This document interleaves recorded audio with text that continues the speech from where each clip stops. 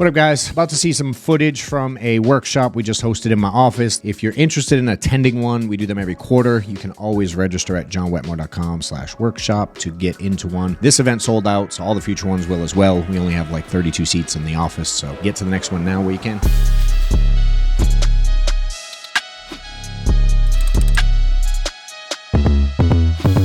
All right, one, systems automations. Solve your shit, huh? Scaling. I think I've talked a little bit about that in the concept. Like my concept is like, and we were just talking about this in the back, a couple of us. You know, I think it's the first kind of graphic, I guess. You know, I think the process of this thing is to scale, not to start recruiting necessarily or start the process of building, but to really scale the shit out of something. You just learn how to do it. It's kind of layer one. Be able to teach how to do it. It's layer two. You're kind of doing that now. You want to really blow up, you got to be able to teach someone how to teach it. Does that make sense? So for you to do it, step one. But there's a lot of people who do it at a high level and then can't teach her how to do it. That's a roadblock for a lot of people. And then the next level is you might be really good at teaching it, but you have no earthly idea how to get her to train him. If you can't figure out how to get her to duplicate that with him, without you, not that you can't help her along the way, but if you can't figure out how to get her to be able to teach it, you just won't scale as big. You know? So if I can get the message, meaning if we take all this stuff, let's pretend everyone here is in my group, and let's pretend all the volume is there. And I'm teaching you all the stuff I'm teaching you over the next couple of days. Fair to say you're going to go teach it to your crew. Hell, dude over here is like, I'm teaching this shit in a totally different business I'm in. Guess you need some security, huh? Like, it's fucking genius. Does it make sense? It's like it's universal. So it's like, can you teach others to teach it? And imagine if we took all the messages we learned here today and you started teaching that in another layer. That means the message from here is spreading. That's where the real scale came from for me. Like growth, I got $1 million a month. I figured out how to do that, not by myself, but nobody was really teaching it in depth at that point. They'd have a few people. This guy's got 4 or 5 guys. This one got 10. You know what I mean? No one had like, holy shit, we're doing half. I was doing $1 million. No one's doing $500,000. That wasn't a thing. You know, our $1 million a month, our biggest group was probably doing a couple $100,000. Yeah, 200-300 maybe. You know, which again, respectable, but you know, it's like, can they? And then the ones that were next for me, crazy. They weren't. None of them. Not one of them. They all became basically, if I say I had like 12 that were like, I had like 40 direct, but there were like 12 that were like, they were recruiting in some form or fashion. I think they all, at least sometimes sold over 40 grand a month at some point. Half of them did it like consistently, like quote unquote Hall of Fame, if you're at FFL, 400 grand a year type deal. Over half hit that. The other half would do it sometimes, not other times, not stay consistent with it. But the 12 I was running with to $1 million a month, I was like, this is my crew. Not one of them is who then taught it to layers. Not one was.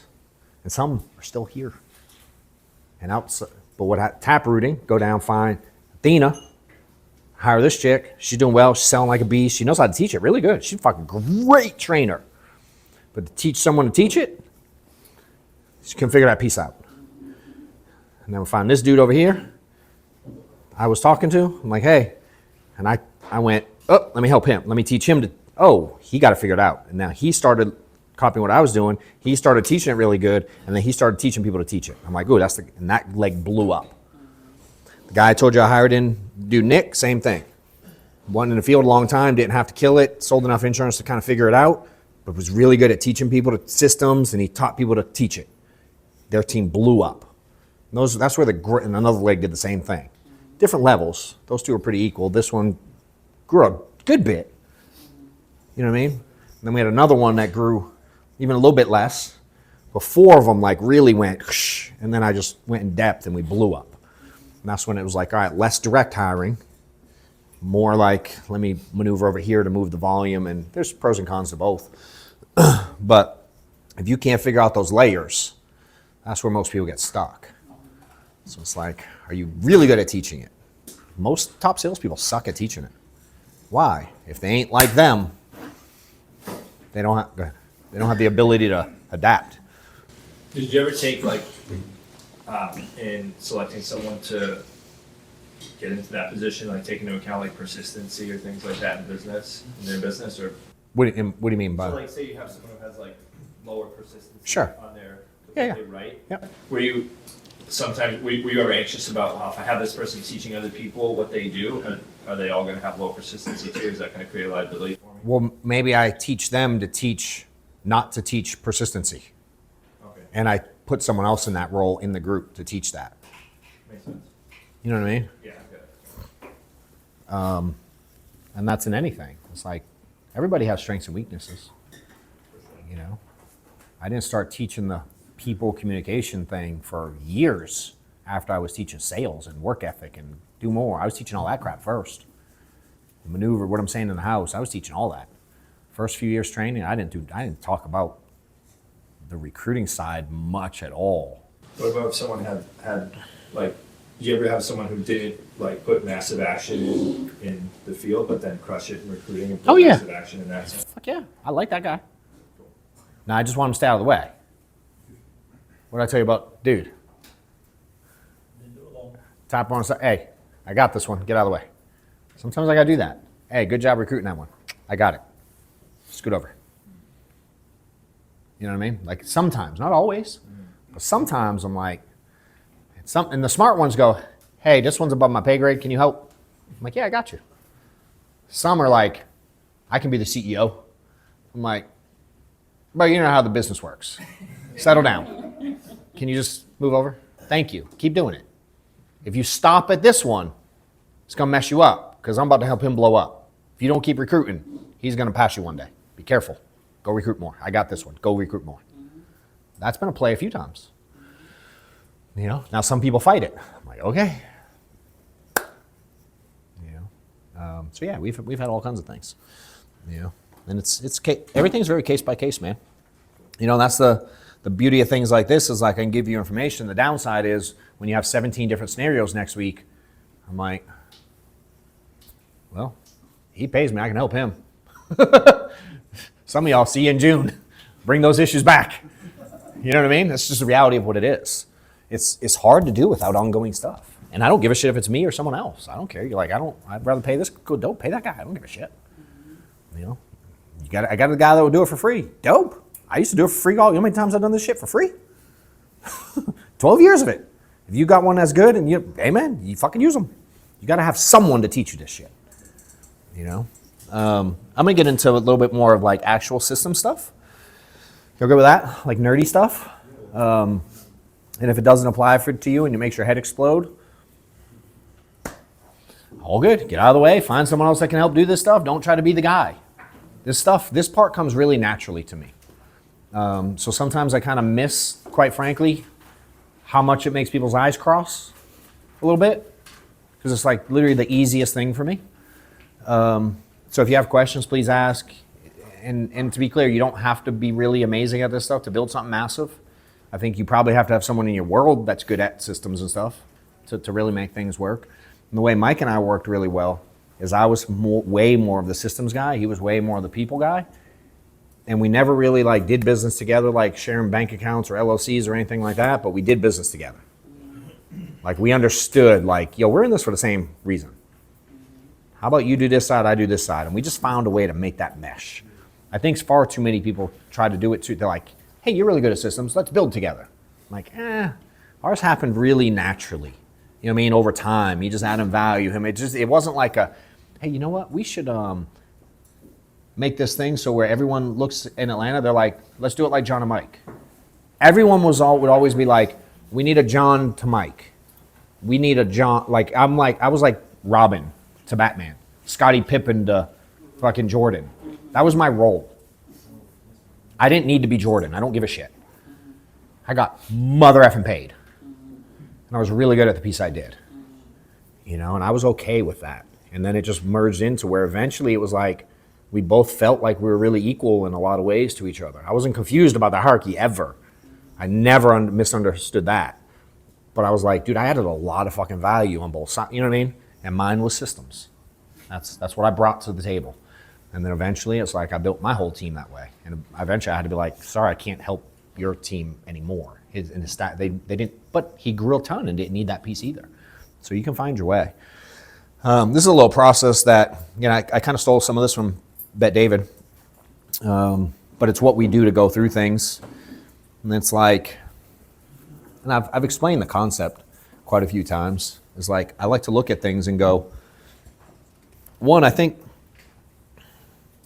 if you sit back and look at your business, in one of the pages, I think it says like, the next one, the biggest pain in your business and how can it be automated? So start thinking in that context, right? I think far too many people look at all the problems and either try to solve them all at once, and it's kind of pure chaos, or they don't really sit back and look at the urgency of something specific, like how impactful that problem is.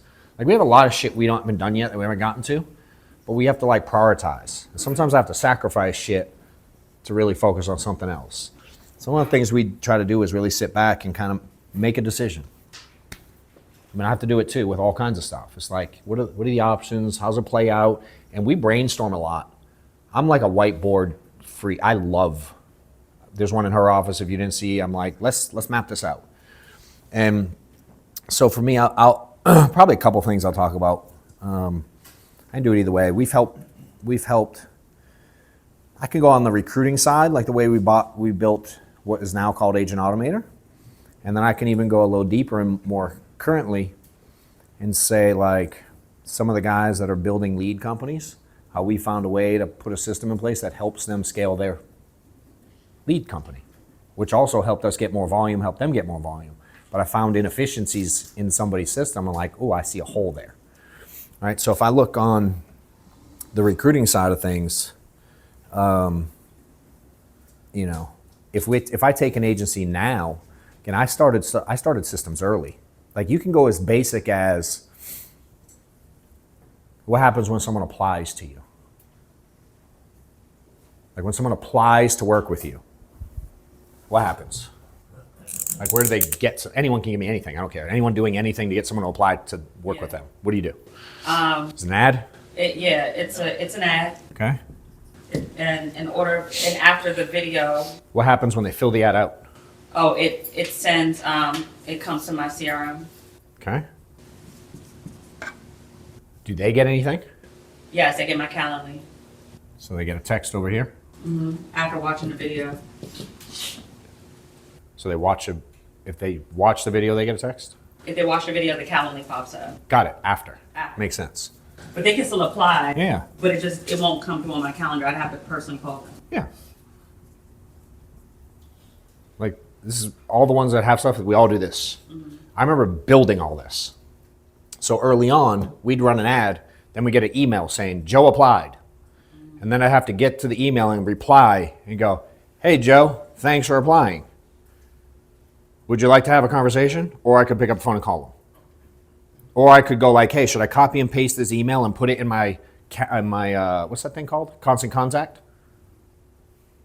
Oh, wait, shit, I don't have an email campaign. You know what I mean? Like I was like, oh shit. Now today we have a system. It's like, oh, we have we're working with his team to implement it. I'm like, there's all this shit you got to do. He goes, I don't do any of that. I go, good news is we got to figure it out. Bad news is it's going to take a minute because y'all don't do any of it. It's going to sound really confusing. But someone had to sit down and map that out. Yeah. So we look at stuff and go, hey, when people apply, we don't send them anything. Ooh, shit. What do they get? Now, you can build your own shit or you can find someone who does it. You know what I mean? And it doesn't need to be insanely over the top necessarily. But even if it's like, again, when you get a lead, what happens? You know, what happens next? A lead comes in, where's it go? What do they get? They get an automated text message. Okay, what if they don't respond to that one? Then what do they get? Then I call them. And what if they don't answer? I choose no answer, and then they get another automated message. Okay, then what? And then I FaceTime audio them. Okay, and if they don't pick up? I send them a text message Okay, and then what? Manually? manually. Okay. Is there anything that reminds you to send the text message or you got to remember on your own? No, I just got to do it on my own. See, I like, ooh, what if something could remind me? Right. I get you. I get you in a sec. Does that make sense? That's how I think. I'm like, fuck, I always got to remember to text them. That's a fucking pain in the ass. Can I set up something that goes, hey, if they do this, wait 5 days and then do that? That's how I think. Yeah. I'm fucking weird. But it works. Yeah. Right? And so then if you don't remember, then what? Well, I don't not remember because I always go back. Every lead ever, 100% of them that don't pick up, you remember to manually text? Well, when I create the smart list, I go back on Saturdays, and that's when I loop back all my follow-ups. Okay. What if you hired someone to do that shit for you? I do. I have a dial in. So they do it, you don't do She it. touches on it as well. But you do it too. Yeah. What could you do if you didn't do it? I could be dialing more or recruiting. Would that make you more money? Hell yeah. Would that pay for the person that you hired to just do that thing? Hell yeah. I think like that. Okay. Why do you keep sending it? I love it. Just to see if I can. I love it. I love it. I'm just trying to resolve the. But how long do you want to send that yourself? Oh, I don't. Okay, so it's like I go. That's on my list of things I don't. So now we go. How urgent is it? Okay. Should I do? I don't know. Well, if I'm I like, want to make more think about money- this. How long would it take for you to sit down with your current skill set to sit down and go?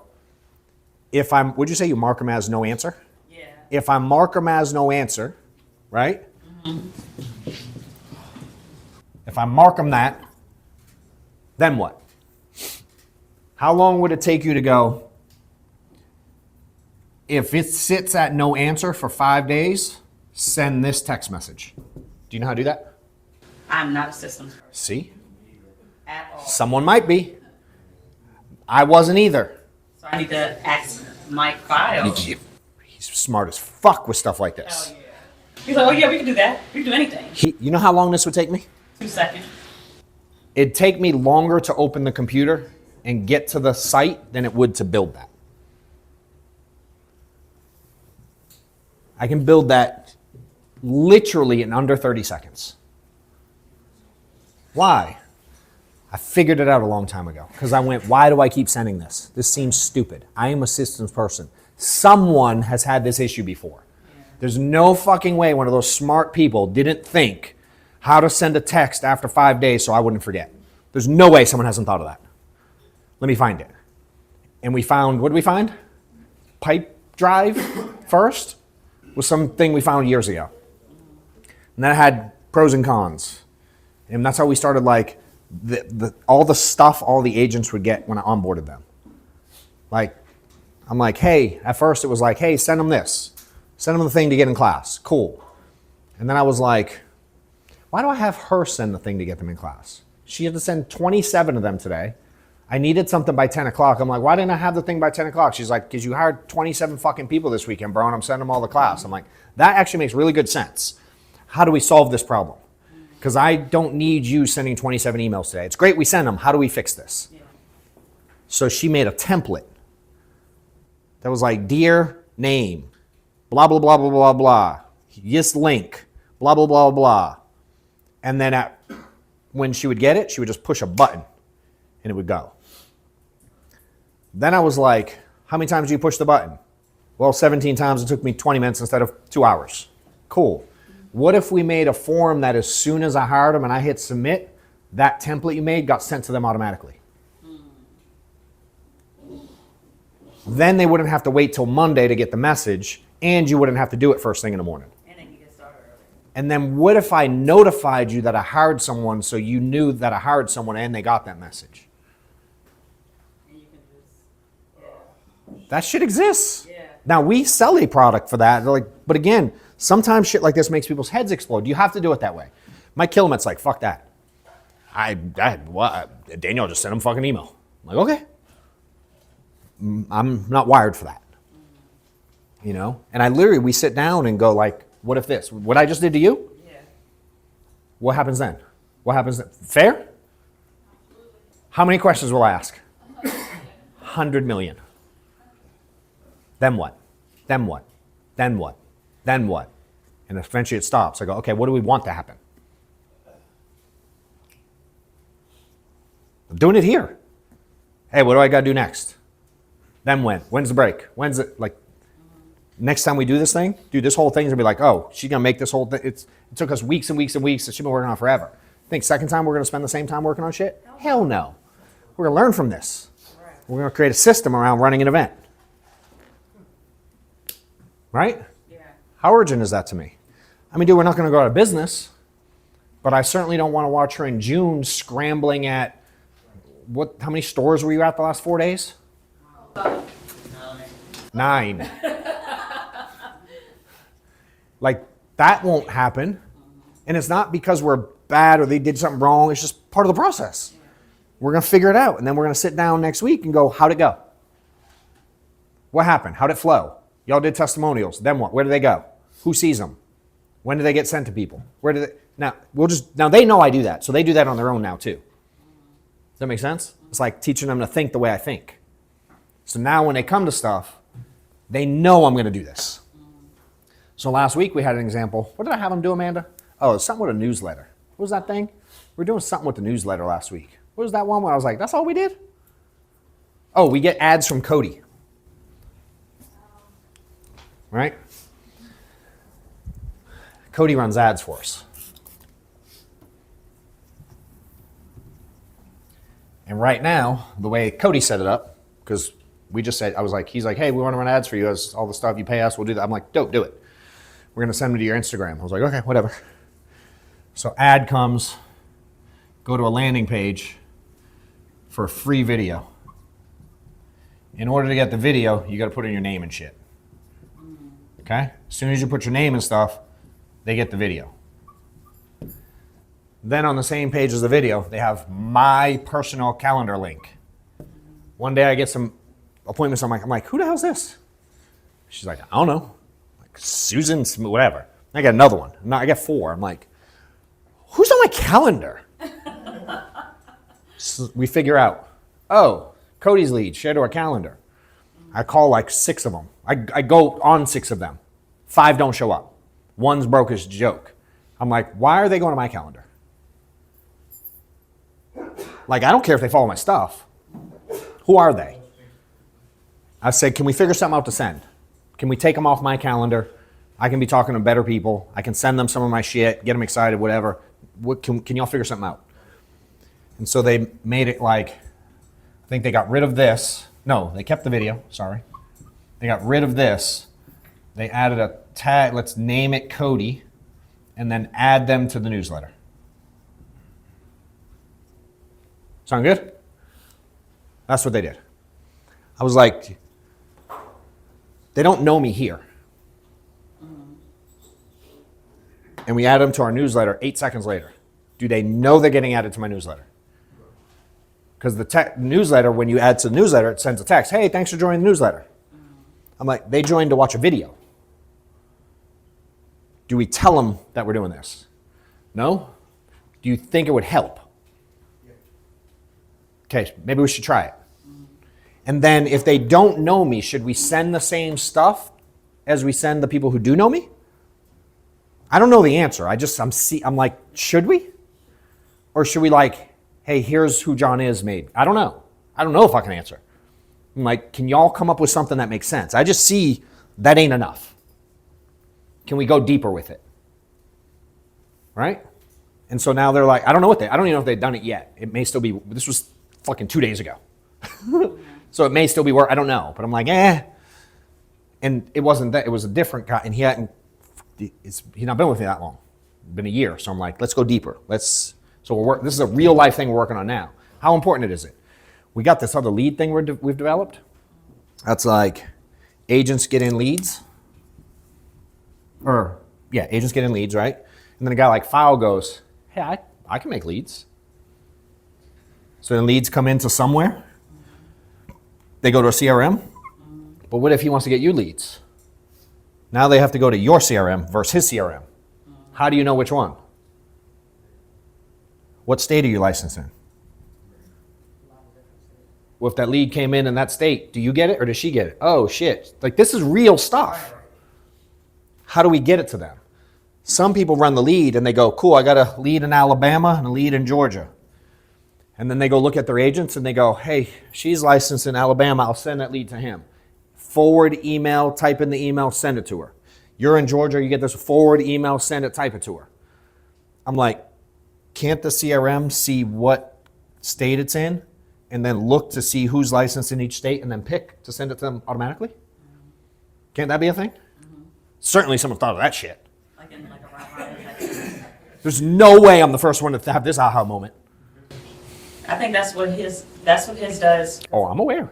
Yeah. Files, Because I got a lot of, some people don't have a lot, like as many as I have. correct. When he has overflow, he needs to make that. Yeah. So you can also go like, hey, here's all the agents. Which ones are better? Ooh, let's weight them a little bit more. They get more often than they get. That happens, Yeah. right? And so for us, File's next level. File called me about what we do. He's like, how do you do it? I'm like, we built a custom program. I was like, I can do it for you. Here's what I charge. He's like, thanks, bro. Next thing I know, he's got a whole lead company out. He figured it out himself. He's like, fuck that.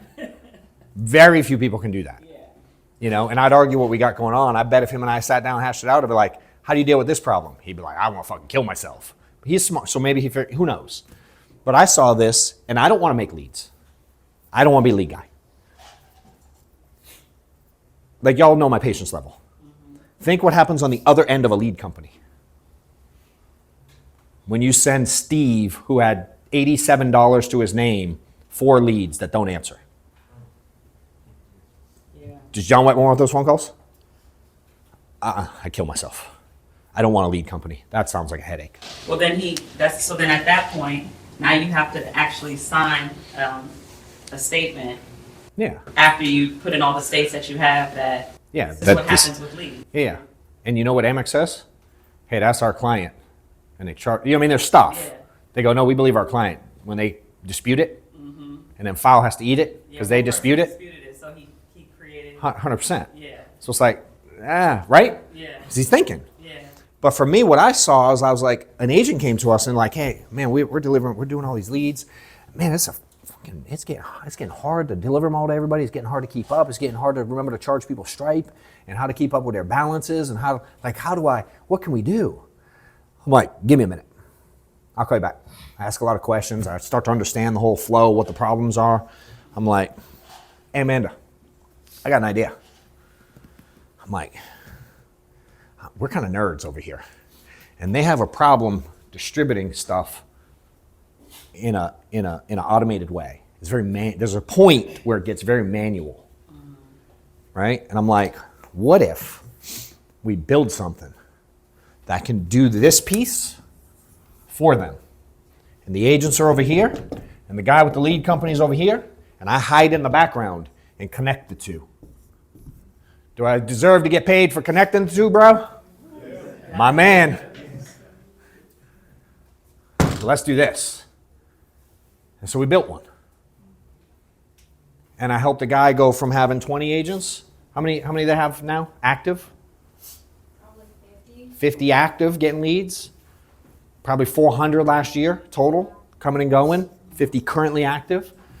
Dude's netting 6 figures a month now. All I did was sneak in the middle, find a little system. What do I want? Just give me a little piece. Just give me a little slice right here. Just give me a little slice every time a lead's sent. I just want a little. Just give me just a little piece. I don't sell leads. I don't do that. I create a system. No customer service. Why? I don't want to do that. I got customer service to one dude right here. Right? Let me help you grow your company. Just give me a little slice. I hope you blow that shit up. I want to pay you a flat fee. I'm not interested. Figure it out yourself. Keep doing it manual. I'm good. That's not my deal. $1,000 a month? No, I'm good. I'll give me a slice. I want to grow it. I want to get paid to grow something. You know what I mean? So we built something for this. Onboarding agents. Same thing.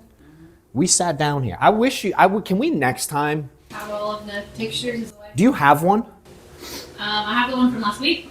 You do? Yeah. Are we eventually did you see my text this morning about the video? Is there any way both could magically appear if I go like this? Twinkle your hands, maybe. Dope. I love you. Sure.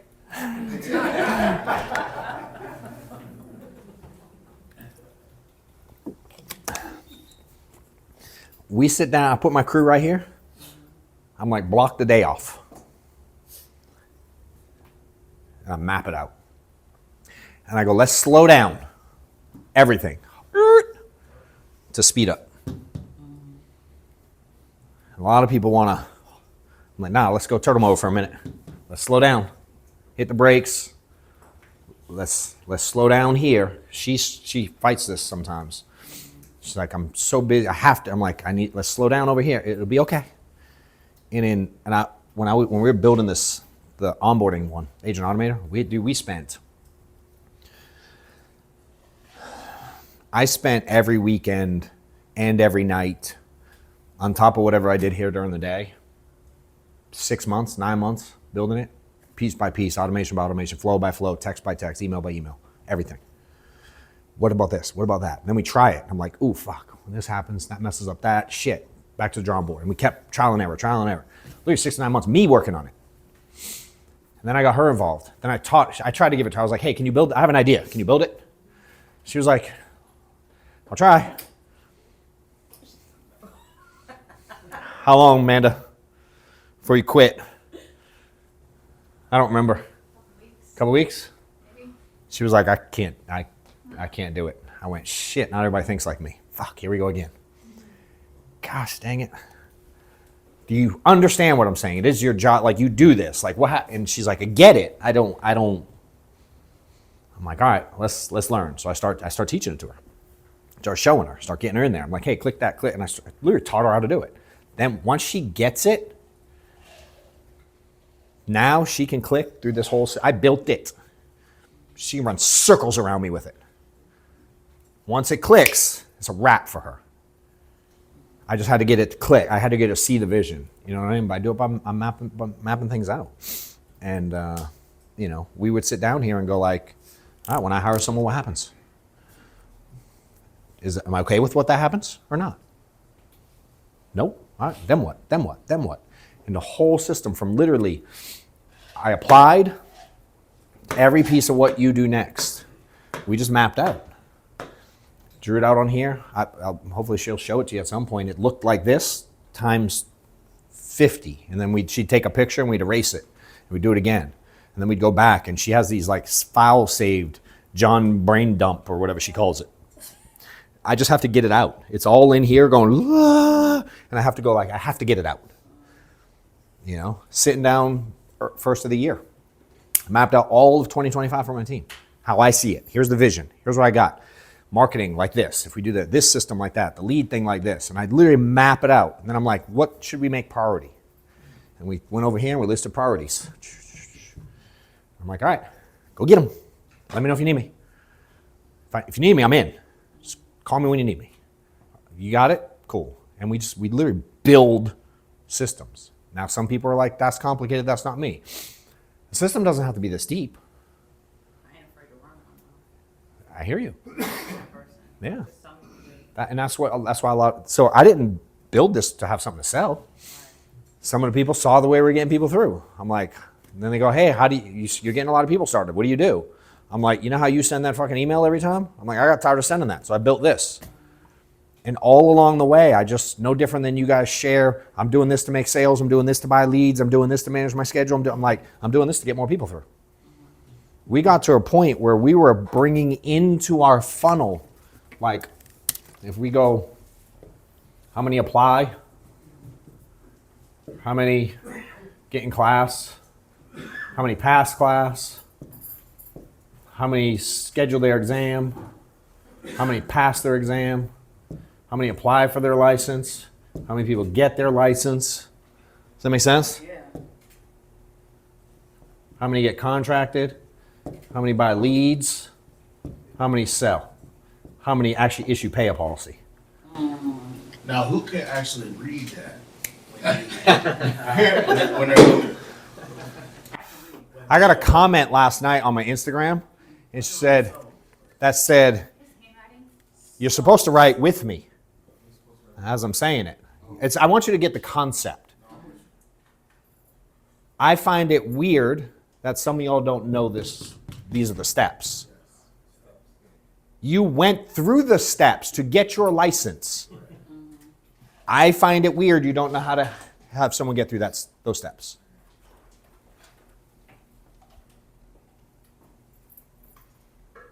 I haven't had to do any of these steps in a long time. I rattle them off like it's what it is. Then you start learning. It's like, all right, cool. What happens if how do I want to send them to class? I just went to that.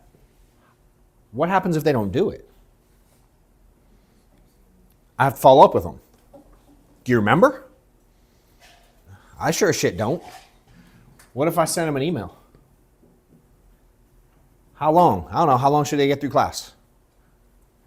7, 5, 7, 8. Hey, you know they send you a little report that says what percentage through they are? Yep. What if we take that report and we read it and they go, if they're less than 50%, I send them one video, and if they're over 50%, I send a different video.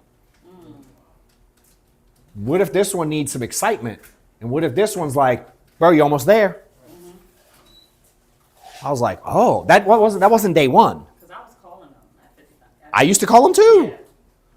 I'm like, I got to a point where we're bringing 1,000 people a week here, just in my office, not including the whole hierarchy, just through Amanda's, what she clicked on every day. We're 1,000 people a week were coming in. I can't call them. I can't. I have to narrow down who I call. Yeah.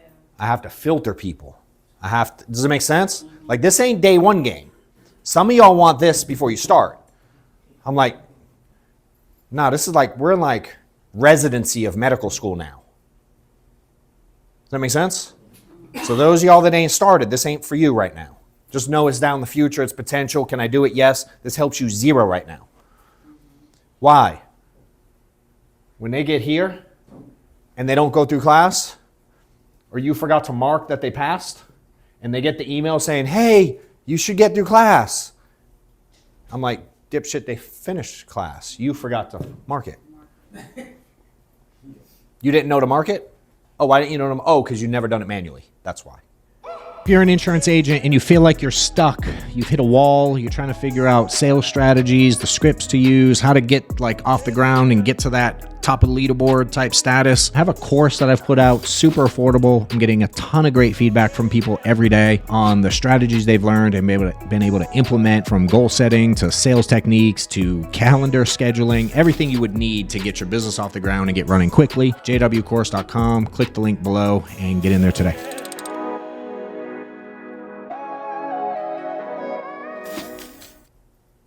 Does that make sense? Mm-hmm. What else can I do? You know what I found out? During all these, there's different processes. Like at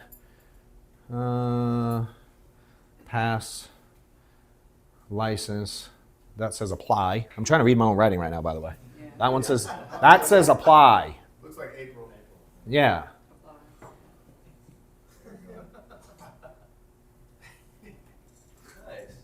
No, that's a dot for the sections. That's what that was. Does that make sense? That was not dotting the I. That was dotting the section. Yeah. So we go like this, right? You know, right here, you know what happens? People stop. Every state's different. The momentum. It dies sometimes. Why? They don't know what to do. They don't Follow through, fear. I mean, there's a billion. How long does this process take? Takes Not long. When you apply to the state? Well, you gotta wait Every 3 state's days. different. Some are a few weeks, some are Yeah, the some are a next few day. weeks and some are like a couple days. And they don't, but I let them know ahead of time. To apply takes 5 minutes. You could actually apply before you take the exam. Yep, and Not in all orientation states. and live out. Seemed like it'd be a really good time to keep them fucking busy Exactly.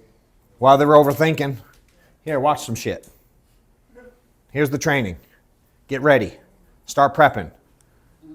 Forget everything. It's like SATs are coming here. We got to do like pre-SAT classes here. Right? I'm like, do we do this? No, yeah, you do now. You know why? Because we thought of it back in the day and then we went, that sounds like a really good idea. We should probably make one. And then Grady said, yo, what if instead of all of us making one, we all get together and make one video each and we make a company boot camp?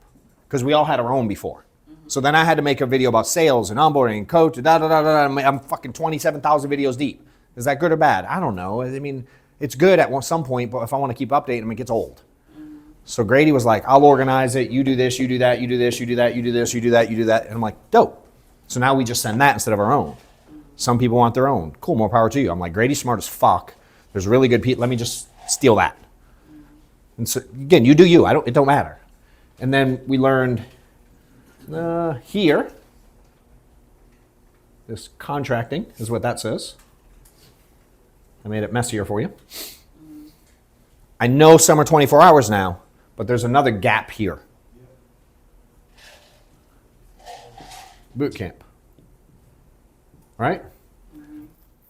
Now I go, what if they come in unlicensed? Do we send them to boot camp twice?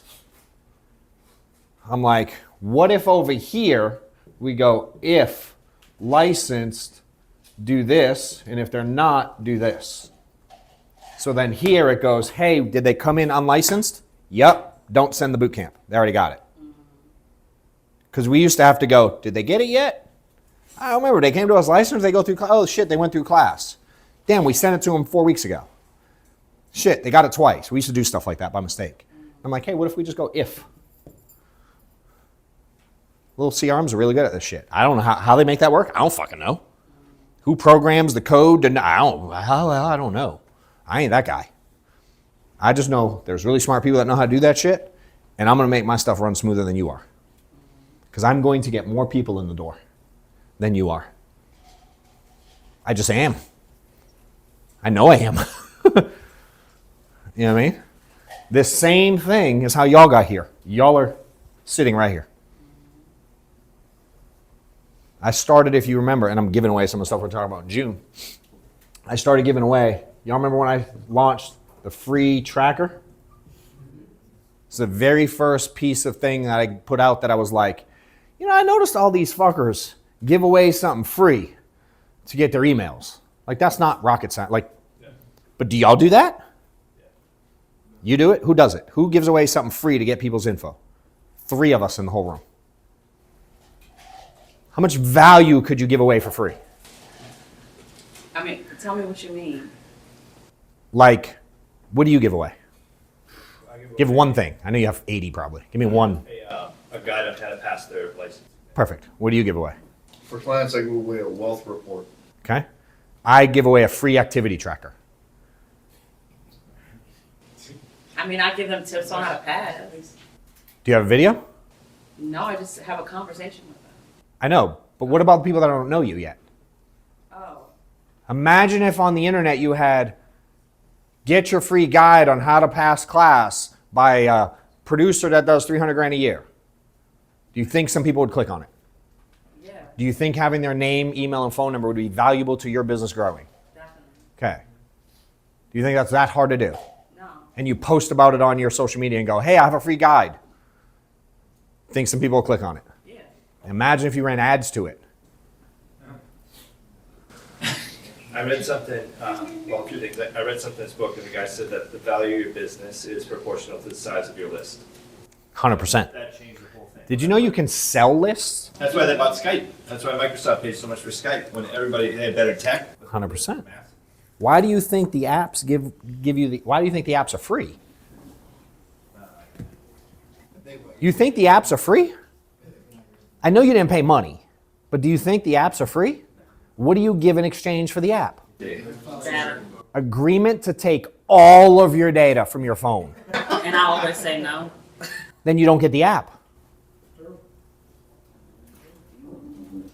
If you agree, if you get an app, you're agreeing to give them information.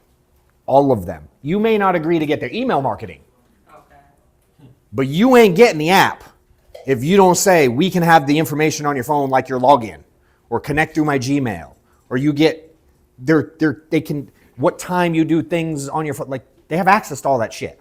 Y'all do know that. Yeah. What do they do with that information? That's why you can be so direct when running ads. What do they do with your information? Sell or sell to you. A lot of times they do that too. Talk about something today and tell me it won't be on your TikTok later tonight. Yeah. Big brother. When you said, I agree, they went, we can hear you. But that weird stuff on TV pops up. 100%, bro. Hey, let's look at your phones. See the ads? That shit don't lie. What are the reels recommended? They know what you like to click on, dude. Fair? People are thinking. So I just sit back and I think. Then I go, if I want more people in my space, dude, think about how many people I've spoken in front of in 12 years. What do you think the number is? How many people have heard a word from me about insurance? Oh, God. And I had no email list. I was like, 2024, I was like marketing. You know what I mean? So as we start to do our one in June, that's the stuff I know this went from systems to but that is a system to me. We're going to dive deep into what I learned there. I messed that up royally. I launched it last year at convention, the tracker. I've been talking about this since day I've been in the business. The first time I did a talk on stage and put on camera on the screen my numbers. Anybody ever seen that one? Where I'm on stage in Vegas and I go through like, here's how many recruits I had, here's how many agents we had, here's how many are paid, and I go through every month. Here's what my income was, here's how many recruits I had, every month. I listed everything. How many interviews I did, how many appointments I ran, what my personal issue paid was, team issue paid, how many writers we had, how much money I made. I have it for every month I've been in business ever. And I shared it from stage one day and I walked through because everyone thought it was easy. And I'm like, yeah, this month fucking 5 people quit. This month we had that, and I just went through it. You know? And I never thought I should get their email. Can you imagine what my list would be today if I did this 12 years ago? I'm like, whoopsie. That was a mistake. All right, let's learn from it. I don't go anywhere now without getting people's info.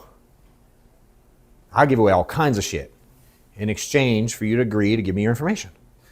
Now, if you don't want it, unsubscribe. I don't give a shit. But I'm going to send you more and more information on how to make money. It's weird, people don't really unsubscribe from it. We have a super low unsubscribe rate, and I'm everywhere. I send y'all shit. Yeah, you do. I'm trying to keep up. I wish you would keep up. I feel like I'm going slow. I got 2 emails while I've been sitting here. My man. I'm right in front of you, bro. Yeah. It's weird. If this, then that. There's actually an app called that, like, I think it's called If This, Then That. There used to be a site. It was like, I bet it still exists. Y'all should go, someone look for me for real. Hold on. It's the initial, if this, then that. I think it's like that.com. If this, I think it's ITT, that's like a thing. Google, if this, then that. You'll see it. It was the early stages of like, oh, if this happened, then do that. Yeah, there you go. It's just a thought process, you know? And so I map out everything we do this way. And I create systems for everything. Again, even it can be simple, you know? It doesn't have to be complicated. You need your admin every day to bring you your coffee? Cool, make a fucking system for it. How do you know when to get it ready? I don't know. You can follow my I'll share my location. You can see, I can get a message when I leave my house. I'll be at the office 12 minutes later. When the location dings you that I left, hit the button. Like, you can do it for anything. You know, and so I put a lot of systems in my life in different ways because there's only so much I can remember. I'm one dude, you know? It's hard. Like, in the moment, I can remember a lot. But how many times have I ever asked Amanda, like, hey, what do we do here? Hey, I don't fucking know. I know we do something. I can't remember all of this. There's no way I'm not humanly capable of remembering everything. And who we talked to and who did what and everybody's name and who paid for what. I don't know. I just know I have a system. And I know I can look it up. I can find it. I know she watches it. She knows a lot of detail way better than I do. You know, because we put systems in place to make things happen. So one of the things you can do here, and I'm going to have my team, Liz is going to come, I don't know when. I know at some point I'm supposed to tell you. They started to take pictures of some of y'all's stuff earlier, and I think it didn't go part like it was. She's like, you forgot to tell them. I'm like, yeah. Like, I want y'all to do this, but we're also, on our end, going to look at who needs help with what, and then go, how do I make a system to help that? What do I do with it? I don't know. I'm just going to get the info now. Like, nobody's offended if I take the info and help you make more money, right? I'm like, well, why would we have you write it down and then not want the info? That would be fucking weird. How many times have you gone to an event and you take all the, and people take your, never. I've never had someone be like, can I take a picture of your notes? I was like, how do we know what their issues are? If I talk about, I don't have time to ask all of them. We'd run out of time. I can't go through each one. I don't know. One of them went, let's take a picture. I was like, fucking great idea. Where? How about right here? Oh, we give them a break. They walk out there for a few minutes. Then I can easily, not like sneaky, but you won't be in the way. It won't be interfering with what I'm doing. It won't cause you to like be, oh, excuse me, let me get by. Can I do it now? Like, we actually thought about that shit. You know? And what are we going to do with it? I bet Amanda has an idea. I don't know yet. I'll figure it out. I'll look at it. It'll tell me a story. I'll be like, oh, shit. We'll put them into categories. Be like, oh, maybe I'll call some people. Maybe some people are going to be in coach. I don't know. Maybe I'm like, oh, shit. I didn't know that. I didn't miss this. Hell, next time that can be on the agenda. You know? We're going to find a way to make this thing better and everything I'm doing better and more effective.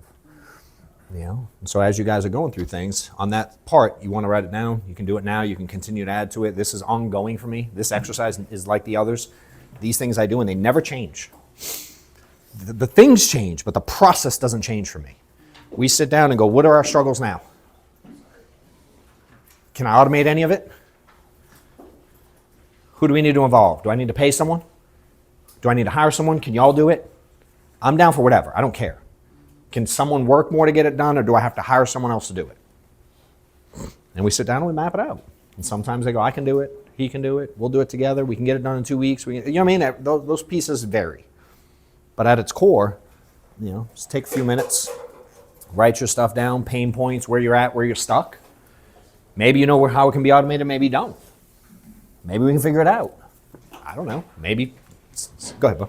I had a lady too, me and some of my staff, the lady who I hired was just good at building that stuff. And I was like, hey, just watch this for a couple of days and write down what you think you can automate, and then Yeah. and that was it. Yeah. Everything. They thought I was replacing them too. Yeah. Oh, well, I can do that. Oh, Correct. 5 minutes. Yeah. No, Yeah. you're good. Yeah. I had to learn how to deliver that the right way. I mean, it's funny when you start going like, hey, what do you do? Yeah. People are like, I'm like, no, it's not for that reason, bro. Dude, remember, I'm me. I'm not, no harm. I'm just trying to figure it out. Can I make it easier for all of us? This real, dude. It happened to me, yeah. Oh, Amanda for a long time was like, I do that. It's hiding over there somewhere. I'm like, I know I'm an idiot, but we got you. So it's like, yeah. That's part of like teaching people who you are, being open about, you know what I mean? It's like, I can't help it. Sometimes do I wish I didn't think this deep on things? Yeah. But I'm like, it's way more of a plus in my life than it's a negative. And I've learned how to be like this wildly balanced, analytical dude, but I don't let the analytical slow me down. I use the analytical side to figure out how I can go faster without appearing like I'm moving any faster. I use analytical to figure out how to get more shit done in the same amount of time. Analytical doesn't slow me down. Maybe in a brief moment, because I'm thinking, but I don't analyze things and then hesitate to put action in. Some people analyze stuff and then they don't go. I go, then I analyze, and then I go, ooh, next time we should go smoother. You gotta buy a jet, John. Huh? You gotta buy an airplane. I agree. Let's do It's it. coming. Let's Bro, do our pilot. Let's do it. I swear to God, last night. Hey, come here. Hey, I'm not adding to myself right here, but you got a pilot right here. So y'all already know I called her right when y'all left last night. Well, we told you that already. What did we talk about last night? You remember? When you were driving home. What did we talk about? Do you remember? Which airport was closest between our houses? 'Cause Which I what was airport? Paulding or McCollum? Which private airport McCollum. was closest between my house and her house? Because one day we're going to get on a jet and go do these, and she wanted to be closer to home when we land. So we were like McCullum or Paulding, and we literally looked up like Which one the was- distance, how long it would take her from McCullum to home versus Paulding to home versus me, because I'm kind of in the middle of both. Does that make sense? I'm like, I think McCullum's closer. She's like, yeah, but it's 20 minutes, whatever it is, further from me. And I'm like, I'm an hour from McCollum, or I'm 30 minutes from I'm Baldwin. like, we can have, I'm open. I said, I'm open to the idea. Like, I'm actually talking about it, dude, every day. Help me figure it out. I don't know how they work. I don't know nothing. I know I've gone down, I took Maddox down. We got on one. We went down to one of the hangars. The Blitz? You got on the Blitz? No, I got what's Cardone fly? It was a G450 or something like that. We went down to McCullum and I was like, yo, I have interest. Can I just come check them out? And I took Maddox down with me and we went and toured some fucking private planes. It was maybe 2 years ago. You know, there's some shared things. I kind of know loosely what you can do. You know what I really want to figure out? I met a guy once that I paid for coaching stuff. I was in a little thing. And he would fly around doing things. And he had multiple jets. I think he had two. And he was like, I make like 60 grand a month on my jet. I was like, wait, what? Tell me more. First, he was like, the first time I bought one, I chartered it. So when I flew, it was free. I just broke even. But my flights were, it covered my flight time. Like, I want that. Can you help me figure that out? Because I'm like all about it, but I also can't help but go, like, I really want to fly to Phoenix for dinner. Steak 44, whatever it's called. Anyone ever eaten there? 44 steak, whatever it's called. Whoo-wee. But it'd be like 60 G's. Now, if other people rented the plane and I gross 60, I'd spend 60 and net zero all day long. But I don't know that I can make 60 doing this and then spend 60 for dinner. I'm like, that seems dumb. I'm not there where it's like, but if I can leverage it right. So there's one dude, he did it multiple, then he'd rent it out, and he'd charter it out, and he netted positive on his planes. I'm like, teach me.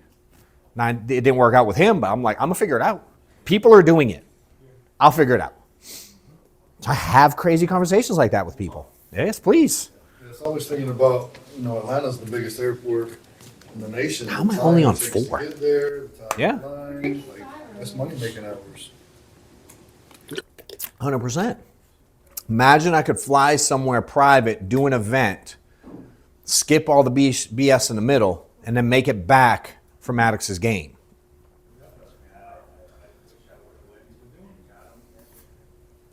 Who's that? Oh, over there. Yeah. I was like, that was like one of those, like someone throwing their voice thing. It messed me up. I like, that's what I see. You know? I'm like, I'll spend it. But I'm also going to go, how do I cover it directly? Like, how do I don't know. That's who I am. You know? We hire someone. I'm like, cool, I'll hire someone. How do I figure out how to add something that they do so it pays for itself? Not like kind of guess. Like, I want to know exactly how we're going to get there. And I'm okay with detour. I'm okay with taking a long time. I'm okay investing money for a year before I make it back. I don't give a shit. But do you think I don't sit down and go, adding 4 people, here's the salaries. I have to do this to make it back. Now, how can I do it quicker? What systems can we put in place to make it happen faster? You think, do y'all not do that? I dream about stuff like that. I think about it, I'll be sitting in the sun. Dude, I'm an idea guy. I'll come to like, sometimes I stockpile them before I tell her. Sometimes I tell her as I go. I'll be like, all right, I got an idea. And I just map things out. It's like, that's like my hobby. Like, let me think, how do I? So I'm just always looking at my business, figuring out how can I improve it. And again, I'm not doing anything but trying to watch other people. And I mean, there's a lot of different ways to do it. And I lean very heavily towards someone's figured a piece of this out. How do I mock that? You know, and again, we have stuff now. We're like, guess we should sell it. And so people sell CRMs for $99, $149 a month. I'm like, I can help people get rich as fuck. So mine's $750 a month. Someone went, they won't pay that. I'm like, then they can't have it. Perfect. Because I don't want to fuck with them anyway. You think, if someone once said to me, I don't want $99 problems. That's why I don't have a low-level CRM or low-level coaching. I've heard it both ways. I'm like, ooh, I'm stealing that. Someone that only sees the value of $99 and a recruiter, you think I want to deal with that guy? I'm $750. We got 15 people on it now. I'm like, oh shit, man, who knew? Who knew me sitting up thinking at night how to do this stuff would eventually pay? I didn't build it to pay me. Oh, yeah. Same as the recruiting thing earlier. When I recruited to pay me, it didn't work. When I recruited to help people, it worked. When I built this to help people get paid, I was like, oh. People go like, can I have it? I'm like, I never thought of that. I went to a man, I go like, hey, if someone else wants it, what do we do? She goes, oh, there's these snapshots in GHL. You can copy it over here, and then I'm like, huh? Got it. We're doing this part, the lead thing. Oh, I forgot about this part. This is a juicy one. We start doing this lead thing. Is this the lead thing with the webhook? Is that where that happened? It was the lead one? So, like, do you know how when someone fills out a Facebook ad, how it gets in your CRM? Zapier. Okay, do you know how Zapier gets it to your CRM? See how you say it right there? Like you say it, but you don't, that was me. When was this? Two years ago? Yeah. Webhook, API? Y'all know the difference? Who does not know the difference? All right, who does know the difference? Two people? Do you standing because you're a yes Reese, or you just standing and take a picture? Dope. So you're the only one who knows the difference between a webhook and an API. I was gonna be like, bro, that's good. I know he kind of messes on the Squarespace thing, yeah. Can you explain the difference in like 10 seconds? Yeah. So webhook is when an event is triggered online. It triggers something else that happens somewhere else. It triggers what to do with the data. Yep. And an API is essentially the way two applications communicate with each other. That mean anything to anybody? No. Me either. We're figuring this thing out. And at some point, I was like, how do we get the info from here to here? We were doing stuff with calendars, I think. Something. There was some calendar stuff. We're like, hey, what if they pre-book an appointment? How do we get it on someone's calendar? She was like, I don't know. I'm like, do you think Mark Zuckerberg knows? Yes. Do you think he's offered it for sale to somebody? Yes. Can we figure it out? I tried. I went in and I'm like, add webhook. Please insert URL. I'm like, what URL? API. What are the little things in the parentheses? You know what I mean? I'm like, what? And I'm pretty smart. I cannot wrap my head around the difference between API web. I'm like, I can't. She's like, I figured it out. Huh? It's a different language. Now, today I understand it. Yeah. Like API to me is like a pool of data you can go get. I can send I can like go get it. All the information's here. Your name, your phone number, your email, your date of birth, what apps you use. It's all here. It's a pool. And they can go get me the name over here. Webhook is like, I filled out a form. Here's the info. Take that info right now, send it over here. It's something that's like it's a slight variable in it. She figured it out. And I'd be like, all right, I apologize. Can you explain it again? That went on for how long? 2 months. And I half understand it now. But when I get in there, I'm like, oh, I got it. Webhook sends info. API, I go get info. That's how I understand it. Got it. But she figured it out first. And she would like magically, I'm like, I always do like, can I twinkle my nose and make it happen? It's a joke between us, but I'm serious as shit. I'm like, I just want to close my eyes and twinkle. I don't know how to move it really well. And she goes, got it. And I was like, we got to figure this out. And she was like, yeah, don't worry. Time zones. Oh my God, time zones became a variable. Who fucking thought of that? I bet Bill Gates did. We sure shit didn't. You know what I mean? But we struggled with it and we're like fought through it. She figured that out too. She's like, hey, I know if I do this, I do that. This happens. And building this without her figuring that piece out, this idea never comes to fruition because I was like, couldn't wrap my head around it. Once she was like, I got it. It's like, yo, you give me data? Yo, I'm an Excel nerd. If I give me the data, I can do anything with it. If I have data, I can manipulate the shit out of the data. I know how to get it. She figured it out, and I was like, golden. And then we built the whole system after that. And our shit is bomb today. One little part we got stuck. It took me 2 months to figure out. I don't know how long it took her to finally get it to click, but she was studying it, watching videos, learning things. I'm like, we have to do this. There's opportunity here. I get a little slice. We learn how to do it. Now I get a little slice. Hey, you know what happens every time we get a slice and it adds up to a bunch of money? What do you think happens? Bonuses. Imagine that. Hey, we hit this, I pay you that. Hey, we hit this, I pay you that. Hey, we do this, I keep paying you that. Then I was like, I'm kind of tired of paying it. Can you just take it? I mean, you do my banking. Can you just pay yourself? I'm like, hey, here's your bonus. Can you do your own bonus? She does her own bonus now. Put a cap on it? Say what? You put a cap on the bonus. No, why would I put a cap on it? Hold on. If she makes me more money, she can make more money. If I put a cap on her bonus, what does that do? So do you think I have a cap on what she can make? How much do I hope she makes? Now, if I do that with all of them, because they all have the ability, and sometimes it's hard. I'm like, she's been here 8 years. She does get a little bit of like home court advantage. She did build it with me. Like, I thank you for setting this piece up. I'll give you a little something. 8 years. She's getting paid. You know, hell, she makes more than some people in this room. For sure. For sure. And some people that make money, she makes more than. For sure. And I spoil her with perks.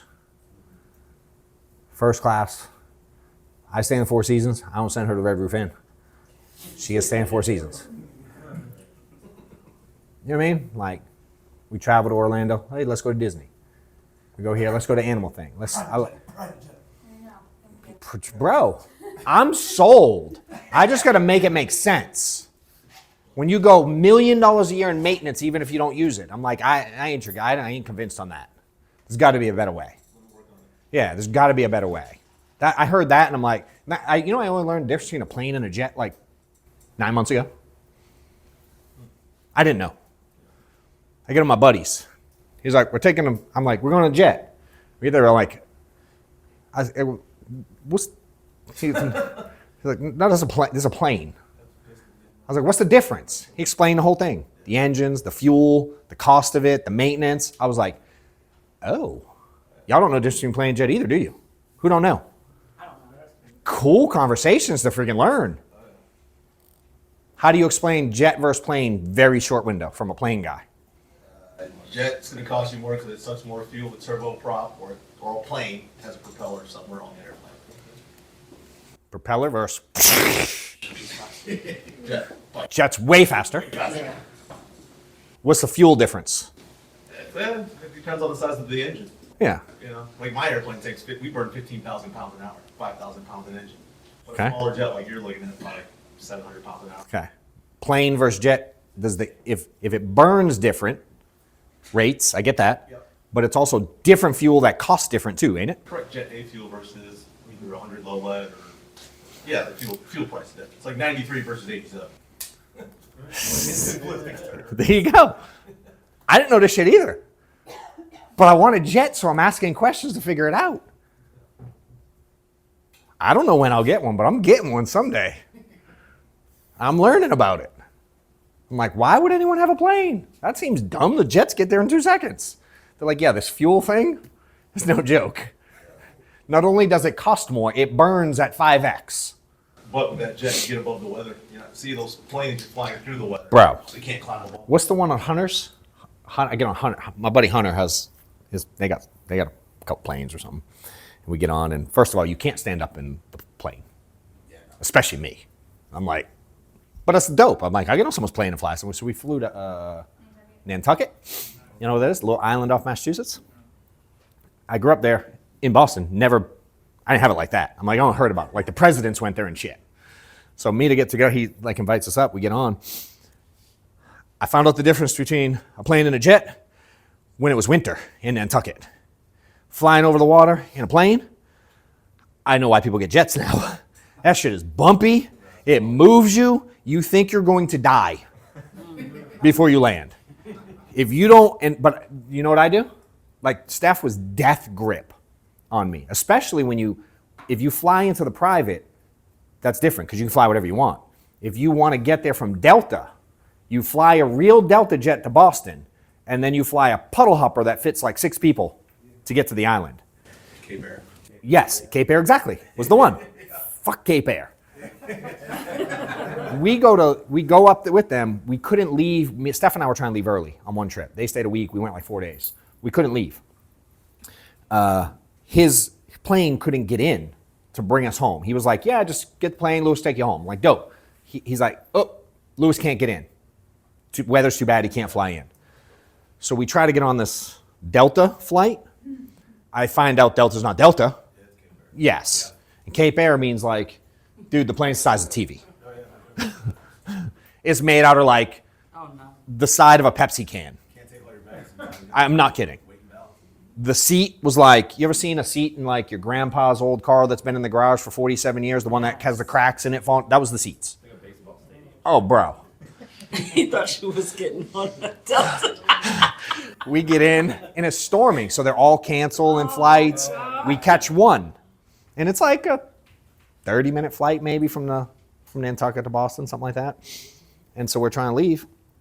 We get on, I'm like, oh, okay. They walk you to the runway, like, and you just walk on a plane. And I'm like, okay. So we get on, dude, Steph, death grip, bouncing all over the place. And I'm like, uh-oh, are we gonna die? His first thought. And then I thought, pilot's like just chilling. He ain't worried at all. Remember like the blood? The lady freaking out? I got nervous. Watched the pilot. Just another day in the neighborhood. She was like, how come you didn't freak out? I'm like, I did not take my eye off of that demand. I watched every move he made for that 20-something minutes. He was checking his iPad. He's like, no big deal. Like, doo, doo, doo, doo, doo. I was like, do you not feel this? And we're like, he didn't care at all. It's just, so like when I go through stuff like that, I started thinking, when I had the cabin in North Georgia, we were on the water and we had a driveway that was like in the woods. Remember the driveway? It was awful. Hilly, gravel, tiny. But remember when you go over it, what it felt like? The ride, you drive down, you ever driven down someone's driveway like that? Go sell some final expense in the sticks and the trailer home's way back there, right? In my head, I went, isn't this just like driving down the gravel driveway? It's a little bumpy, no big deal.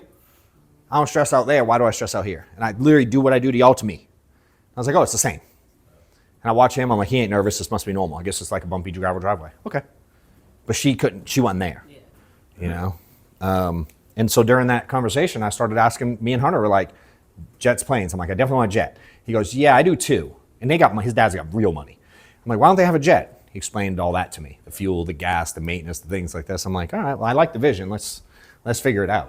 What up, insurance agents? If you're looking for a roadmap on how to win in this industry, check out the book I wrote about a year ago, Do More Now, Get Better Later.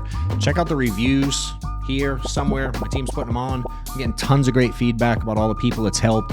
Appreciate those of y'all that have bought it. Appreciate all the reviews that are going out. If you're new to following me or the industry, check out the book and get it in your hands now.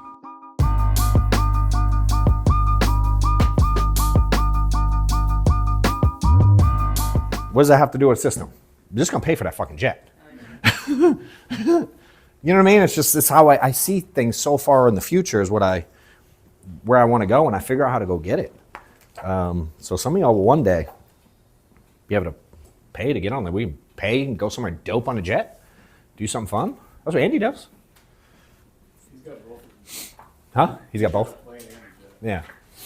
Yeah. Now I know some people have a plane and they fly themselves. I'm like, oh no, no, no, no. I ain't messing with that shit. What's next? What's next time? What's the next time I gotta do?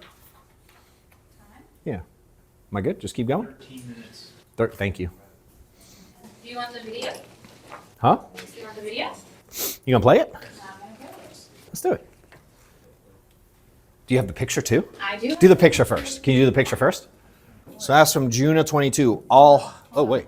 Oh dude, look how many we got. Holy shit balls. This was last week's. That you were asking about. Yeah. This one is June. This was our. This is, hey, what do you do? This is our 2025 one. Yeah. Mark down what each person does, everything that needs to get done, who can do it, JW brand, expense tracking, expense reports, gathering receipts, importing, uploading, description, emails, links, reviews, recordings, drafting schedule weekly emails, miscellaneous emails, Reese with captions, holiday graphics, event graphics, get JW to sign orders, make planners, order shirts, pack orders with freebies, make shipping labels, take to UPS, custom app planning, architect, develop, test. The lights in it. Sheet validation. These are all the lead things we're doing. User fixes and emails in GHL, recruiting search, build and schedule newsletters, check for Zach errors, check and improve lead ads, podcast stuff here, social media stuff here, graphics, emails, newsletter. Let's map them out. What do we do? How do we make it better? What to do? Then what? If this, then that. There more? How many more we got? I have hundreds. Holy Which one is this one? This one I think is the oldest. No. What's the date? on the Reviews, quarterly, staff meetings, giveaway stuff. top? That's what years ago. What's that say? 21. Mentor process giveaway.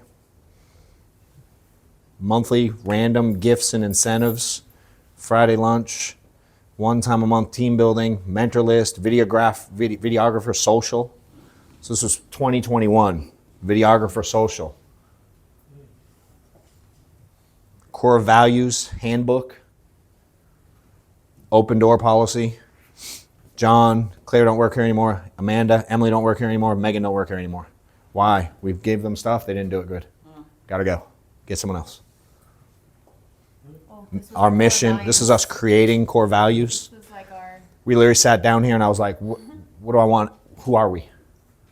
How many days did we spend doing that? Probably a week straight. A week straight creating core values. And I wanted to be a cool acronym, so it's FIRE. See the red? And so she made cards and they're red. We have it upstairs in the room in the corner. There's a giant, actually we have it in two spots. It's not in Reese's. It is? office. Yeah, it's in Reese's office. Yeah, so Reese has one in his office. We have it up in the staff meeting room over there.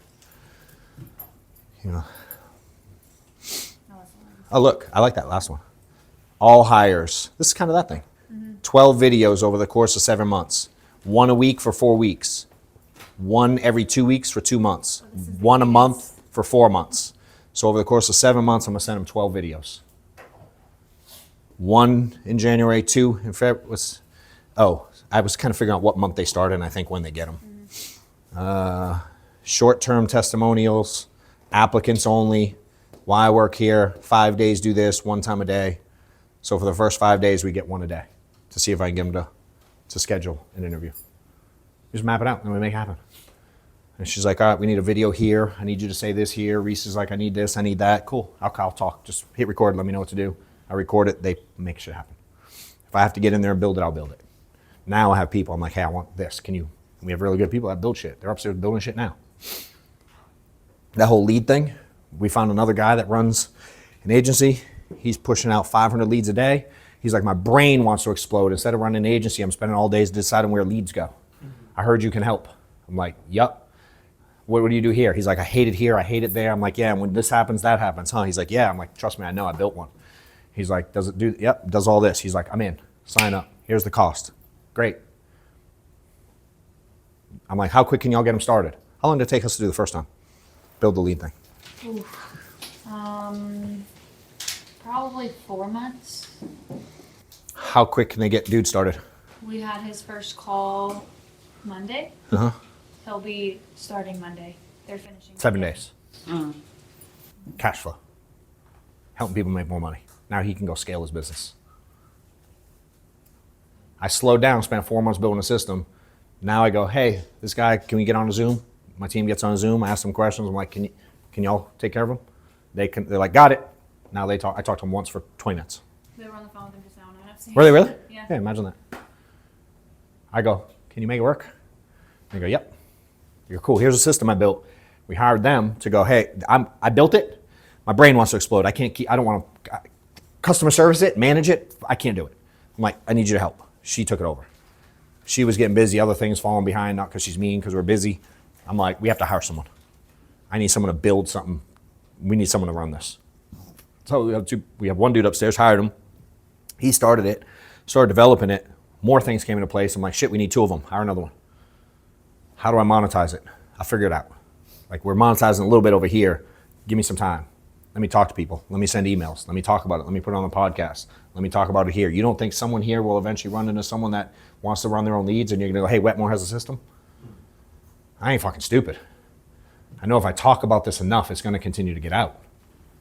You know what I mean? And then I'll go like, hey, dude, we started doing your leads. This guy went from making 20 grand a month to 150 grand a month. I know I'm expensive. It's expensive. They pay us to do it. Like, it's a lot.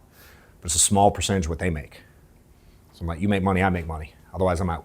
Suffer. Connecting people, bro. Get paid. Universal. That's how I do it. I map it out. And then I put goals. And what I got to do to get it. Make sense? And at a point, what do I got to cut out to make it big? I got to cut out me doing it. That was one of the things I had to cut out. If I'm doing it, I can't sell it too. I can't build it and sell it and man, I can't. What I have to remove? Some money from my pocket. Why? I said I want to build it. What do I got to remove? I can't buy another car. I got to pay them. You started this when you started doing this, mapping it out when you started this whole thing, right? Did you say you wrote something down about like take care of Stephanie, take care of your team? Early, yeah. Yeah, was that yesterday we did that? Yeah, that was yesterday. We went through that whole exercise. Yeah. Now, so for me, we go give stuff away, right? johnwentworth.com/resources, that whole exercise, everyone downloads it. I get, how many people a day download that bitch? 20 people a day. johnwentworth.com/resources. Download it, watch the videos, go through the goals exercise y'all did. 20 people a day download that.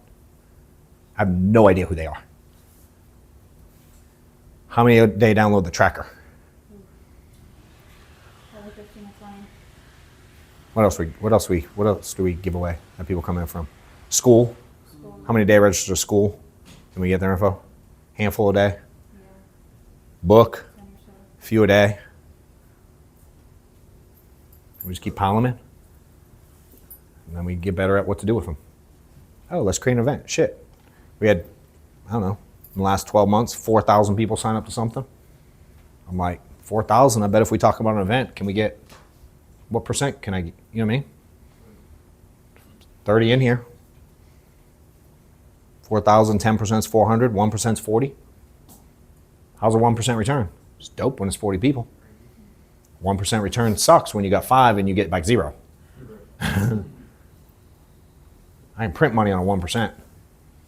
Direct mail. You know, some of y'all know what the answer rates are on those. Send 1,000 pieces of paper. How many you getting back? 1 to 2%.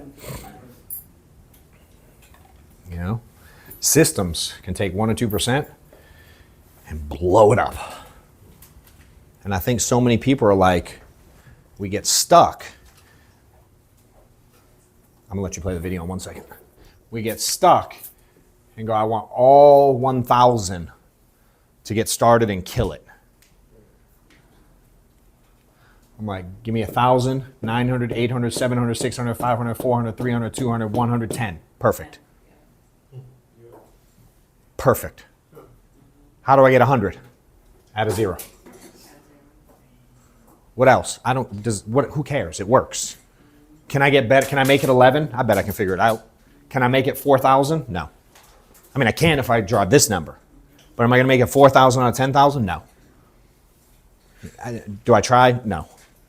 Do I do little stuff like this to make it 11 instead of 10? Yep.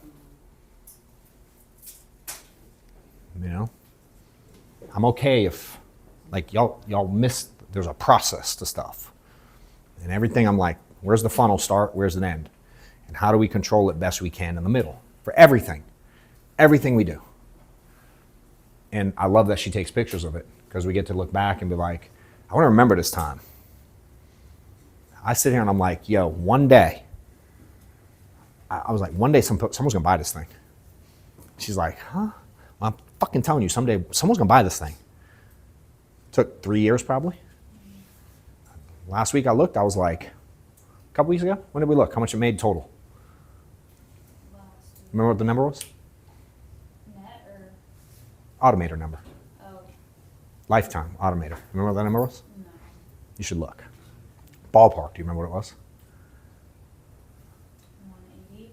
180? Yeah. Like 180 grand? On something I created in my living room 3 years ago. That I made no money on. That wasn't to make money. I just found a way to monetize it. Like, I ain't mad. Is it getting me a jet? I mean, I ain't turning it away. I mean, a Porsche costs $240. So this about damn paid for that. Works for me. And I get to write it off, so technically did pay for it after the, you know what I mean? Ooh, 205. 205? 205. Amen. Even better. Plus, what I love favorite about it, recurring monthly. 15 people on it, $750 a month, basic math, do it. I don't even really push it that hard. Now I'm going like, can we manage it? I'm like, with customer service we can't manage. So now I have my team down here, we mapped it out. That was one of them. And I'm like, I'm really smart, but I know I don't know a lot. Andres, a programmer. That's what he's a coder. That's what he does. And he goes, because Agent Automator is supposed to automate the process of you. Our hard part is doing it at scale. If I bring 20 people in now to buy it, we can't handle it. I don't have the team to handle that yet, time-wise. He goes, we need to automate it for Automator. I was like, that's the best fucking idea I've heard. Can you make it? He's like, yeah. Hopefully he's up there building it today. Meaning, how do I onboard someone to our automated system? Automated. How would I automate the onboarding of people to our system? Because right now it's very manual. So it's slow. She has to do things. She has to talk to people. She has to request things from people. If they don't send it, it takes them forever to get stuff to her. And then when they send it to her, they're like, hey, can I have it now? She's like, I asked you 3 weeks ago. You sent it 4 minutes ago. That happens all, that's a sticking point in what we do. And I had to go, I know it's a pain in the ass, but I don't like that they get stuck. How do we fix it? What can we do different to fix it so they're not frustrated? Automator for Automator. I'm like, fucking genius, let's do it. So now we go, all right, what's the priority? Not as priority as the leads right now. So they're finishing that, but it's pretty high up there. And then I got another thing I want, and I'm like, oh, I think this one might take priority over the one I really want, which is automating the tracker. That tracker, that Excel thing, we're gonna build an app for that. Why? Because I can collect people's data. I can see the appointments y'all put in. I can see the dials you make. Like, give me that data. I'll make leaderboards. We're gonna make it cool. We're gonna gamify it. Like, we have some really good ideas for it. But I'm like, I don't know how to make money on that yet. So it's cool, but it's like third on the list. You know? It's real cheap, keeping up. Yeah. Make sense? So officially we end in an hour, which is crazy. Yeah, I mean, technically we said 3 o'clock, so we give you all a chance to get out of here. That's good. It's 5 yesterday. We made it earlier today because some people don't want to stay overnight and try. Liam, try to think about it, but I'm in no rush. Go ahead. Does the agent automator generate leads as well as automate the onboarding process? It doesn't generate leads, but leads that can be generated, we feed into it, yes. Okay, you have a system. Yeah, we have yeah, of course. I mean, how do you think we have 1,000 a week? For sure, yeah. Yeah, Andy gets them, everybody we work with I mean, if people want them, we like here, just do what we do. You know, same thing we've been doing forever. I just go like, do what we do. You want them? Great. You want to find a connect on your own? Great. Are they magic? Nope. What's on the other end of them? Mostly. Opportunity. I like the way you think. What do we really want to say? That's true too. Goof troops for sure. The five musketeers we talked about, you're gonna get a lot of them. So let's learn how to navigate it. You know what I mean?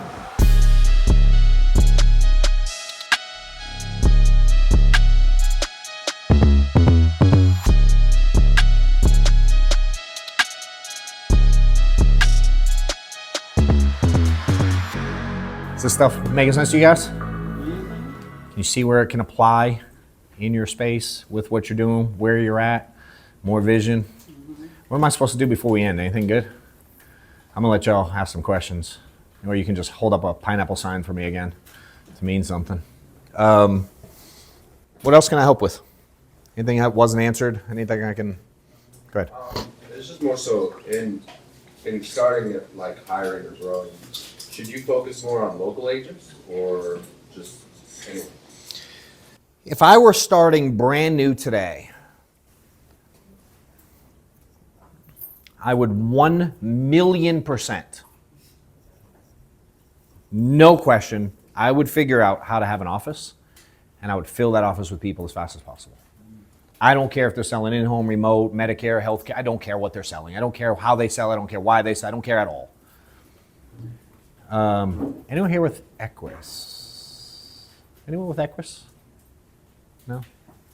Barry Clarkson? I don't know him, but I like him a lot. He taught Killamet a lot. So I know a lot about what Barry teaches based on what Mike told me. So I hear a lot of stories. And he used to be like, and he would do it in some accent I can't do, but he'd be like, Barry would always say, people need a watering hole. I'm like, what the hell does that mean? It's like it's like Cheers. The show, they need a place to gather. And he would tell Mike, some people in rooms like this, some people are there to get a hug, and some people are there to give a hug. There's Barry's way of delivering. I think it makes sense when you say it out loud. You know what I mean? It's like an office setting or culture does something, dude. Right? Some of y'all are doing it together. Some people need something. Some people are given something. Some are on both sides of it. You know what I mean? And so for me, I think, why not do local? Because it's easy. But I'm also crazy, and I'm like, why limit myself? I can get people remote. I can stream it. I can get them excited. Like, if I had to pick one to start first, I'm definitely doing local first. I did it local. I love doing it that way. If I have to pick one. But my favorite answer when Amanda goes, do you want like the bowl or the smoothie? What's my answer, Amanda?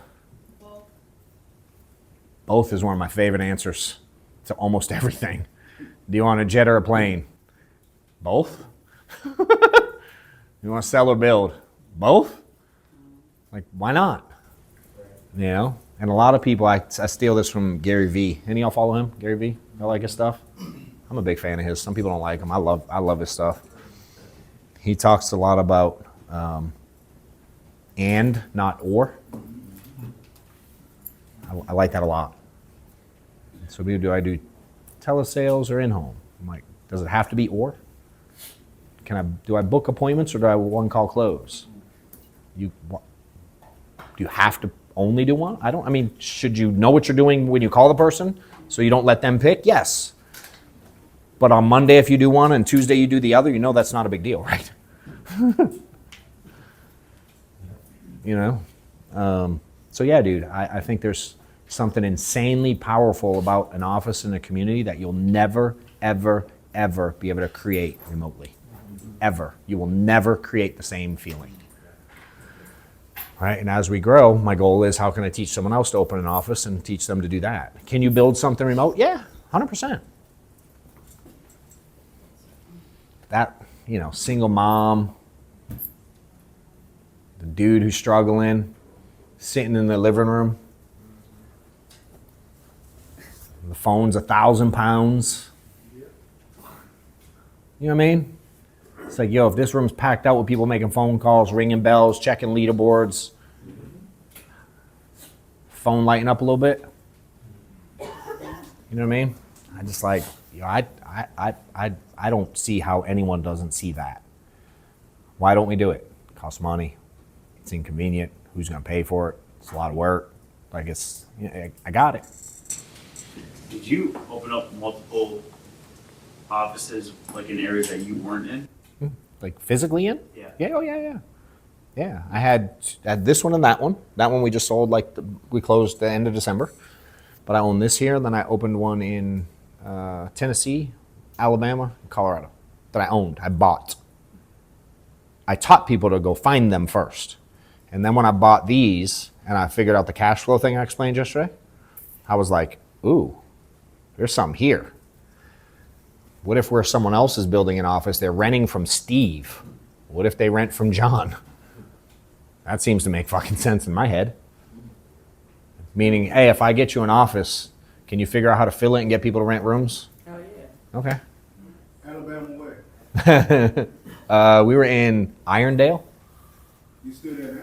Nah, we shut it down because the people who were in there that said, yeah, punked out. So I closed it, made my money, and moved on. They said yeah, but their actions said no. Where do you see AI playing a role in this? I know we're the forefront of it, but that's usually the best time to try to get in on stuff. Yeah, I mean, I don't know, man. Someone asked me if I think it's going to make the fucking industry go away the other day. I certainly don't believe that. I think I think already there's ways that we're using it to improve things. I also think there's a danger in it because it makes people pretty fucking lazy too. You know what I mean? And if you think for a minute it ain't going to change eventually, something's going to change with it. The price, the regulation, something. You know what they're doing now? Like, y'all understand it, right? What are they doing? Collecting data. Is anyone confused by that? They're collecting data. They're going to figure out how to monetize it. That's what they're going to do. How that affects us, dude, my brain don't even get that deep. I can't. I use it a little. I use some chat GPT stuff. I don't, you know what I mean? But I'm like, I don't know. I want to teach people how to do stuff right now. So I don't know, man. I see some cool stuff. Andres upstairs has like an AI chat bot. Excuse me. He named it. Is it Jarvis? So we have one. We can plug one in. We've toyed with it to get it to book appointments. Has some cool follow-up. It thinks, like this stuff is very like, dear name, comma, if you're going to URL, and it just inserts stuff. The AI can be like, Yo, what's up, bro? correct. You can be like, yo, hit them up with a message that's in my tone with some urgency for someone that's probably struggling. How would you word it? Like, is there power in that? Sure. Do I think you should learn how to do it? Yes. So it's like, I think there's a cool balance. You know what I mean? If you don't use it somehow to find an advantage, I think it'd be weird. Do I think you need it in the position you're in your insurance career? I think most people waste their time dicking around with it to create the next AI text versus just sending people texts. I think most agents use it as a reason to not do stuff. Is there a place for it? Yeah. Some of these guys making jack, it'd be weird if we didn't use it some. But like, dude back there broke trying to figure out how to like get his next lead. Stop messing with AI right now. Put the CRM away, grab your cell phone, call people. Does that make sense? Yeah. What else you guys got? Did you know there's a little word search in that thing? Anybody done that? You did it? How was it? Pretty cool. Yeah? My team did. I didn't do that. I haven't done it yet. Yeah, put a little word search in there. I don't know whose idea that was, but I was like, oh, that's dope. And I think I missed some of the details when you were talking about the recruiting system. Yeah. There's a lot of details. I couldn't go through the whole thing. Do you have a question? Yeah. What do you get? What does it cost? And then what should we expect? Like, what should we expect? Like, what are you buying? Yeah. So the flow of it all, kind of all the if this then that type stuff, right? It stores it. So Amanda can show it. So if like someone actually is interested, my team can do a little demo with you. I didn't prep that because It wasn't in the plan. But have you ever used Go High Level? We use it on Go High Level platform, right? So you can see like the opportunities in the stages, like applied, hired, Yeah. in class, whatever. So we have all that. And so when certain things happen, they move along the line the way they need to. Maybe you got to push a button to make something happen to let, like, I don't know when they pass their exam. There's no way to pull that data from the air. I don't have access to their API, all that jazz, right? So it's like, cool, all right, but it can set up your staff to go like, hey, when's your test date, Andy? March 3rd, cool. You can put it on March 3rd, put it in a date. It'll create a reminder to have your staff call them on March 3rd to say, hey, how'd your test go? Where do the people come from? So you either have to put them in based on the people you already find, or you need to buy recruiting leads. Whether you buy them outside or you're like, I need a hookup, I got a hookup. I connect a guy with a guy, do I get paid a little bit? Yep, I get a little piece. Right? Now some people, like Andy does it. He's like, cool, let me know, I'm in. One of his guys is like, he's probably making a piece. Can we figure out how to do it cheaper? And he's like, yeah, no shit, he's making a piece. Can you just let him make a piece? Who cares? There's different people. You know what I mean? You know, I was making the piece, the guy that runs the fucking ads. What do I give a shit? Make your money. I don't care. You know what I mean? So, yeah, and that's the whole process. There's every step, I use it. It's the whole system we use to manage our whole recruiting flow. Literally mine. Now, what the mistake we made is we go, here's the system. Good luck. Not really good luck. We're going to give it to you all at once. Swallow. It's a lot. So now we've met and we're like, let's break it down into chunks. And go like, let's do this piece first. Let's get the recruits in there first with the stages. Your team can work them. All right. Hey, I want this to happen automatically. Cool. That's the next step. We'll program that in. Teach your team how to do it. Someone to manage it. The mistake we made is we assume that people understand the like I had a guy, I'll give you an example. I had a guy reach out to me. He works at Primerica. He sees my shit. He's like, dude, I need some help on recruit. So one of the questions in our school group, who's joined school recently? Do you remember the questions? No. There was questions you can answer. There's like 5 different groups too, though. Not of mine. Yeah. Mastermind. I was decently confused earlier because it seemed like you got the newsletter, then you got the school, then you got the newest different communities inside the school or different. No, I just have one school group. Okay. Yeah, you will have multiple. Yeah. So you can hit a drop down, hit different people's. So it shows it in a list, but I only have one. But when you join it, it's like, what's your biggest struggle is one of them, and you can choose 4 things: leads, mentorship and accountability, I'm broke, and systems and recruiting or something like that. Those are the 4 options. Okay? Someone puts one of those in. We send them based on what they're broke. They get a video that says, here's what to do when you're broke. They have systems and recruiting. I'm like, oh, maybe we can automate it. I need help with accountability and mentorship. Oh, I have coaching. Hey, I need help with leads. What kind of leads? I can hook you up with a guy. That makes sense? And so, yeah, the recruiting side we can add, the system side we can add, and then we just, again, the mistake we made was we tried to get everybody to grasp what we do a lot. So this guy reaches out to me. He fills it out, systems and process recruiting. So I reach out to him like, what's up? And he goes, hey, I need an onboarding system. I'm like, I got one. We set him up with Amanda. He has a conversation. Amanda goes, I need this, this, and this. She's like, I need your process now. What do you do? Send me your process. We'll automate it. And a couple of days go by, you don't send nothing. If you did nothing, I'm like, where's it? She follows up. We're working on it. We don't really have anything. And I'm like, huh? Like, you hire people now. Yeah. I'm like, you hire people. Like, when someone gets hired, what do you send them? He's like, we don't send them nothing. I'm like, so you hire someone and they hang up and hope like hell they show, like, that can't be true.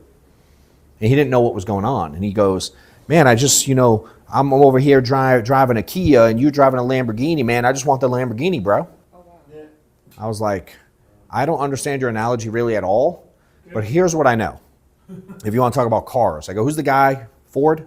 Henry Ford? Remember that guy? What do you get famous for? So you heard 2 things. Building that. Right? Sure. Made a car, great. Assembly line, right? Assembly line is a big piece of what he did. Certainly did multiple things. Assembly line. What did the assembly line do? It put together the car quicker. If the assembly line broke, does he know what to do? he built a car. So if the tire's missing, he's like, oh shit, the tire didn't get on at this stage somewhere. That's what, but he knows how to build a car already.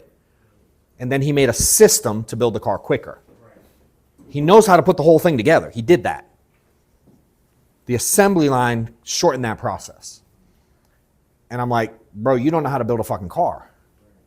You want me to automate it when you don't know how to do anything?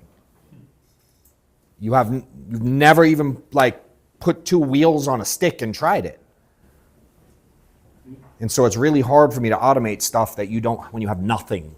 So some people want it, and that's a mistake I made early on. I was like, oh, this will work for everyone. Nah. Like, you don't know how the things work. Like, something breaks. Like, maybe he doesn't know how every piece of it works, but I bet he knows what section the tires get put on in. He goes, hey, something broke over here. Can we fix it? And so you get the system. We're going to implement it in phases because we want to make sure, like, you understand how it's working and why it's working. Yeah. You know? So it's got to be a good fit, too, to make sure that, again, $750 a month, it's cool. It adds up to a lot of money. But I'm like, it ain't that much money that I want to deal with a lot of headache if you don't know what the fuck you're doing. Does that make sense? Like, it doesn't get me out of bed every day. But at scale, it's cool. So, but yeah, it's everything we do, man. And everybody I've copy and pasted with that likes systems and knows how to manage them, they use it. If you don't know how to open a computer and your staff can't read an email and forward, like that's not for you. Does that make sense? But if you get kind of technical on how things work or someone that does, it's dope. And I know this shit better than I know a lot of stuff. So along the way, you get kind of my thinking of things you wouldn't have thought about along the way, which is good and bad, because some people go, whoa, that's a lot. So I've had to go like, okay, let's make it simpler to get people started on it. You know, so that help? Yeah, and if you want more, just let me know, dude. Hit me up. What you got, bro? So what's your process on how quick you exit a recruit or this person's not gonna fit with? After I hire them or before? So after, yeah, because I had a guy who had his license already and seemed real excited. And I brought him over for training. I said, hey, go ahead and open up the next tab. Yeah. Walked away. He came back.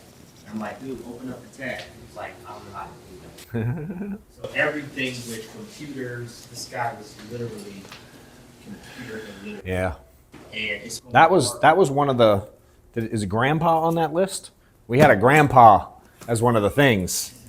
The grandpa that can't open a computer, he was one of them. I don't know if he made the cut or not. I don't think he did. Yeah. Do y'all need this? Or are you good? You can't read it anyway, right? Yeah, dude. So for me, it's like my job is to teach people how to get information. Mainly. If I can provide the information, I'm not mad at it. But that's not always the case.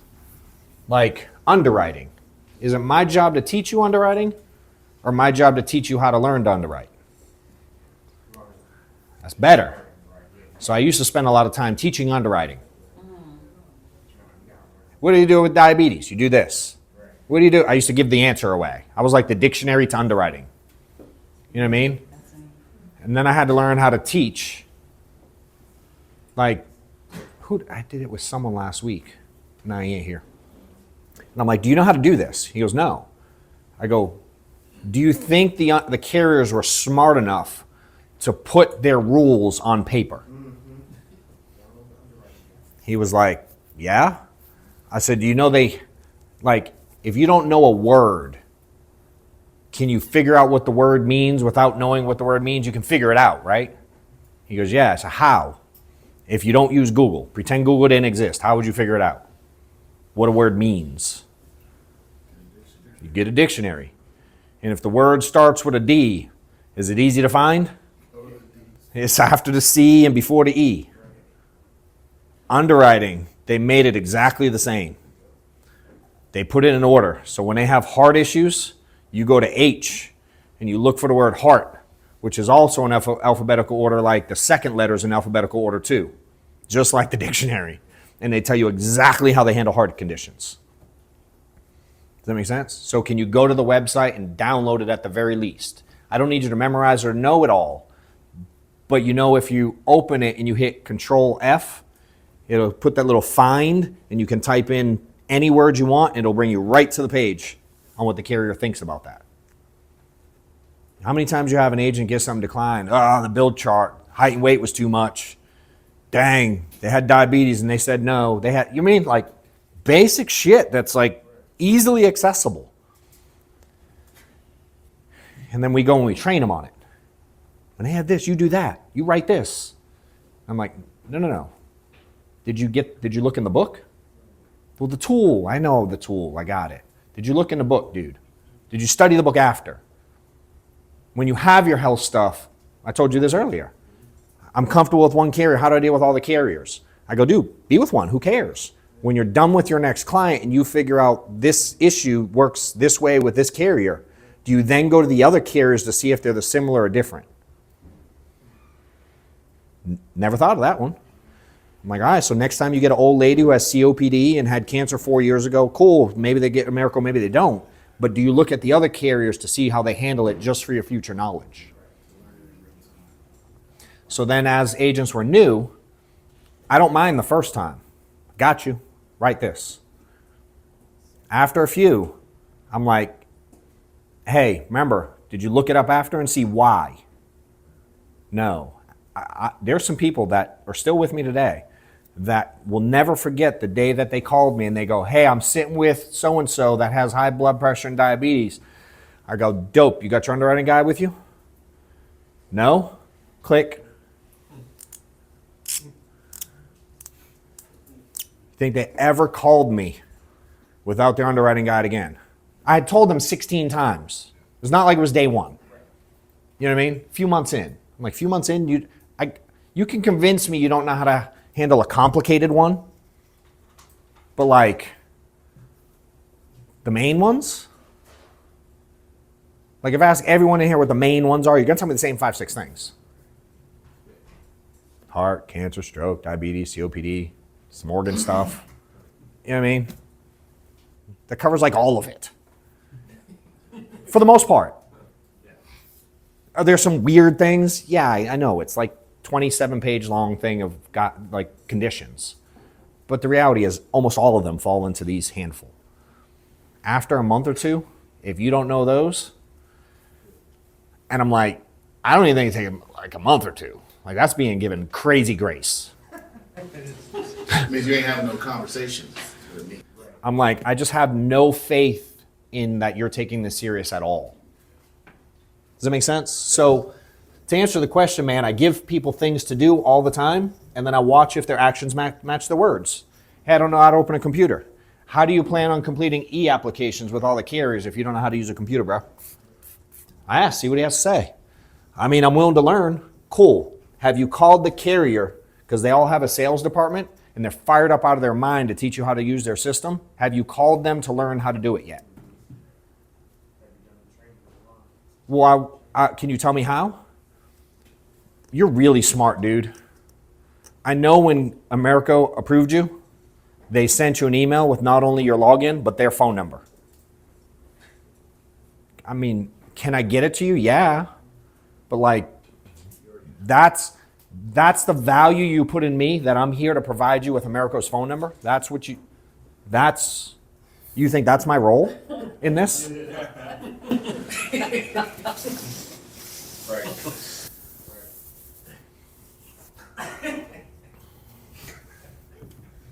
Damn.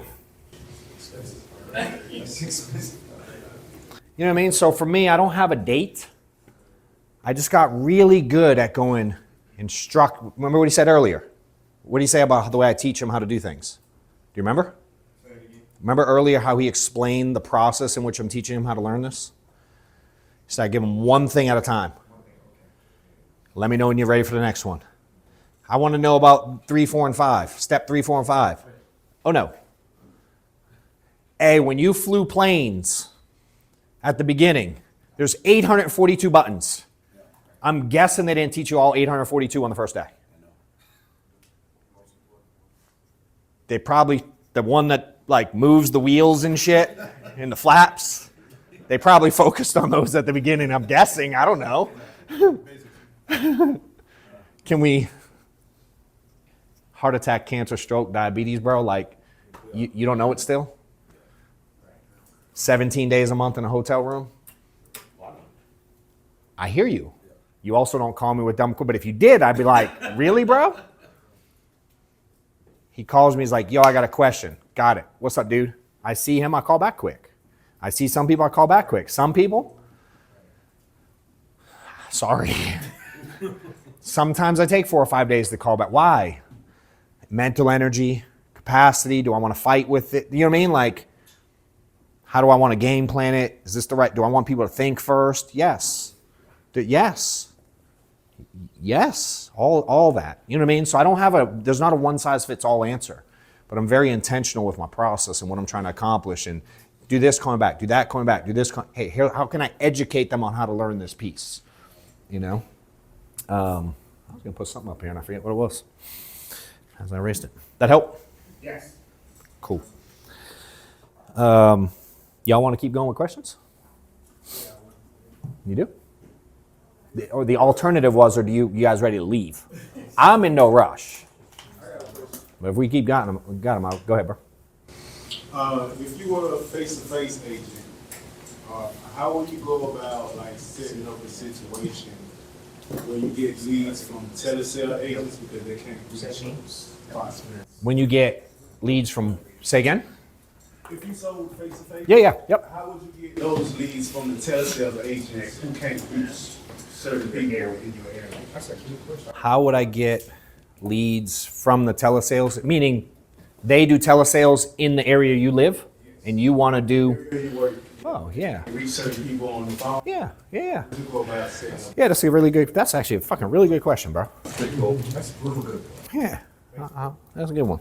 So we used to do, one of the things that I would do in the office environment that was really valuable is everybody in here has leads that have never picked up. Fair? Yeah. Leads that told them fuck off. I don't need it now. Call me later. I didn't need it. F off, go away. All that stuff. In our office, everyone would come in and we'd have to do it certain days. I didn't really have a cadence to it, just when it felt good. And we'd do a lead swap. Everybody brings in their leads and they all swap.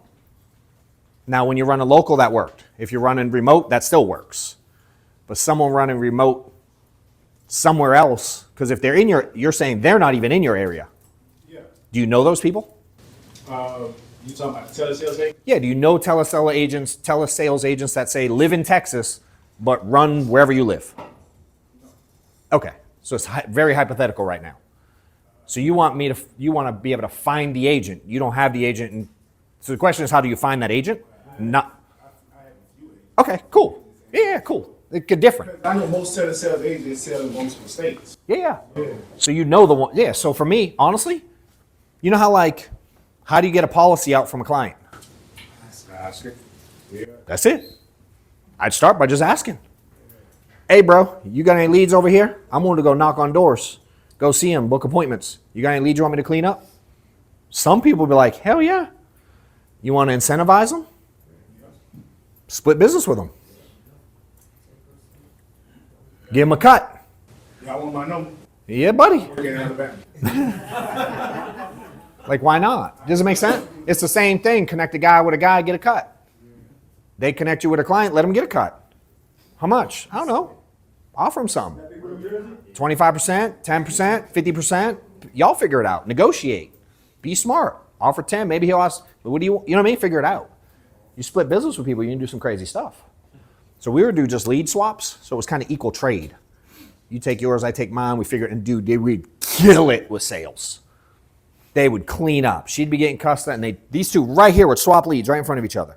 She'll close 3 today, she'll close 3 today. Of each other's old leads that told them to F off. We did it all the time. And so that became a norm for us. We'd have leads, paper leads, spread out all over the office, people swapping them. It was like playing cards or dice out in the back alley or something, it felt like. You know? So really good questions, dude. I think the more you put it out there, yeah. Now it's like, go execute on it. If you talk to people at events like this, offer it. Why not? If I figured out a way to do it like on a big scale, would you build it? I'm open to build anything. My gut. Yeah, give me a piece. Slice. My slice. Just give me just a little sliced cheese.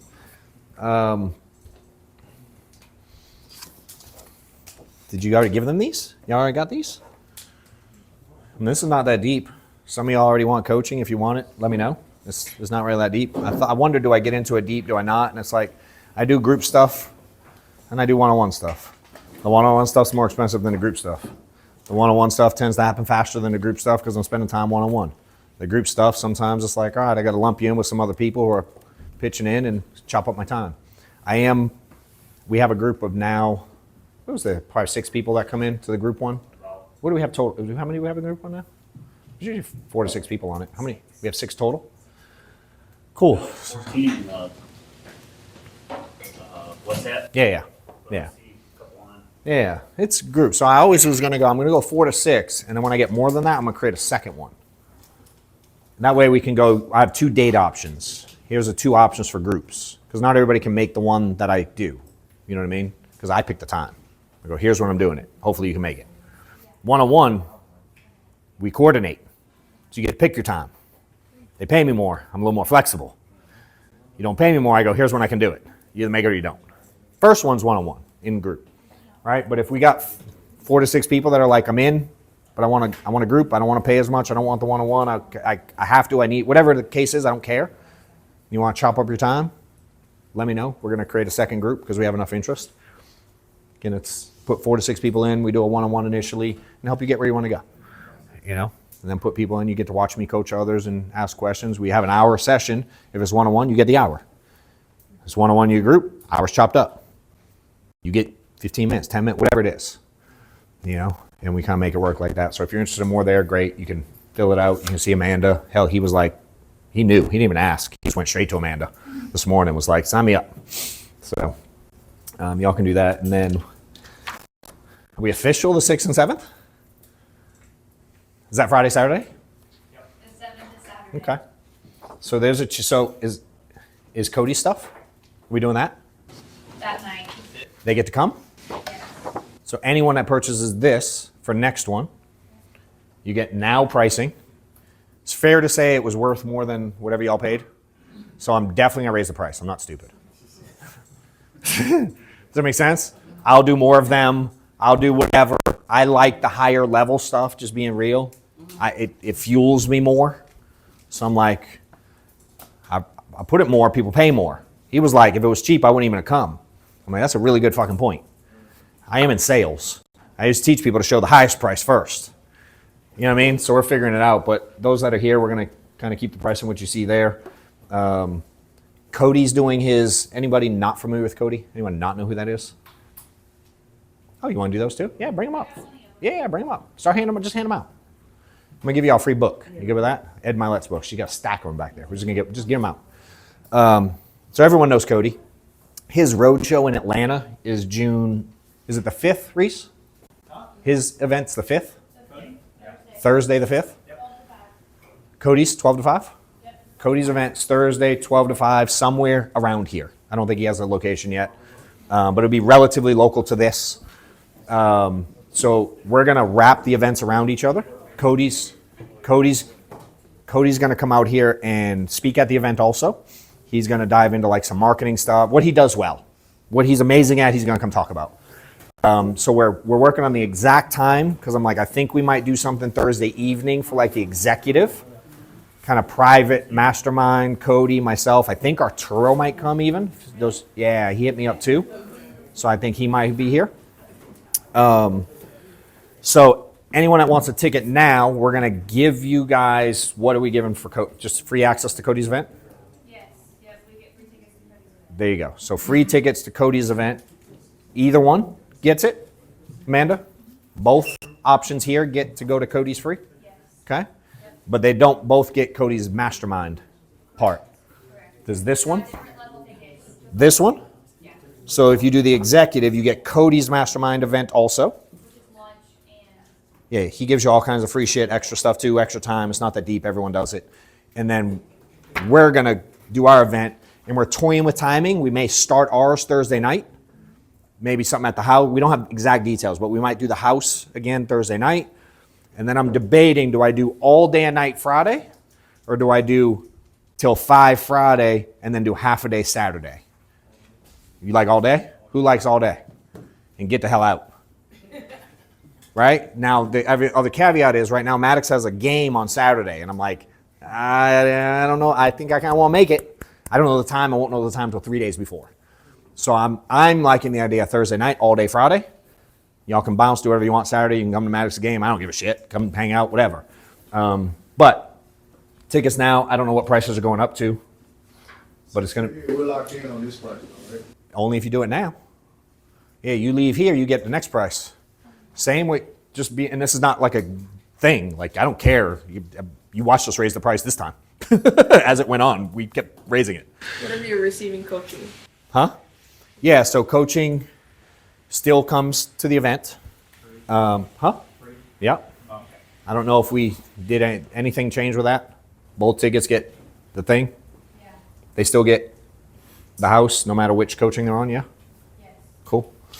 I'm asking permission to make sure I didn't say anything wrong. So yeah, if you're in any, to be clear, thank you for that because I didn't explain that. If you're in the direct or group coaching, one-on-one or group, these things are free. So some people didn't pay for this, to be clear. They got to come in and, I mean, they paid for it technically because they paid me for coaching, but I don't charge extra. So part of the deal come up. So yeah, so we're gonna have fun with it again. Again, we're gonna have a heavy focus on marketing and systems and staffing stuff. I'm still gonna do pieces that I do. People are gonna be at different levels. We're gonna continue to connect on whatever you need help with at its core. But we're gonna always add new stuff so we can go like, how do we get y'all further down the line? So anything else I'm supposed to? Testimonials after. Oh yeah, thank you for those. I think you did 8 or 9 at lunch. Appreciate those that left them.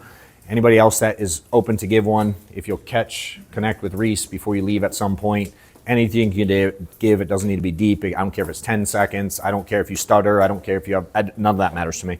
If you just help and give something, it'd be cool. What would also be dope? Anybody that hasn't, the book, if you can go on Amazon and leave a review, that will help. Bought it on Amazon, bought it from me. I don't even care if you don't buy it.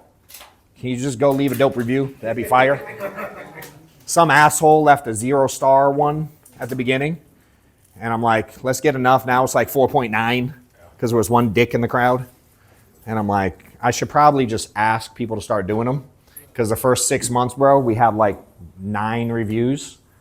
And I was like, automations, da. And I'm like, I never ask. What if I just ask?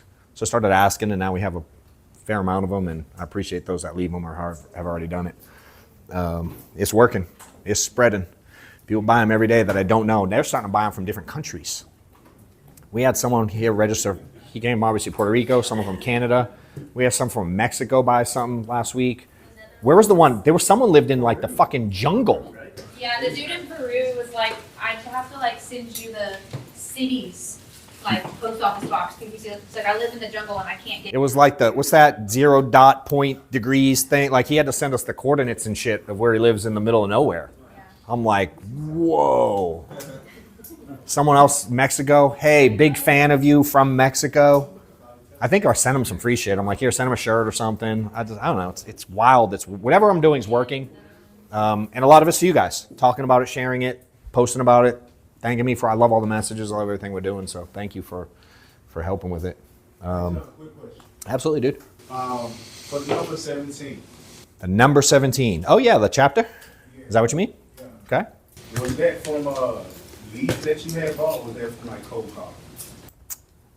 I never cold called. Nah, I never just picked up and called random numbers.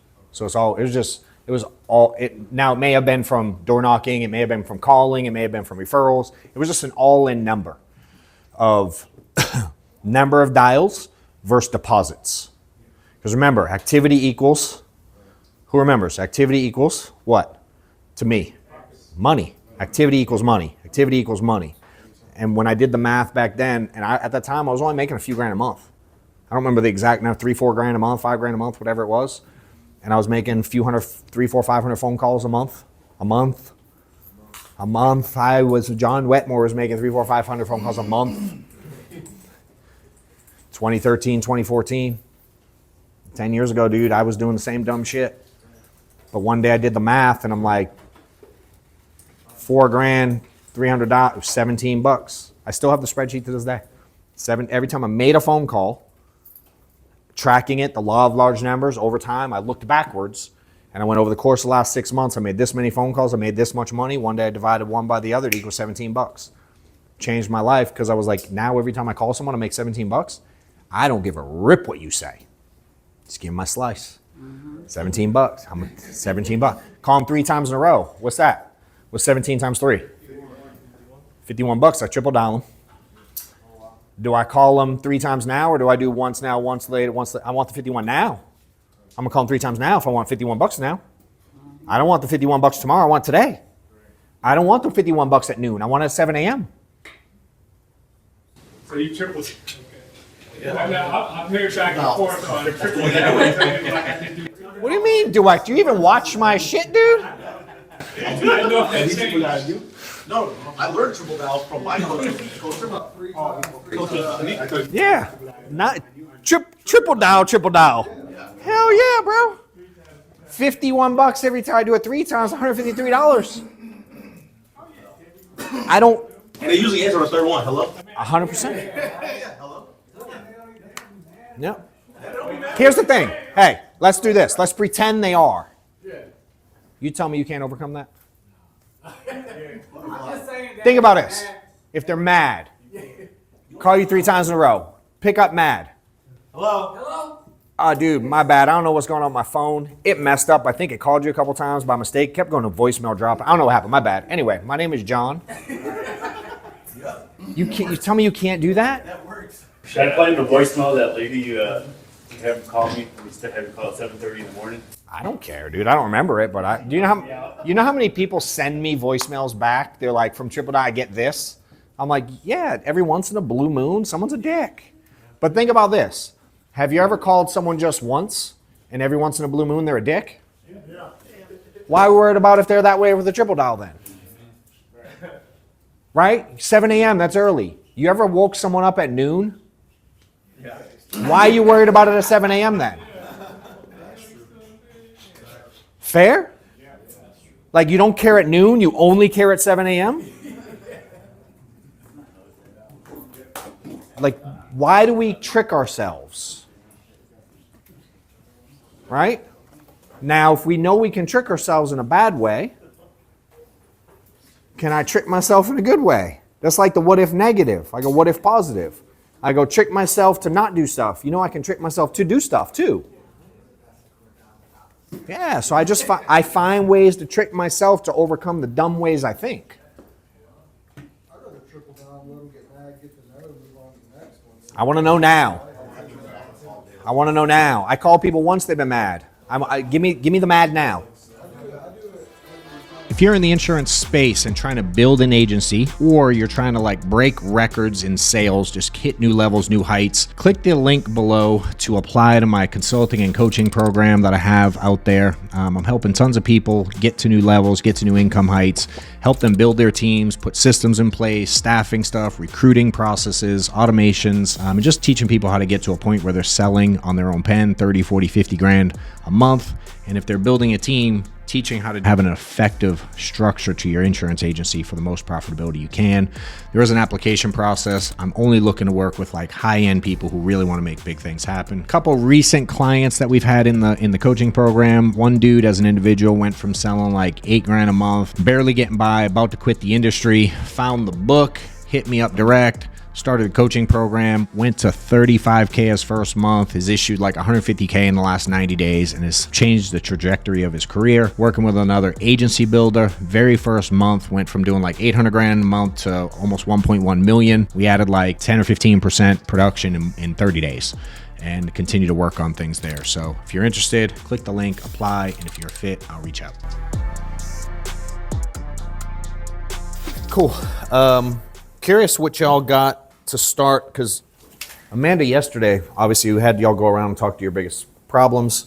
She narrowed it down to basically 4 things everybody's answer fit into. I don't think anybody's initial issue like falls outside of those like high level generically. If we missed one and you're like, you didn't get mine, certainly let me know. But would love to know a little bit if y'all just want to share some stuff about what y'all took away from yesterday, anything you learned, biggest takeaway. Be happy to hear from some people that don't want to be shy about it. Yeah, I can start. Please. You just spoke to me. I was like, oh shoot. You pinpointed exactly why I'm stuck. And it's working, it's where my time is going. Okay. Where's it going? It's going into, again, trying to train people, like the analogy you put, like trying to make them parents before they even have a baby. Like, they'll figure it out. When I wrote 40 grand in a week, that when I text you, before this even happened, Yeah. I realized I did exactly what you said. Like, people were calling me. I was booked every 30 minutes. I was busy as hell, and I couldn't talk. Yeah. But I was like, let me get back to you later. I got you. And then I would get messages back like, hey, I figured it out. Never mind. Yeah. And I was like, oh, damn. Yeah. Like, got it. Yeah. Yeah, so. It's just like sales. There's strategy to it. You know what I mean? And sometimes you trying to help people is actually hurting people. You're right. Yeah. It's literally debilitating them from, like, you don't think figuring shit out is an important part of business? Even my team upstairs, if they come to an idea or can't figure something out, if they ain't Googled it yet, I'm pissed. Dude, I don't know a lot of shit. I admit it. I don't care to know a lot of stuff. It's on purpose. But when I need to know something, I'm sure as shit know I can find it. I have 100% confidence that I can find it. That's a fact. I mean, even me coming here, no one told me. Yeah. You know what I mean? Like, I figured, like, hey, I need to be in some type of room with someone who has a message that I want to hear. Good. Those are the people that I'm looking for. Go figure it out. Yeah. But I'll still be there to help. There's a balance, right? Right. What's the downside? Where do you think people mess that up? What do you mean? That like, ooh, they'll figure it out. Oh, Where do you? They go talk to the people who aren't doing anything. Not necessarily. Okay. They go too far with it. Oh, okay. Does that make sense? Yeah. Now you're like kind of a dick about it. Yeah. And you're like, figure it out. Yeah. Don't call me. Like your tone can be off. Right. You know what I mean? It's like the equivalent of being in a house and someone's frustrated and you're frustrated back. Mm-hmm. It's like, is that the approach? No. That'd be dumb. Right. Right? No, you're right. It feels good to you, which just makes it harder. Because you want to tell them, like, now, if you build a relationship with someone, can you tell them? Yeah. Now you can sometimes push a little more. What if you ask permission and they say yes? And you really have to open doors. So if I haven't built a relationship, I can ask permission. Hey, do you want me to deliver to you direct or do you want soft and need a story? What are they going to say to me? 99% of the time. Direct. Give it to me. Sometimes I go, you sure? Yep. All right. But I can deliver it nicely still. I can be respectful and deliver a really direct message. Yeah. You know what I mean? And sometimes I check in. I'm like, you sure that was that? You see me do it a couple times yesterday. I'm like, is that okay? I just want to make sure like we're good. Because I mean it with all love. Yeah. But not everybody felt that from me. You know what I mean? I'm like, I want to be me. I know I'm messed up. I know I got it. That's how I'm wired. What do you want me to do? You know? That's what we were talking about. Oh, he's not here. Up front about Amanda, like some things with her and I communicating. I'm like, dude, she is 100% aware of all my flaws. I'm like, but can we work with it? I'm trying to accomplish something. I know I'll do better, but can you also like accept it sometimes? And I had to start there. Yeah. You know what I mean? So yeah, keep at it, girl. Good. What you got to do? Similar, a couple things similar to what she said. Well, first one when dealing with agents is like, hey, I talked to my team this morning, my leadership team, and I was like, You already did? Yeah. Hell yeah. I was like, guys, moving forward, we're upfront with everybody. I literally have a letter that I make people sign saying this is what I'm gonna do when I start. Fuck Called yeah, a letter yep, of I've done, commitment, yep. And I have a recording on Loom that I do with everybody asking me if they can do it. And they're like, yes. So now I'm like, guys, we're very clear with that in the beginning. Moving forward, if someone complains, it's, hey, you're not allowed to complain to me. Steph, Amanda. Julian, sorry. You're good. It's fine. Sit anywhere, dude. Just like that, they're not allowed to complain thing. Yeah. Yep. And then this morning with my staff, before my admin staff and stuff, a woman that works for me is trying to figure out our calendar appointment system. Yeah. And I usually go and open up the next week's appointment, and it's 3 freaking clicks, you Yeah. know? And every week they're like, oh, can you open up a new meeting? I'm like, someone's got to figure this out. So today she's like, can you open up a new meeting? I said, no. She's like, what do you mean? I said, you can do it. She's like, I don't know how to do it. I said, figure it out. She's like, what do you mean? I said, it's 3 clicks. You're fully capable of figuring this out. So I've asked you for a few weeks now. You know, I really need you to do this. Yeah. And I was like, if you don't know how, ask someone else on Yeah. the team. But like, I can't be doing this every week. Yeah. Yeah. Same as I told her. Just be cautious about the delivery. Yeah, I was. Yeah. Make sure it lands the way you want it to land based on the person you're dealing with. Yeah. And your relationship and who it is. You know what I mean? Like, there's a lot of factors. Mom for the last Everyone's not gonna. It's not gonna sound the same in every situation. For you, it might be different than him based on the relationship with her. Of course, yeah. Does that make sense? Yeah, she was just like, With me and Amanda, I'm like, yo, can you? I hate doing it. Do you mind trying to figure it out? If you need my help, let me know. But can you try to do something to figure it out? My brain, I don't get time right now, dude. we already went through that. I can, and she's like, got it. Yeah, that's why this time I was a little bit more. I was a little less patient because I Yeah. already asked. Yeah, for the last yep. month. Which may be okay. Yeah. And I was like, no. It's like every situation, just make sure it delivers the way you want and you get as close to possible as the reaction, the feedback you want. You know what I mean? And now if they're frustrated, maybe you delivered it wrong, or maybe you got to teach them to not be frustrated in situations that are hard. Sure. Some days she wants to kill people. I also want to kill people. Most days we relate on that. Most days we're on the same page. Someone fucks with her, dude, they got to watch out. I go at them. Like, it's crazy. But some days I'm like, you're being mean. She'll go, and she'll make, not, I'm like, I know, Amanda. I know they're a complete and total fucking idiot. I got it. Can you just play the game better? That's all. I don't want you frustrated. You're frustrated. Them being an idiot is causing you to be frustrated. Can you just approach it different so you avoid that? Fair. We had the conversation yesterday 2 days ago, whatever it was. You know what I mean? And in the moment, I know she wanted to punch me in the face. But I also know she's really fucking smart, and she knows I wasn't wrong. You know what I mean? Yeah. So it's like, and I don't do that a lot. Most times I'm on her side. Every once in a while I'm like, but reverse, she does it back to me a lot. Hey, dude. I'm like, some days I see it and I'll be like, you want me to shut up, huh? She'll be like, just a little head nod. Got it. I ask questions sometimes. I want to know a lot of shit. I'm like, you already got it, don't you? She's like, yes. Sorry. You know what I mean? So I work on it every day still. Make sense? Who else?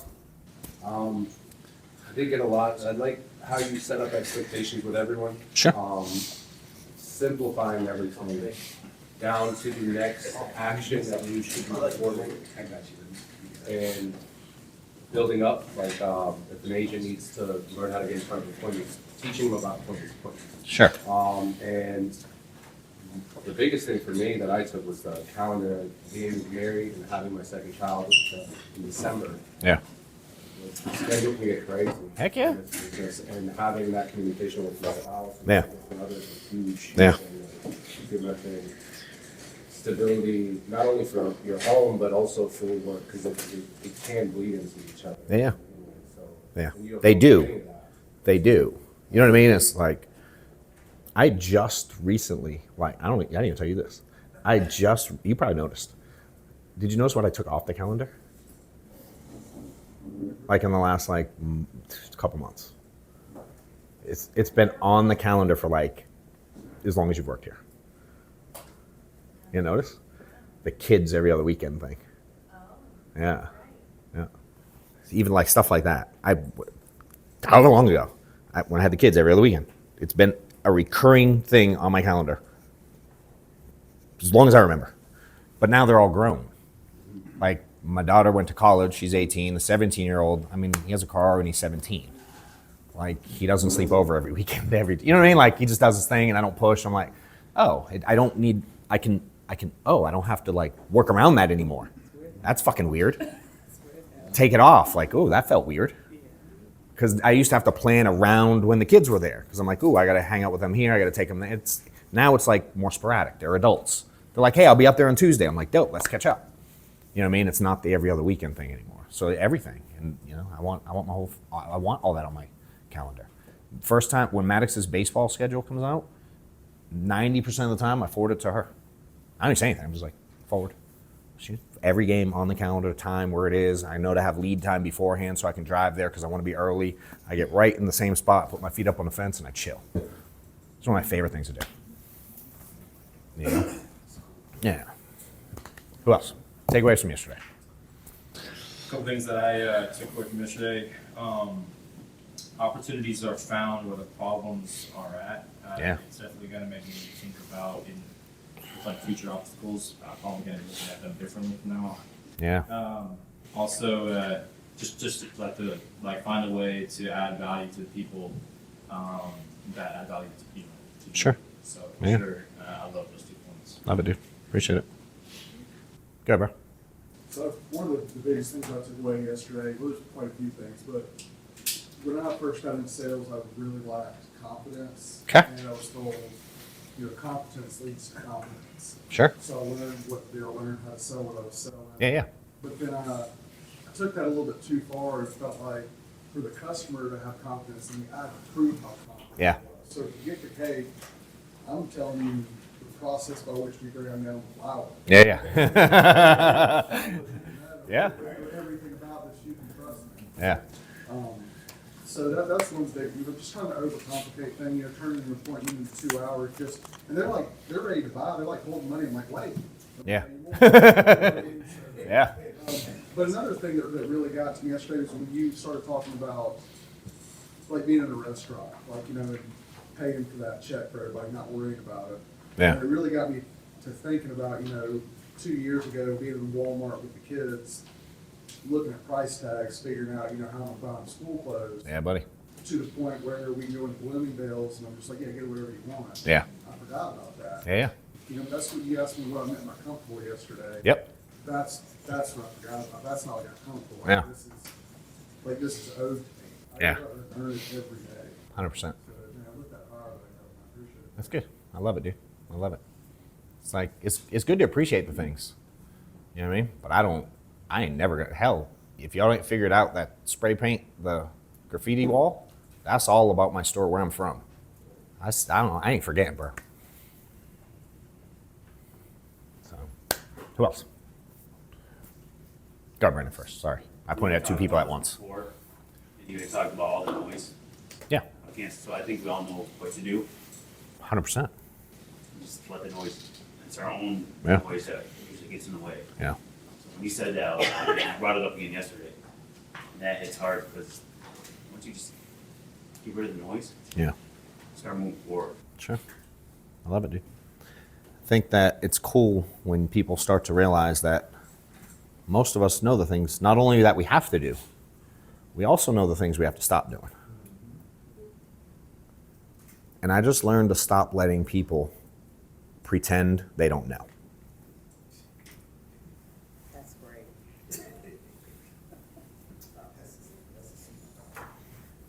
Because I don't believe it. Yeah. And when I challenge people, no one's ever been like, bro, I swear to God, I didn't know I don't run enough appointments.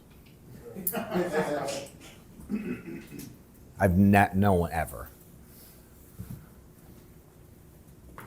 Like, y'all that never pick up the phone, you know we all know you don't pick up the phone when you're sitting down on the couch. We know you're doing nothing. You know you're doing nothing. But I go, what do you do? I mean, I'm calling carriers. I know, that takes like 4 minutes, dude. What else? I mean, you know, organizing my stuff. Okay, fine. 10 minutes. What else? You know what I mean? And if you start doing that to yourself, it's like, now, if you're okay with it, be okay with it. Like, I'm okay not coming into the office until 10:30, 11 o'clock. Could I do more and sell more shit and get more clients? Yes, I got a yes. I just do more in the parts when I want to do more right now. There are phases to it. And that for me, I loved is that you can get the time and money. And I still outwork most people. But I think some people think I am 24/7. I do think about it 24/7. That doesn't stop. But like, I don't know. I think all the other stuff that I do also adds so much value to this because I'm in such a good place mentally all the time. So even though I'm not directly working on it, I am working on it. You know? So yeah. Anybody else got anything? Go ahead, Dor. Oh, sorry, I forgot you.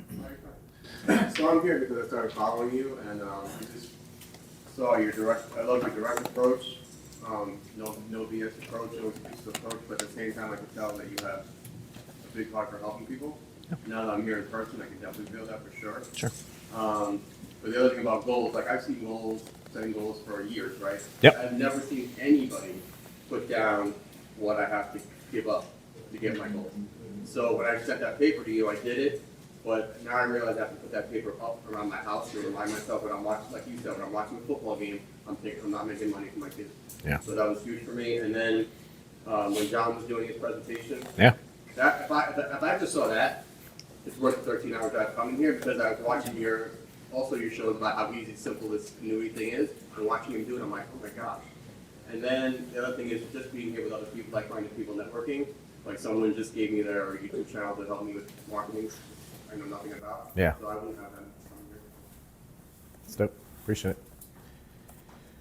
Y'all that did the executive thing, value in that? 100%. Okay. Why? I didn't ask too many questions. Mhm. Really, I didn't ask anything at all, but just hearing where everybody else is at, Yep. I didn't have to ask. Something that you said that really stuck out to me that I struggle with in my current business is dragging people along. Yeah. I don't like B and C players. Yeah. So I try to force people Sure. to be something they don't want to be. And you said it twice, two different ways. Like there's a place for every agent Yeah. at every level.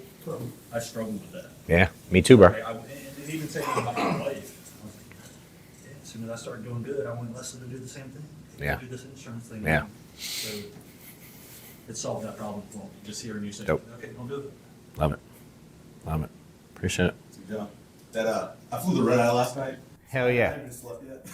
My man. Straight from the airport. Where'd you fly from? Anchorage, Alaska.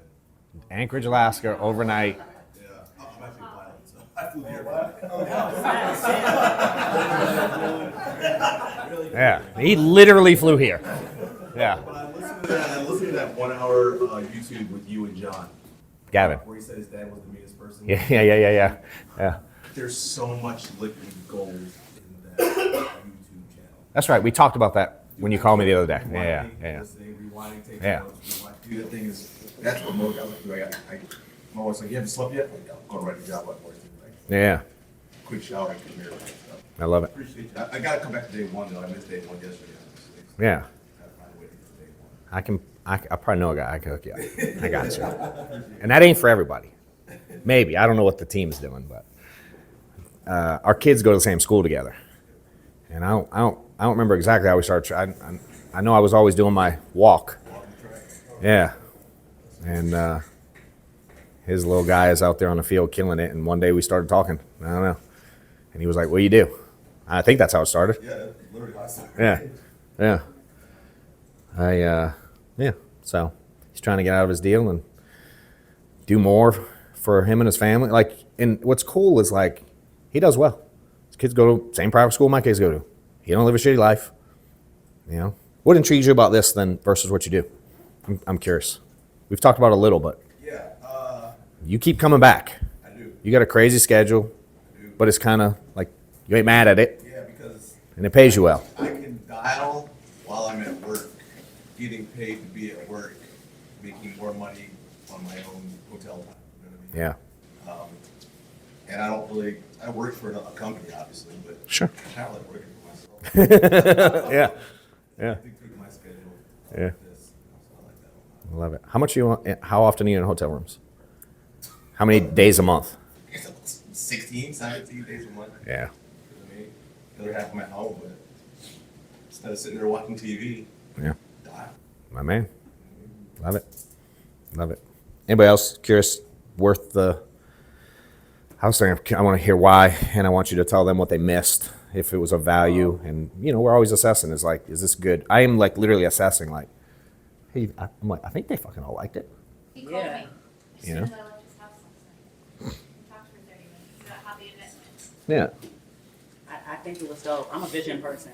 Okay. So I like to be able to see what my next, like, okay, when you get here, what that looks like and what it can be like, right? Yeah. But then also too, asking questions here, you get the shorter version, right? Because you're on a time frame. Yeah. When we're at your house, it's like, ask me anything you want. And by the way, you can sit on the couch, you can play this, you can do this, and let's just talk. What can I do? And you get the full version. You know what I mean? It's not like a cliffhanger. And I think that's so important because when you're in the room, it's not just for you, but also for the person that's coaching you. Like, are you really willing to invest? Are you really willing to take that next step? So it's just more of an intimate setting with coach, and you get more. You get the whole story. You don't get the intro. Yeah. And so that was really, really dope for me. Yeah, I love it. It's I always struggle because I'm like, I could talk a lot, but there's also, and as simple as it is, like the next step is very surgical. That's hard to articulate in a day. I don't know how to articulate it in a week or a month. Dude wants to do coaching. I couldn't have tried harder to sell him against it last night. Not that I didn't want him to do it, but I didn't know he was asking questions. And he came in this morning, he's like, I hope you don't hate me. I did the one you don't like. Because I do one-on-one, I do group stuff. And I'm like, I don't love the group thing yet. I want to. He's like, why not? Because I'm like, dude, people lose faith in themselves after a few weeks sometimes. And like, I can't afford it next month. I'm like, if you just motherfucking listen, you don't think I can teach you how to make $1,300 fucking dollars? I want to bang their head against the wall sometimes.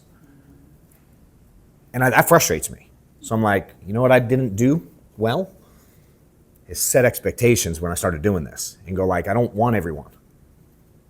And I started doing it and I'm like, I want to love it. But some people at every level go like, I want more. But I'm like, So I get here. So he walks in. I'm like, I don't want to hate it. You can make it better. As long as you don't give up on yourself, as long as you don't bitch. And I'm stupid honest about how I feel about it. I'm like, he's either in or he's out. But now I get to go, oh, now I can go to work. Because now I want to work. I want to do what I do. This is like this much of what I do. I know it's a lot of value, but we just get started. You know what I mean? I'm like, I'm trying to find people that want to run. This shit takes years. You think I'm gonna teach you how to add 7 figures in a month or 2 or 3 or 4? Like what? I ain't that fucking good. Did you hear that? Did you hear that I know how to do this in 3 months? Did I know how to do it in 12 months? No. But I've been 12 years at this, 14 technically. You know? It's like, all right, you want to ride? Let's go. And so I struggle with that. Because I'm like, how do I can't give them everything. So they hold up signs in the back to go, keep it moving. Because I want to keep giving more stuff. So I'm glad you caught that. I didn't know that was going to be a thing. Yeah, and then too, I realized a lot of the struggles you had early on that you fixed are the same ones I had. Mm-hmm. And so I'd be crazy to not keep listening and keep asking questions. Yeah. To fix what I'm doing. Yeah, I love it. I'm grateful and thankful. Appreciate it. Any others? Good? Go ahead, bro. Executive is like a mastermind. Yeah. Yeah. More than a coaching program. Sure. Yeah. You know what I mean? Yeah. It should be. I'm good to add the value I want to add. That's why I asked y'all last night. I'm like, yo, y'all want to keep talking or you want me to talk? Y'all pick. I mean, if you're getting value out of it, I'm in. I don't have to be the star.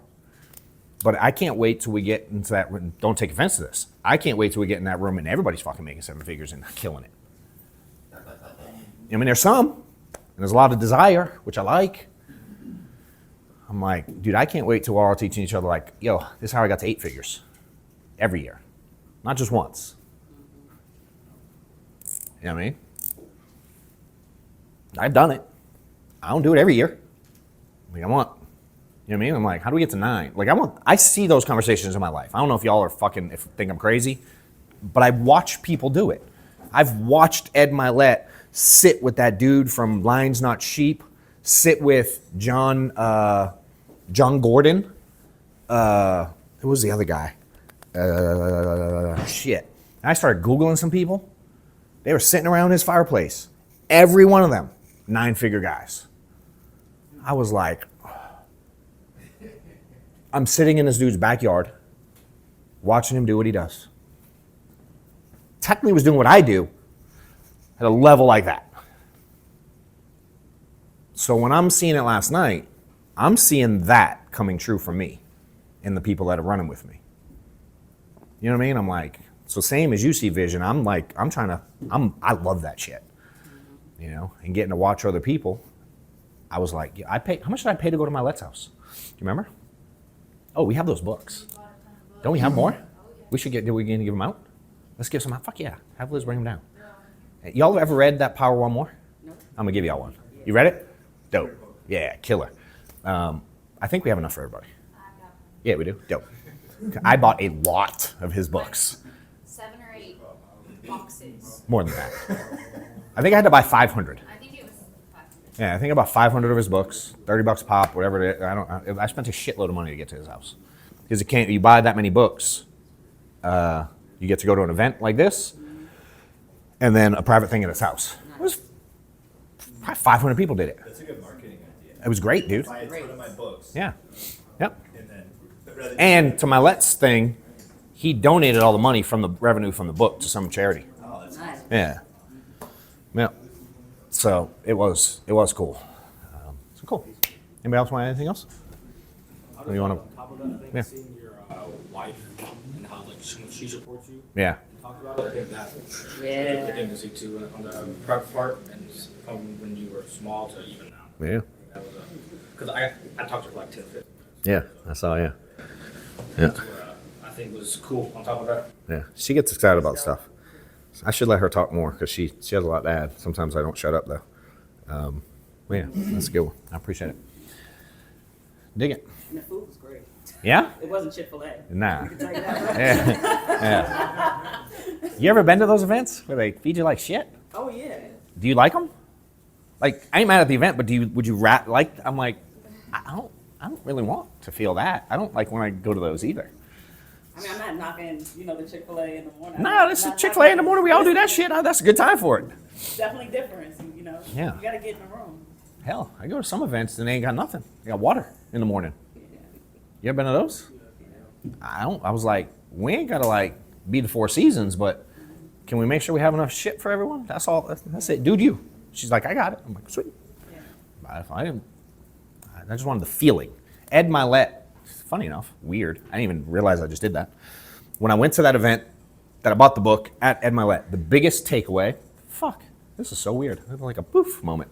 He said the biggest takeaway for me at that event, someone asked him about how they prepare for events, what their process is, who they bring on to speak, the agenda, all that stuff. And he goes, I start with how I want them to feel when they leave. And then I build the whole event around that. So with the end in mind. Yeah. Yep. Yeah. I just stole it from him. I just kind of forgot that it was him in the book thing. It was like, oh shit, that's a weird moment. We were talking about that. I was just offering a different perspective. Maybe you're asking, like, what did y'all get out of that? But Mm-hmm. for me, it's like kind of looking at what did I miss out by not being there. That was on purpose too, from up here, by the way. Yeah. Well, If y'all didn't pick up on that. yeah. Well, it's just like, even just dropping him off over there, Oh, I forgot that. Shit, yeah. So, like, to me, it's like when you're, looking at YouTube, like, he's like, monsters, like, hey, check this guy out. Yeah. You start watching it. The same thing with, like, watching, like, Goggins or Andy Purcell, things like that. It's like, these guys are up on this level, man, I wish I could be whatever. But, I think that actually meeting you and you're just regular fucking guy. You Yeah. know what I mean? Like, we're all, like Andy Purcell says, you know, but it's like you're just an ordinary guy with an extraordinary desire to win. Sure. And, you know, I think that what you said after that about, you know, you being like head and eye left, being like, man, wish I could be on that level. Now you're watching yourself do it. Yeah. But I think that, you know, like, what I missed out on is that, Sure. you know, like, it's just a guy, he just lives in a house, he just has, you know, this. That's it, bro. But, you know, there's no reason I can't be on that level too, and I think that, you know, that's probably what I wish I had, that I plan to do in the future, but having that connection right there, realizing this could be me, there's nothing to Yeah. say that I can't be at that level, except for me, doubt. I agree. I agree. Not everybody believes that. You know that, right? I don't. See? That's normal. That's more normal. Just way more normal. That's hard. I don't know how to teach that. I struggle with that piece. I've had that since I was a kid. That if you can do it, I can do it. Now, I know I can't like 360 dunk. I never thought I could do that. I once tried to buy those little shoes at the bottom with the thing on yeah, and it never made me jump higher. So I'm not like that extreme, but I'm like, I used to weirdly think, and it's weird that he like runs the country now, but I remember being a kid and be like, if that Donald Trump dude can pick a spot to open a hotel and build it, I feel like I can do that. Because someone literally just sat down one day and said, oh shit, you see that land we just drove by? That'd be a dope spot to put a luxury hotel. In the middle of New York.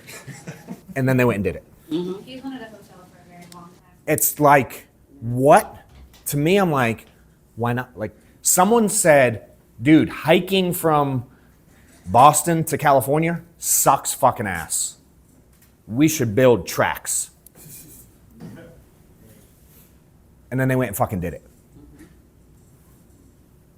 And then some other crazy fucker was like, that's slow as shit. We should build a bird in the sky that we can get on and fly there.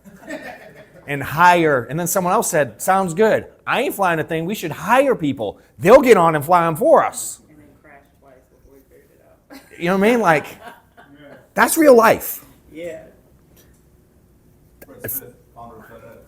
Who, really? Yeah, he wrote a paper in college about the freight company. He got like a D on it. And was like, all right, I'm gonna do it. When he started the company. See that shit? They were, he was bankrupt. They were running lean, like in the red. So he went to Tunica, which is like a little casino. He bet What? the company's last $50,000 on blackjack and won some money and started paying off some debt. Stop it. Swear to God. He must have books and shit. Oh, yeah. What's his name? Fred Smith. Fred Smith. Find me stuff, Amanda. Thank you. He's a badass dude, man. Yeah. He's Dope. You met him? Oh yeah. Hell yeah. That's cool. Yeah, that's dope. That's dope. Did he ever fly? Nope. He was in the Marine Corps. See this shit? Like, why the fuck not us? Does it make sense? Like, why not?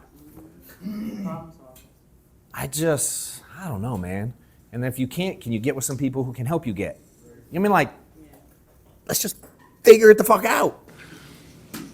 So I think somebody said it yesterday about having a Kobe gene. When you don't have that, what do you do? Like when you see high performers and they go, and go. Yeah. So yesterday it dawned on me as I was in the hotel last night, looking over all of this stuff. It's not the gene was a part of it, but the systems and the processes that it went through to get where it is. It's the bigger part of it. Yeah. So I was relying on, a lot of time, I relied on personality, relied on, Yeah. on being able to talk to people. Sure. And the work ethic without the systems and the processes. Yeah. And I think getting up at 5 a.m., being in the gym before everybody else, all of that other stuff is what we don't see. We just say Kobe had something different. Correct. And he really didn't. Correct. Except for the fact he was 6'7" and all of that. Yeah. But when you don't have that. But still, there's a lot of people 6'7". Yeah, I think so. What I got out of it yesterday is really leaning into the system, Yeah. processes, and the other part. I hope nobody takes offense, but it's already been said. If they do now, it'd be weird. These are you guys. Everybody in here is just a person. Yeah. And then some people in the front, just a person, and y'all trying to get to $5 million a year. There's people in the middle, just a person trying to get to $1 million a year. And there's people in the front trying to get to $15,000 a week. But there's somebody in the back trying to get to somebody trying to get to $5,000. Sure. But the person in the front got the same heartbeat, Yep. use the same systems, same automations, Sure. same processes, same coaching. So really, this has been well, it was worth it yesterday, so I'm just interested in Love what it. we did today. Oh, yeah. But the systems and the processes and meeting people, man, this guy's gonna make me a lot of money already. just by I see you working. brain. I see you working. Put me on to some stuff that I didn't know, so all Yeah. of that. But the biggest thing, the coaching and Yeah. it's more than genetics. It's the systems and Yeah. the processes. What's going to get you there? Sure. Yeah, I love it, dude. I can't help but think even deeper and go, as you gave the layers as to desire by here. There's someone in the middle who has a desire like this, but doesn't have the heart or the willingness, or they're scared to invest to be on that. They want it, but there's that too. And then there's some up here that like, they ain't hit that high of thought yet, but they're like, I'm down for whatever. Does that make sense? So I've learned it's like blended a little bit more than just that. It's wild. There's someone in the back who set up a zillion and didn't put the money up because they're scared of that piece, or they don't believe in themselves the right way. Or there's something, you know what I mean? And that's all okay. You know, the other piece that you said is like you rely on personality, all these other things. Those are phenomenal things to have up front, right? And no different than maybe you took advantage of it and don't work on the systems things. The systems guys take advantage at what they're really good at, and they don't work on the personality side. Does that make sense? Mm-hmm. Like the systems thing, to me, I roll out of bed, dude. I'm a systems guy. I didn't have to learn this. I was given I got that. My brain is wired that way. I just found a way to use it in insurance. I found a way to use it in accounting. I found a way to use it loading boxes. You know what I mean? I've always had that. But man, the personality part. And at the first few years, I didn't want to work on it. I was almost like, I'm still a little bit, I'm still a lot of it. Like, I don't want to conform fully to the full change of who I am. You know what I mean? But I used to fight it like, yo, that's me. That's me. I still have it to where I'm like, I don't know, yeah, I'm wearing a t-shirt. I just can't, the jacket looks good, but it ain't me. So I'm a little stubborn. Country club, I still want to put on my hat backwards. I know I'm not supposed to. I still but I want to be the dude from the hood at the country club with the guys that grew up in the country club. You know what I mean? Yeah, but I'm not like, I don't want to go over, I used to want to go over the top of it. Now I'm like, it's subtle. Square to the side a little bit. Yeah. Bro, I wish Steph was here.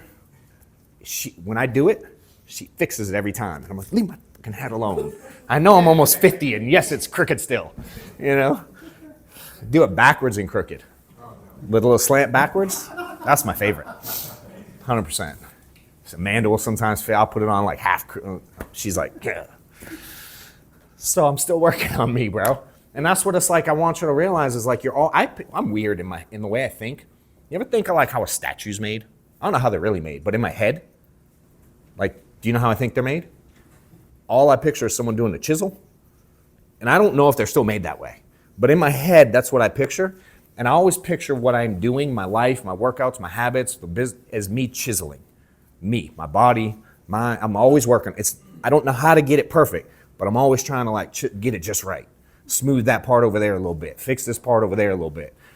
I literally picture it, the chisel thing on a statue all the time. As I'm like, fuck, I gotta do 17 miles again this weekend.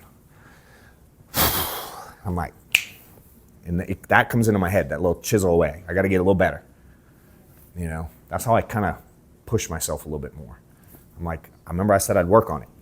I'd get it. And so I'm always trying to work on different pieces, best I can, you know. All right, we'll get into some of this recruiting stuff, systems, onboarding, and certainly, again, if you guys have questions along the way, it can be this, anything else, whatever. I'm not too formal with the agenda, as you see. But I think that, oh, we're going to do this. We're going to do this in a minute. Should I do this? Go ahead, bro. So I just want to get back to MI real quick. So I saw a podcast from him, and he said something about building your self-confidence, which I never heard. He said, the key to building self-confidence is to make promises to yourself. Yep. And make sure you keep them, and not only just keep them, but be aware that you have to give yourself a celebrator for a minute. Like, I'm gonna get up at 5 a.m. Yeah. Do it, but reflect on it for like a minute. Say, hey, I promised myself I'm gonna do this, and I did. And then move on. Yeah. You keep building and building and building and building. It might even be him when you said reflecting on it. It might even be him. It's someone, I heard it recently, that said like, I'm going to not word it. I'm not going to do it justice, but I'm going to do my best. Like, getting better at something is not just reps, is my word for it. It's just not experience, I think is how he words it. But it's reflecting on said experience that gets you better. And I'm like, makes sense. You know, a lot of people have the experience and move on. They don't kind of go like, inspect it. You know what I mean? And I do it. Like she said, she didn't pull out of the driveway and I was on the phone with her, talking about what did we do? How'd it go? How'd it feel? Just wired, you know?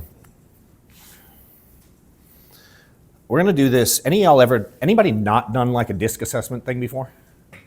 Like personality one? Anybody done them? Cool. Anybody, obviously the rest of y'all done them. Have any of y'all done them with and or for your team or people you're working with? Like the people around you? I know you have. You grew up in this. Yeah. Hell, you probably come up here and teach this shit. Say again? Oh, I thought someone said something.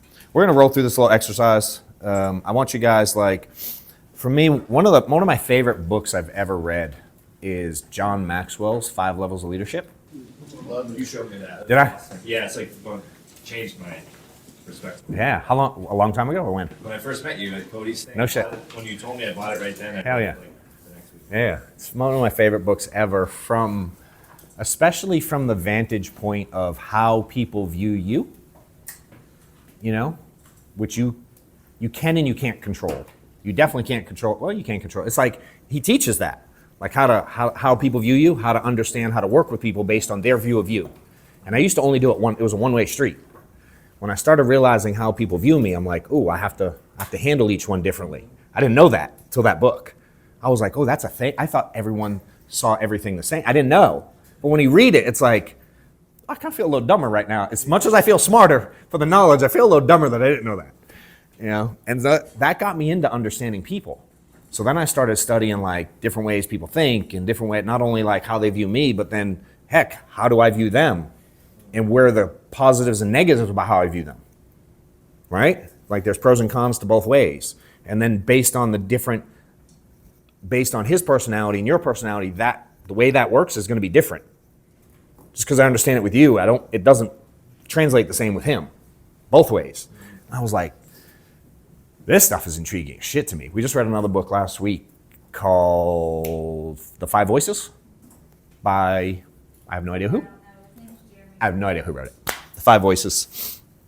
Another one that dives deep into like what people's defaults are and the way they handle situations, how they interact with each other. Did anybody else study this kind of stuff? Whoa. Holy moly. Do you like me? Okay, yeah. This is like changed my world. I didn't realize they put this in there, by the way.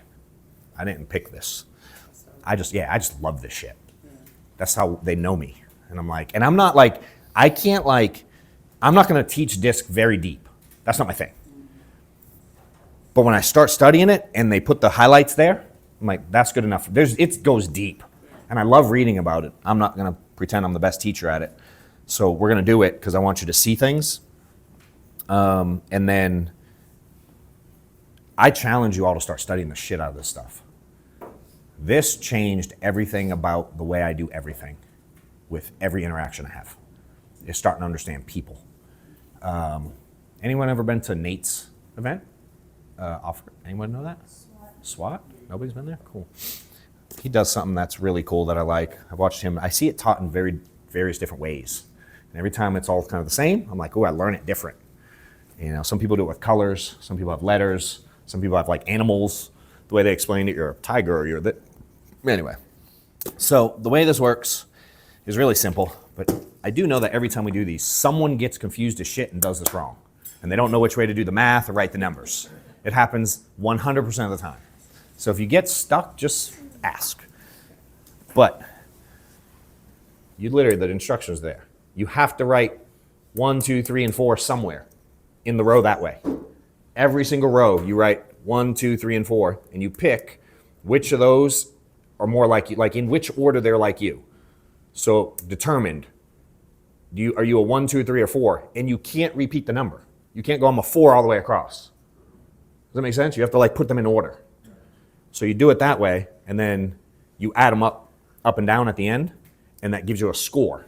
And it goes based on the answers, here's where you are. So you can't, people make mistakes and they go, I'm a 4 on all of them. No, you have to rank them. Does that make sense? From left to right. Yeah, it doesn't matter. Like 4, the first one could be 4, the first one could be 2, the first one could be 1, the first.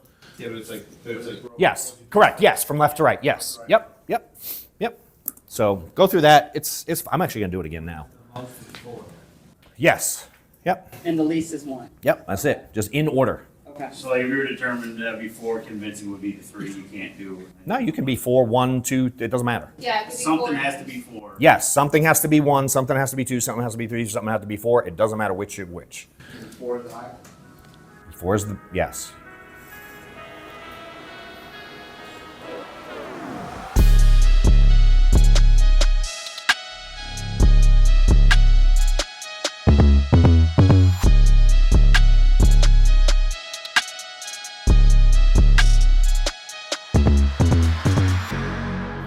All right, those that haven't figured it out, when you're done, because I just finished, if you're not done, all good, keep going, I'll give you more time. You add up the total down the column. So every column will have a total. Siri got it? I promise someone in here is still gonna have messed it up. The 4 is the most like you. That's strong. My sister's watching me say. See, I told you. I told you. 4 is more like you? Yeah. So 4 is the most likely. Yeah. Like being on a scale of 1 to 10, how much are you this? This goes on a scale of 1 to 4, how much are you this? And 4 is like, I'm a lot of that shit. Yeah. It is really, it's scary accurate. The good news is, it's always, yes, you just got to go like, it's kind of, yeah. But good news is you can do it over. You know what I mean? And you can keep studying it. You just got to chisel away at getting better at this piece and understand. So, yeah, it happens 100% of times. Yeah. You can also redo it. All right, so now it goes, who's high as a D? Who's high as a D? 1, 2, 3, 4, 5. You? 6, 7, 8? 8 of us? No, that's who D is your highest. Put them up again. I want to see how many. 1, 2, 3, 4, 5, 6, 7. Out of, how many are in here, Amanda? 3, 6, 9, 12, 15. So 7 out of 26. How many are high I? I is your high one. 1, 2, 3, 4, 5. Cool. How many are S? Only 2? Okay. How many are C? 3. Did you just have a light bulb moment, bro? Yeah. Huh? You're an S? Yeah. It's the same thing I did readers. Yeah, so like when and these are fun to study because it's like now you can read what they say about you when you're one of them. You know what I mean? I think it's like a high D. You're an aggressive. You're like fucking psycho sometimes. You're like over the top. It's who you are. You're really wired to go, I'm all these things. I'm determined, I'm strong-willed. But sometimes mine will be different. Like on the outspoken one, I'm not really that outspoken. In some ways, I'm quieter. I'm way more logical than I am outspoken, by far. I'm way more gonna do that. But a lot of the things at the end, I'm ones on. You know, daring. It depends what it's about. Like, go pet it. Jump out of a plane. May 50. You could if you were like, let's do it. I was gonna do it. I was gonna do it with Shaylee once, and Steph wouldn't let me because she was like 5 kids, no. And I'm like, I mean, logical did kind of take over. I'm going, she's not dumb. I ain't fighting it. Does that make sense? So I'm like, or you go pet that animal over there. The giraffe. I ain't going. I ain't good. Fucking no way. I ain't going near that animal. Dog. Nah, I'm good. I don't. So I'm not like too daring. You know? That's the dog. He doesn't like dogs. Nah, dude. What about business stuff? I'm crazy as fuck with that stuff. Yeah. Yeah. So I have to go. Now you can categorize it and go. In this, I'm psychopath. In this, I'm like, yeah. You know what I mean? Put me in a town you're not supposed to be in. I'm way more comfortable than I am playing with a giraffe. It's fucking weird. You know? Yeah. Dude. We ran from one the other day. No, we were at a thing. Tell them. Did you get it on video? I didn't realize. Tell them.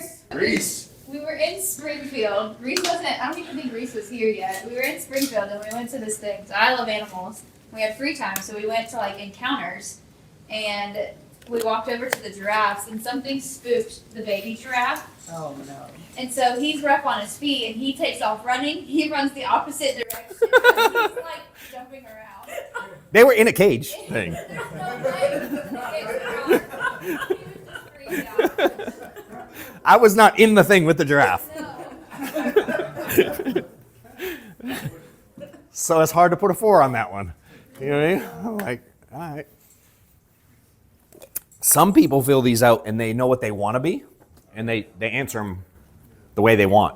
I was gonna say, the whole time I took this, I filled out what I am, but I wanted to put something else. Yeah. What I want to be. And it's like, can you change things? I become a lot more patient. Actually, one of the craziest compliments I get now is how patient I am with people. I'm like, if you only knew what it felt like on the inside. But I love that compliment because I'm like, that was by far my biggest challenge. And I get all the time. And the other thing I get, y'all have said it 100 times, I make things simple. I'm uber analytical. I'm insanely analytical.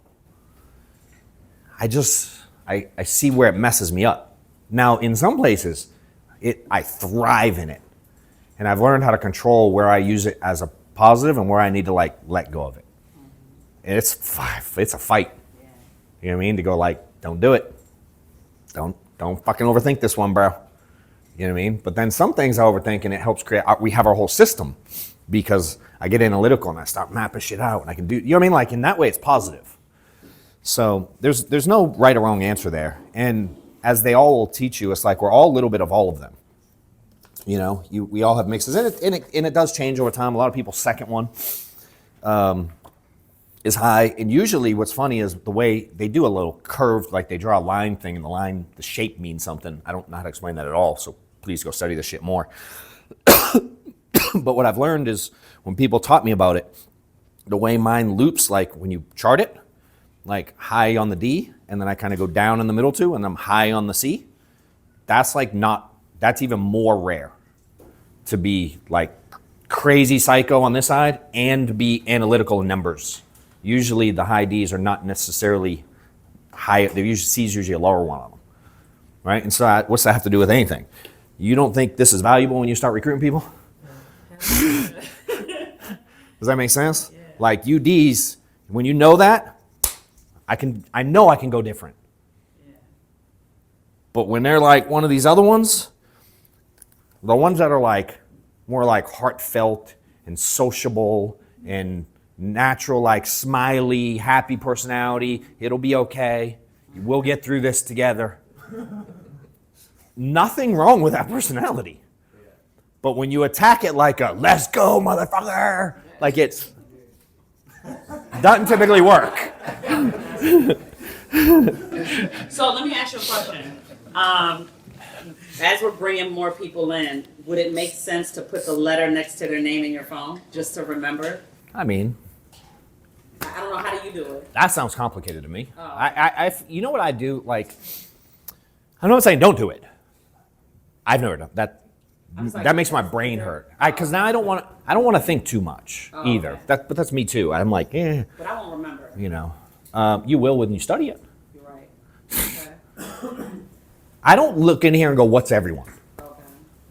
It becomes like, I think the understanding of it, I think by default, I always say this, when you're with grandma as a client, or you sit with him, fair to say you naturally behave differently. You speak to him differently, you communicate differently. Which one do you speak quicker versus slower with? Do you really sit down and go, he's 22, I have to talk faster? Like, and I get with the old, yeah, you feel it. You feel it, yeah.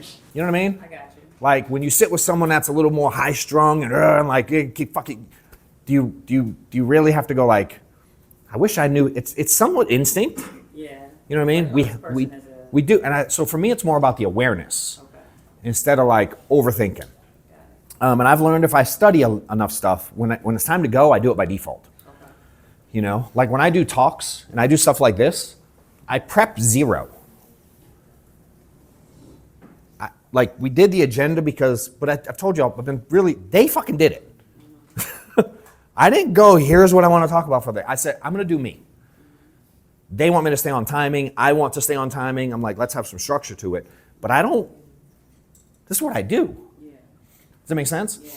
If I started overthinking, that's why this messes me up, because I see it and I start thinking. And I'm like, now if I'm thinking, that's like trying to do a script. I just want to be me. I do this. I should be able to talk about any part of it.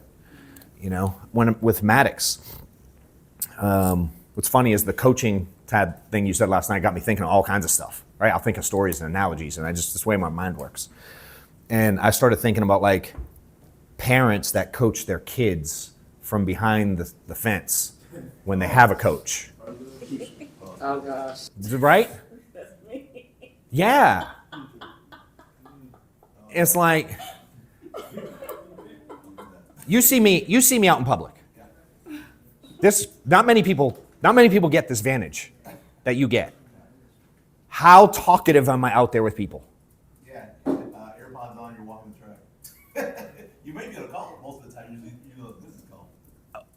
But I'm not like, there's not a gathering around me. I'm not like, hey, everybody. I'm not in that moment. You know what I mean?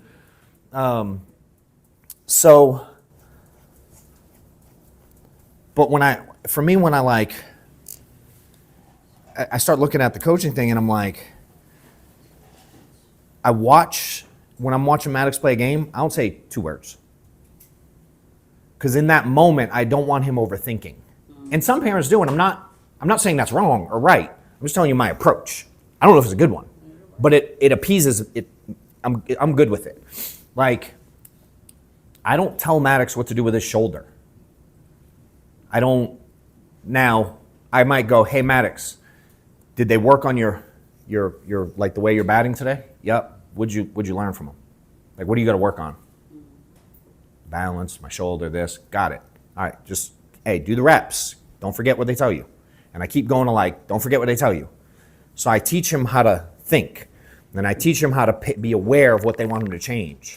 I ain't the guy that says, do this with your foot and do, I'm like, when they watch a kid pitch and then they go, you did this with your hip and this with your toe and this with your elbow. I'm like, how do you see all that at the same time? I can't wrap my head around it. But at the same time, I'm smart enough to know they've watched so many fucking pitches that they see it all at one time. It's one thing to them and they go, do, got it. I know sure as shit I can't do that. So what value do I have to add to Maddox? I'm half-assing giving him instruction, right? So for me, I'm like, I teach him to stay positive. I teach him when he strikes out to not be mad in the second inning. Does that make sense? But during the game, I ain't teaching him that shit. Yeah. We talk about it, and I can't talk to him immediately after the game because he gets mad at me. He doesn't want to talk about it. And I used to want to talk about it, but he hates when we talk about it. He does not want to speak when we get in the car. He hates it. So I sit down there and I go, where do you want to eat?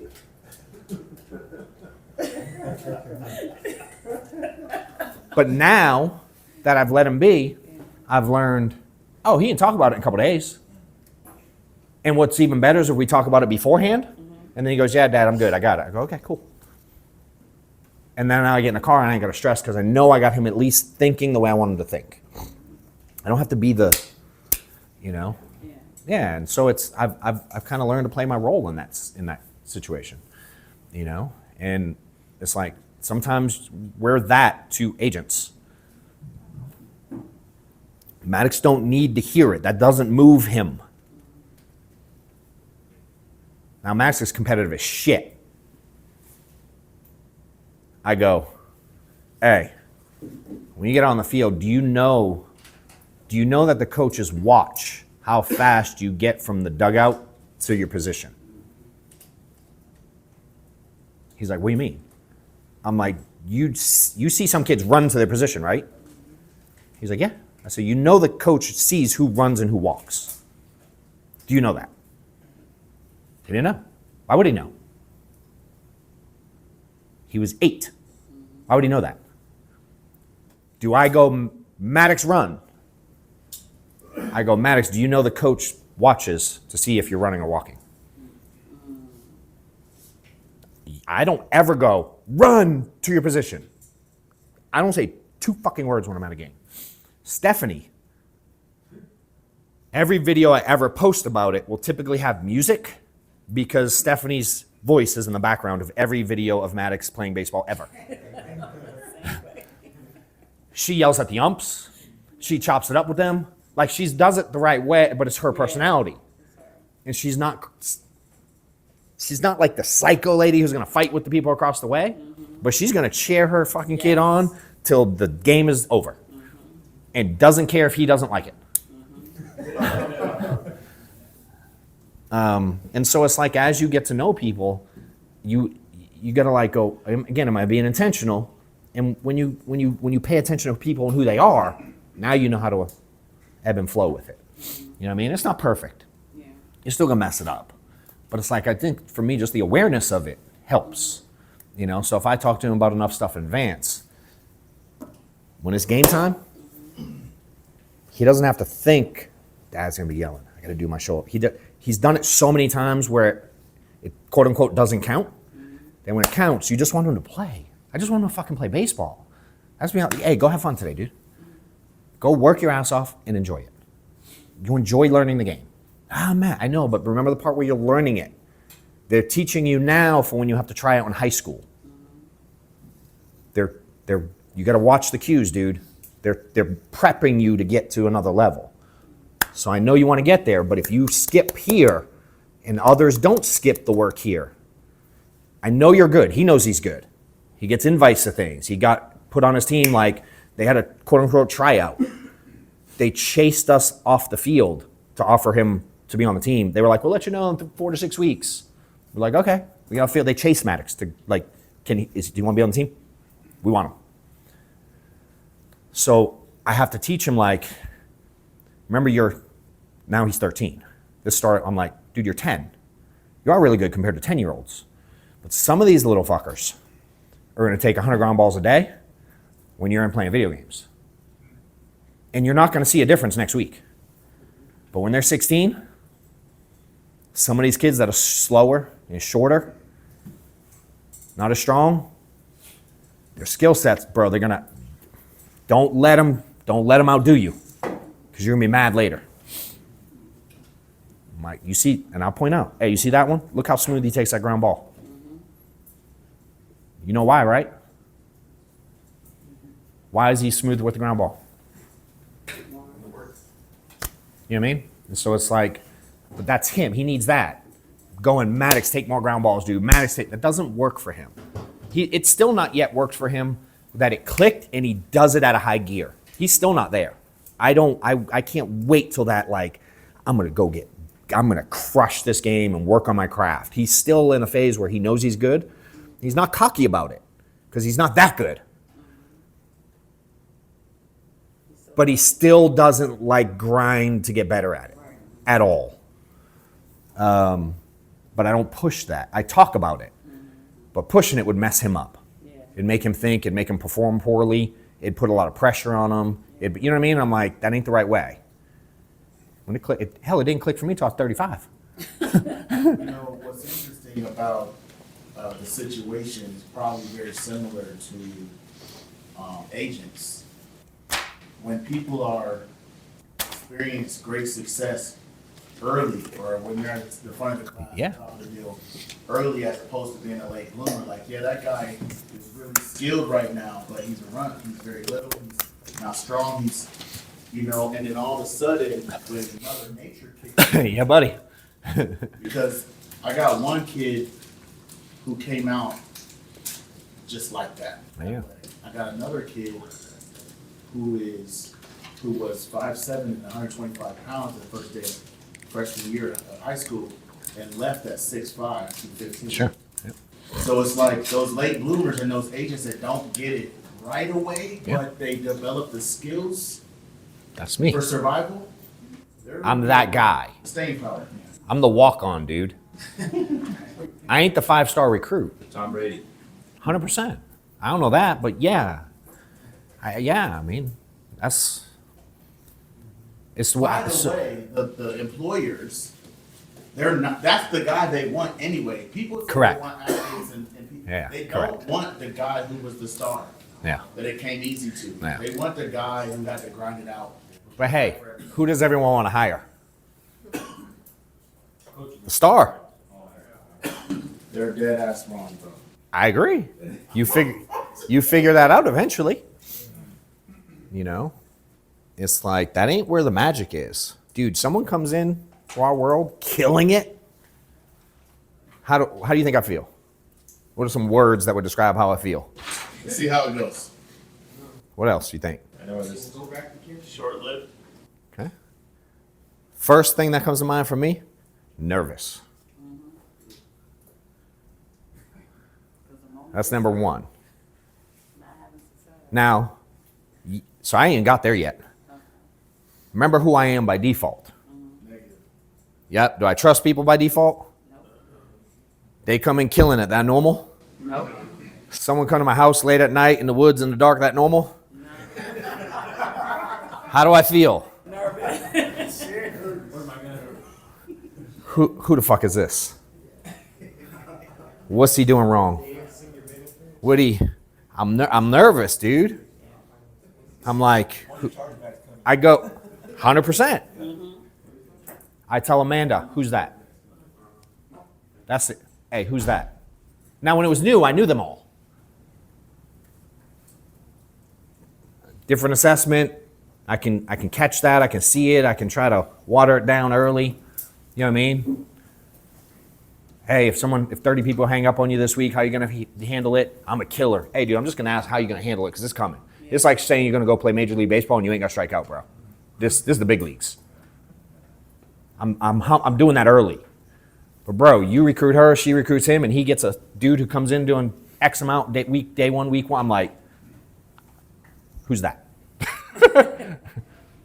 Right? I want to be at least aware of my business. I'm not saying my discernment of who he is what I'm saying he is. I'm not saying that. I'm just telling you who I am. Where some of y'all come in, good job, dude. You're killing it, bro. I never seen nothing like this before in my life. Holy shit. We need more of you. I don't know. I'm not saying that's wrong either. I'm just saying be aware of who you are and who they are. You know what I mean? Yeah, I had my first experience with that. Dude came in and was like crushing it right off the bat. And I didn't know any better. And then the guy who owns the IMO I'm with was like, "Hey, Justin, look out." He's like, "I don't know, but just watch the business, track it." And then after a couple months, it ended up like he took all these like solar people he had or something, and then just wrote BS policies with their account information, did fake voice signatures, and like had all this stuff. Yeah, and then we got cranked with stuff happens, dude. Right, we're thinking this guy's crushing it, and we're like, oh, we invited him to conferences and everything. That's on most. Stage. Like wanted him on stage talking. Where I'm like, call the CIA. Let's find out who the fuck this is. Yeah. So now I'm like, yeah. I watch every commission statement, and I'm doing that anyway. But I'm like, guy's been here 3 years, all of a sudden, popping. I'm at least looking. That's all I'm saying. I'm not going to not look. that doesn't mean that's what's happened, but No. But if I never look, you don't learn tendencies.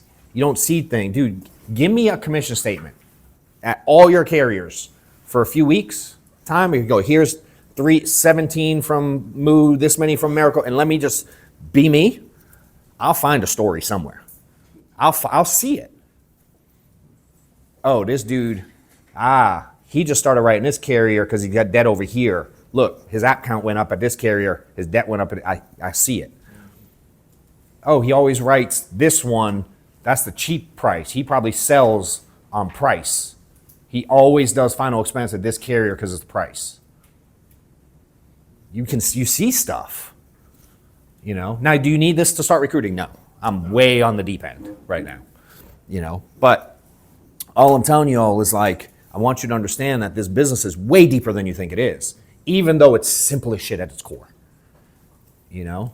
And everyone wants to be complex early and then be simple later. And I'm like, they go the other way.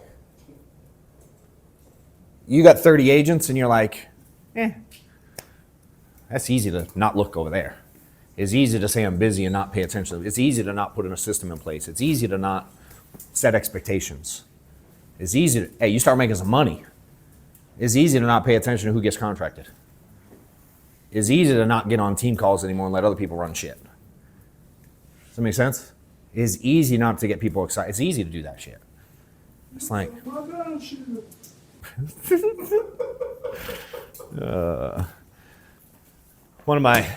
the next page, if y'all on this one, we sat upstairs last week.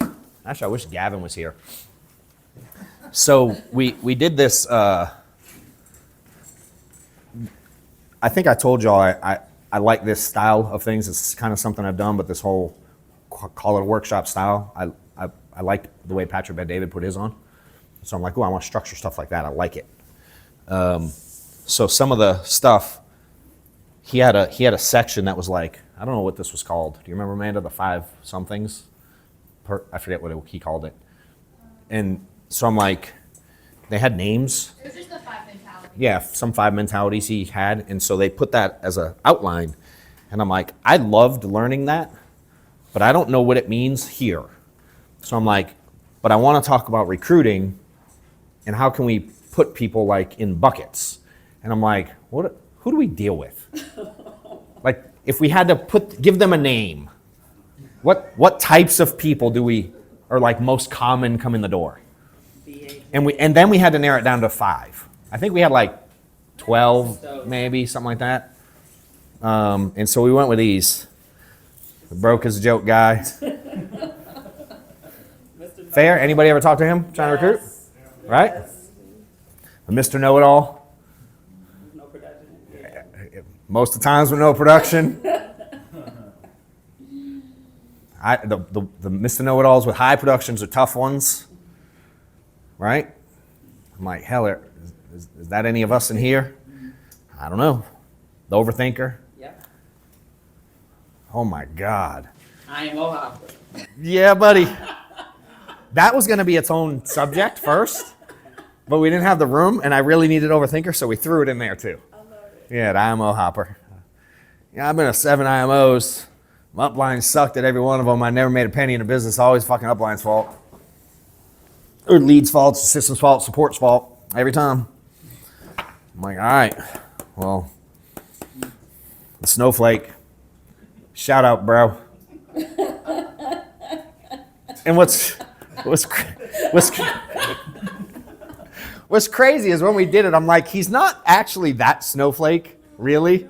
And I don't know how we got to it in the coaching stuff, but I actually do view it different. I do. Because you don't get your feelings hurt and you do take it. So in this context, it's not you, but in our coaching thing, do you know how that started? I don't remember. I do. Tell me. So I call him I mailed him a couple snowflakes, I think. Oh my God.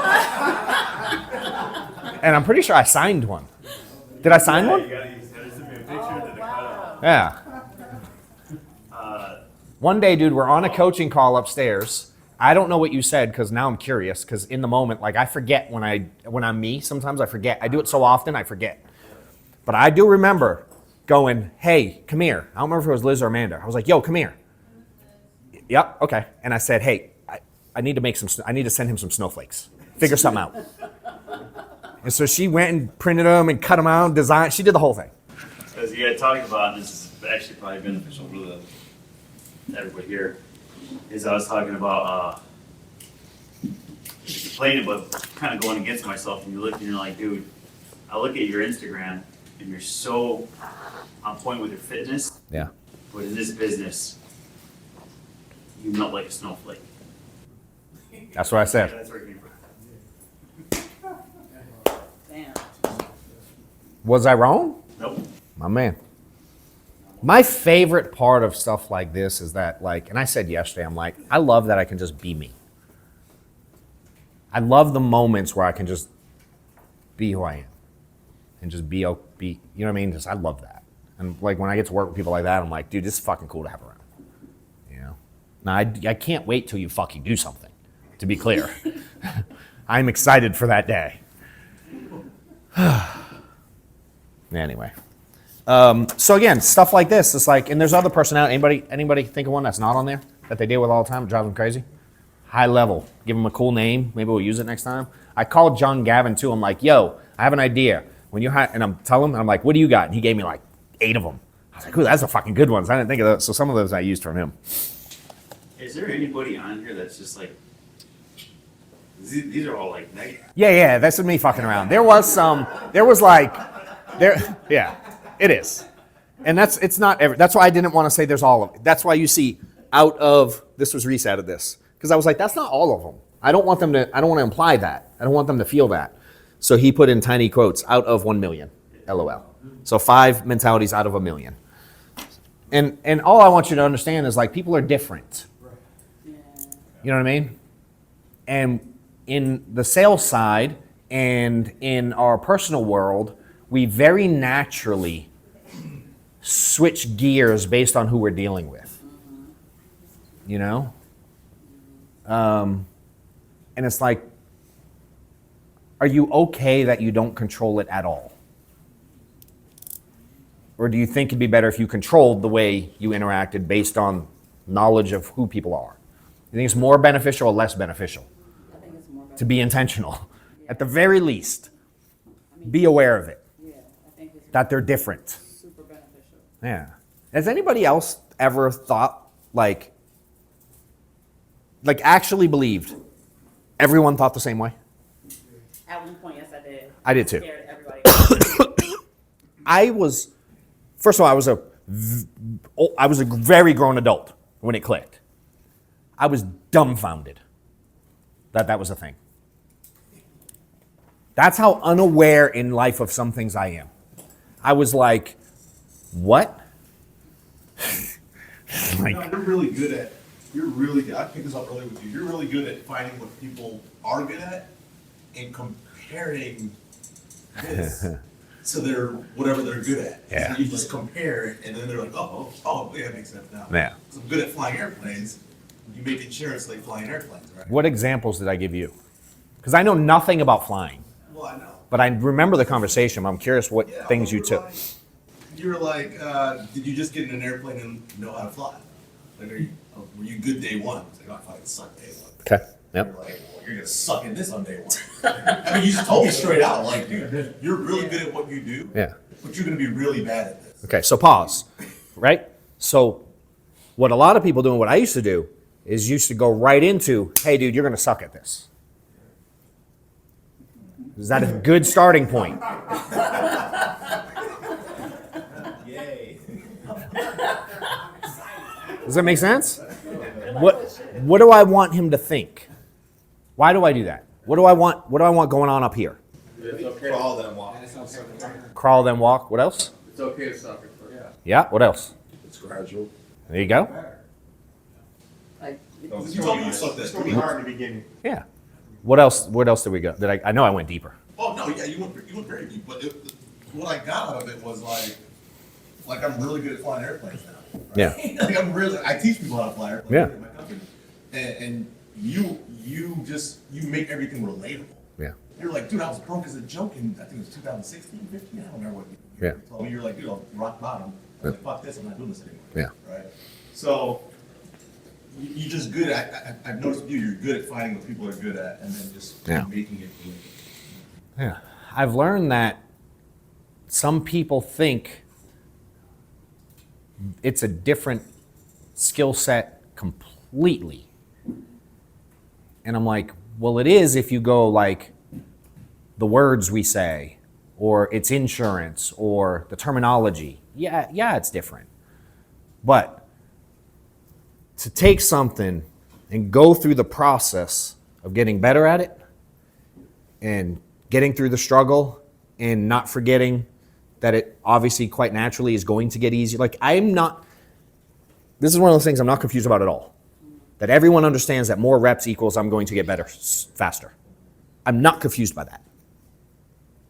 So any personality type, I want to go do more, do more, do more, do more. That's how I did it with him. I'm telling him he's going to have to work his fucking ass off. Yeah. But I don't have to say it that way. I don't know him. Fair? I don't know his personality. I don't know him as a human. I have no idea. I just know he's a dude in the stands that's always there watching his kid, and then sometimes he's not there. And I'm like, oh, how come you're not, like, what's up? Oh, I'm a pilot. I'm on the road all the time. I was like, oh, no shit. And I asked him a bunch of questions. Find out who he works for. And then I start asking him about crazy stuff. I ask him sometimes, I'm just a curious dude. Ask him some nutty stuff, and then he keeps saying, and I'm like, what? Planes work like that? And I'm so intrigued by what he does. You know? You can say, if you can fly an airplane, you can sell insurance. Yeah. How did you, bro? That seems way more complicated to learn. The door opens when I walk, when the pilot door that they, remember when it was a stage where you couldn't even see it. Now they like leave them open a lot. I look in there and all those buttons, I go like, how do they know what they all mean? And I'm sure there's a trick. I don't want to know the trick. And then at the same time, I realize y'all probably look at me and go, how do they know? I'm like, oh, it's the same. How do I make her think, discover? I don't want to tell him he's got to work hard, that it's going to take time, that it's going to give out. I don't want to go there. I do, but I can't. It's not as effective. And what you told me was, you gave me steps one at a time. You're like, buy the course. It's like I put a plant in the room. And you're like, don't look down the road, just do this first. Right? Then I'm studying for that test. I'm like, what the fuck is this? Yeah.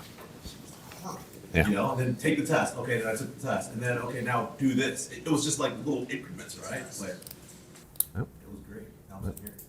Yeah. Man, you weren't here yesterday when I taught that. So that's how I teach it in a lot of different ways. You know, in terms of recruiting, for me, it's like certainly as I get to know him, I may learn what did you land on this test?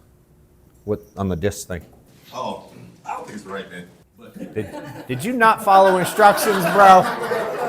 I was the one. I'm a C. All my shit's pretty close. I'm C, D, C then D. C is your high? Yeah. But then I look at it and I'm like, let's see. Conscientious, that's not me. But, you know, whatever. I'm precise. Okay. I'm not reserved, but I keep it myself. I don't know, it's weird. Yeah. It always feels a little bit like that. And then you can go, maybe in this situation I am, this situation I'm not. When you narrow it down a situation, then it's real, like it's like, oh, you know. But like as I get to know people, I'm like, I may find out he's like uber competitive and, you know what I mean, like was a Navy SEAL one day. Who knows?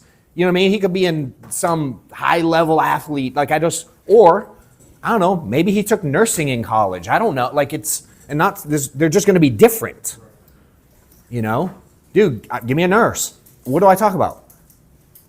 You know when they take blood? You ever have someone miss? Anyone ever have someone miss? Hoo-wee! What has every nurse ever done? Missed. Hey, remember when you were new to nursing? When I sit down, I was at the doctor one day. This is real. And I have a vein here that Andy could hit from there. No problem with a needle. He could throw it and he'd hit it. Well, one day a lady wants to use this one. And I'm like, think nothing of it. I'm like, okay. And she goes, oh, that one runs sideways. I'm like, okay. Why did you say it like that?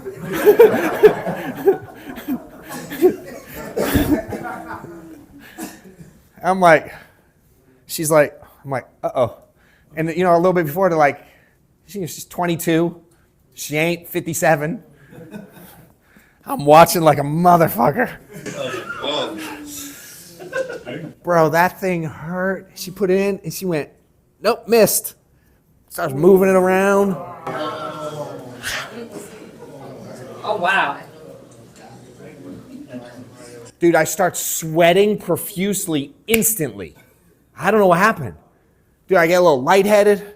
I'm like, what did you do? She takes it out, then she wants to do it in my hand. You ever had one in your hand?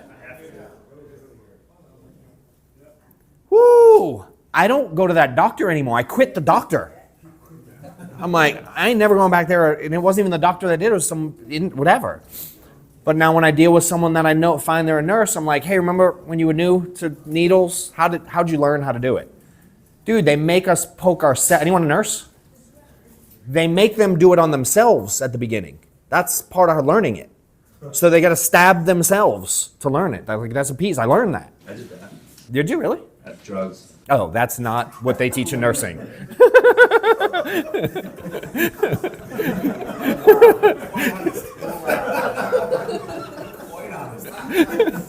My man, he has a dope story, actually.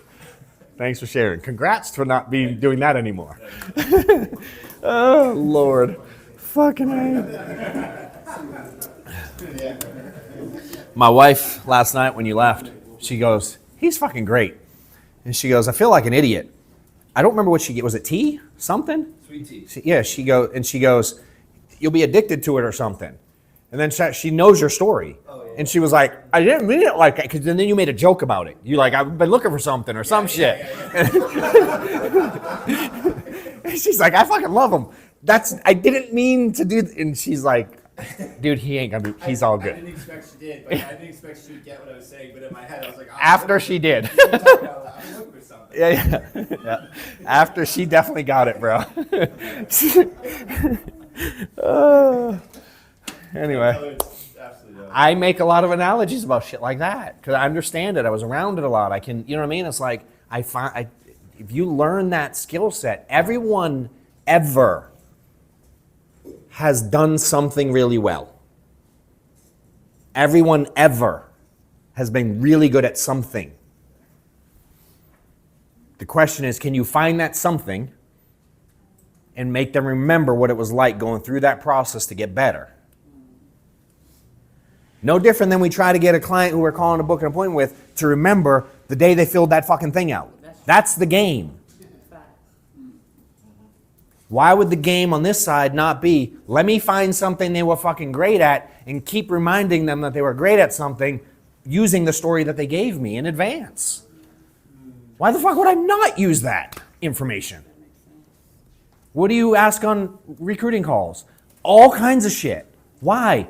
Ammo, information, data. I just put it here and I find ways later how to use it. Why? To get them from point A to point B. Now, how do we get that skill set? Imagine that. My first 2 years, I wish I had the spreadsheet. I forget the number. I was recruiting when I was did I say recruiting or commuting? Interesting. I was recruiting while I was commuting to my accounting job in 2012.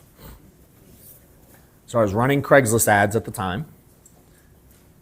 I would run them, and then at night or first thing in the morning, I'd print out all the resumes and I'd put them on my passenger seat. And while I was sitting in traffic, I lived in Paulding County, I'd have to take I-20 to I-285 up 400 to get to work. I did that every day for 4 years. Those of you who are not from here, it's 60-something miles through 3 interstates in Atlanta. Drive through one, it sucks. And then in the afternoon, I had to come down 400, which is like the death sentence, then hit 285 the other way, all the way to 20 going back. It was an hour and a half going to work every day. Coming back was a crapshoot. It was not going to be less than 2 hours, and sometimes it could be 3. if you get in any kind of situation with traffic ever, or it rains. Let it rain in Atlanta and then try to drive around the airport. I'm like, oh my God. Maybe that's anywhere, but. And during that time though, I remember clear as day. Hey man, you applied to the mortgage protection ad on Craigslist. You got a minute? And I was doing that on my commutes. I didn't even know what the fuck I was doing. But I knew insurance worked. I knew I was bought in. There's got to be people out there like me. There has to be. And he don't know shit about what we do. I'm licensed. I'm a little further ahead. I can tell him how to get there. I know that I have to study by going here, here, and here, and here. And Mike told me to go at this event on this day and this training on this day and go to the hotel Wednesday nights in Atlanta, and that's how I learned the business. You tell me I can't tell someone to do that? You got to wait to learn how to write 50 grand to be able to tell someone to show up on a Wednesday night in downtown Atlanta to learn how to sell insurance? And then show up on Thursday nights to a Zoom to watch Mike teach how to sell insurance? You got to be good at this to say that? It sounds like y'all overcomplicate the shit out of this. Teach what you do. You can't tell someone we're in your hotel room in between a job, you pick up the phone and you make calls? And then you watch John's YouTube, and then you come to his event? I feel like you should be fairly good at it. Yeah. Rank somebody else. Why though?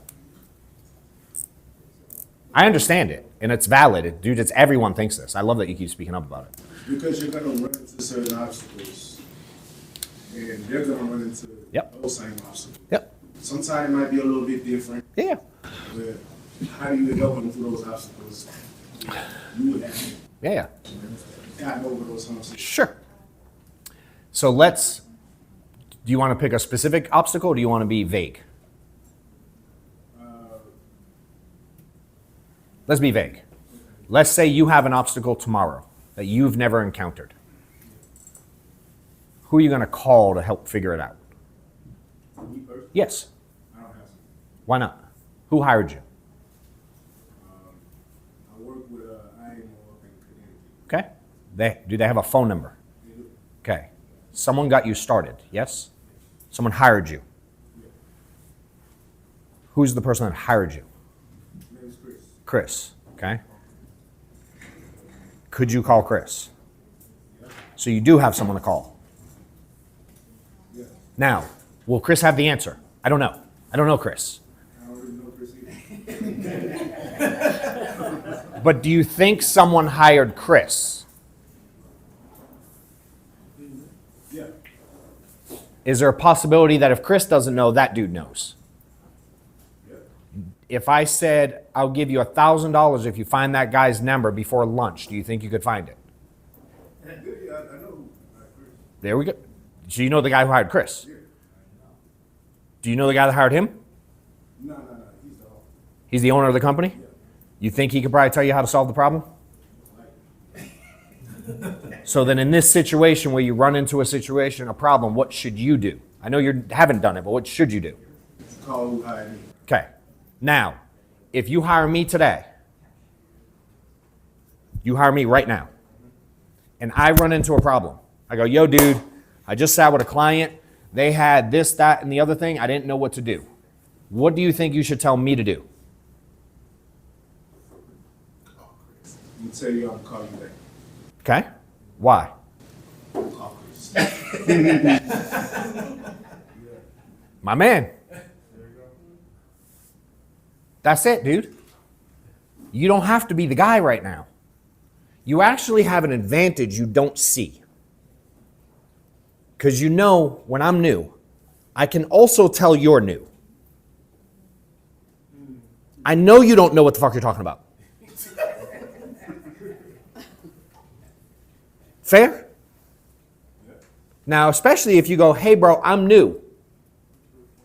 But this guy, Chris, knows his shit. So when you have an issue, bro, I'm going to connect you with Chris until I know what the hell I'm doing. Because I'm learning from Chris.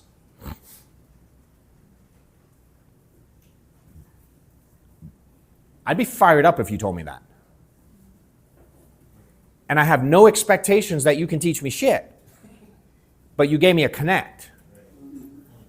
I'll take a connect all day long, bro.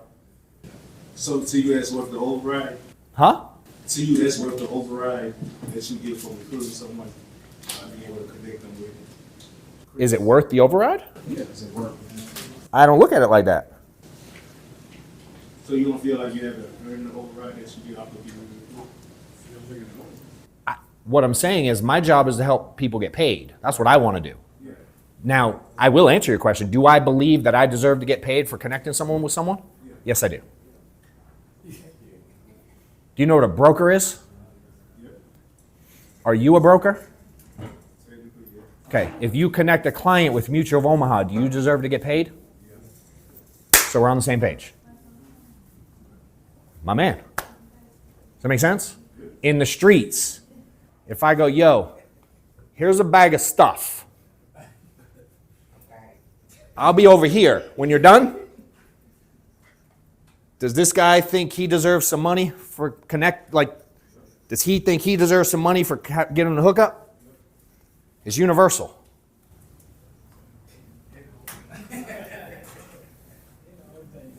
Make sense? I ain't mad at it, dude. Yeah, me too. Did it work? So now when you get a guy that goes, hey, I don't want to build till I know what I'm doing. Now what do? You know what I mean? Like, do you go, hey, you can, or do you go, hey, can I ask you some questions? Yeah, I do the whole like Waffle House.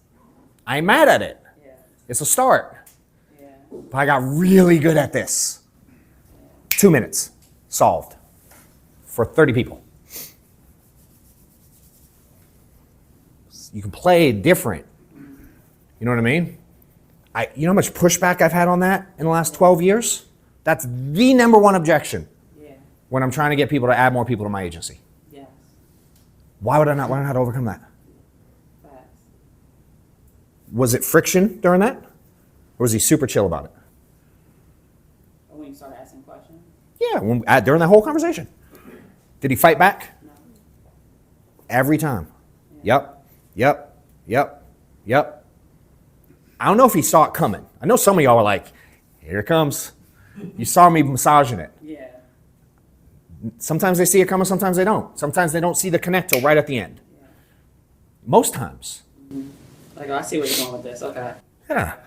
Sometimes they stop me and go, got it. Sometimes I mess with people and I think they should get it. I literally go, do you need me to keep teaching or did you get it yet? Wait, what? All right, let's keep going.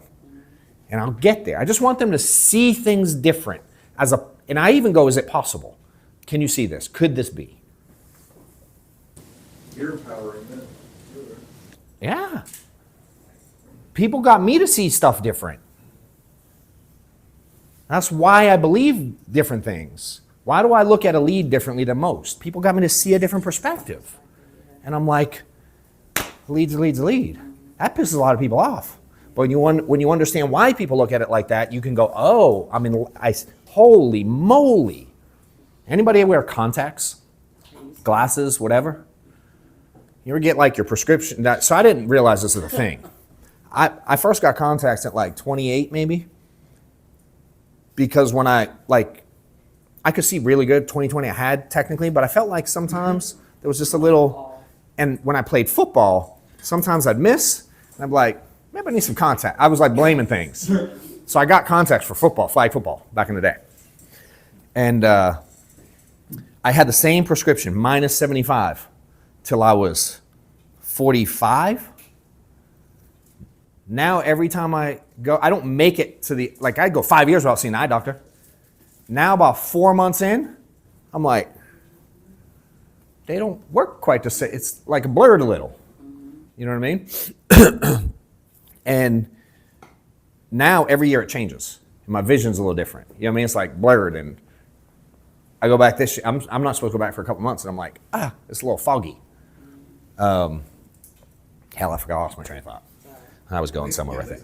Huh? Yeah. This scares me. I had no. I went to do it. They said I'm missing something where I can't do it. There's something. Why couldn't I do LASIK? There was some reason. The way you near versus far, they're like, if you do it, you lose this one. I got it Wednesday. It was Yeah. Saturday. Yeah. No. Anyway, sometimes you give an analogies and you get too deep and you lose your train of thought, and then you just gotta go, fuck, I forgot where I was going with it. Well, I mean, I know you said it changes all the time, and I don't know where you were going. Me either. Sometimes you just fuck them up. Yeah. Well. Anyway, it might hit me in a little while, and I'll be like, oh, that's where I was going. Come back around the corner. That ever happen to y'all? All the time. Like forget, like, oh, I forgot shit. There was a point to it, and it was fucking good. Anyway, I don't remember. I wish I knew who said something. It might jog my memory. I was talking about him and the rubbing the wrong way, whatever it was. I don't know. I had vision. Yeah, I lost it. It's all good. We'll keep it moving. Man, what time I got to break? What time do I got to break? 45-ish minutes. For lunch? Yes. Cool. Well, so I'll be here at 11:30? Ish. So I got 45 minutes to an hour. Yeah. Cool. Dope. Thank you.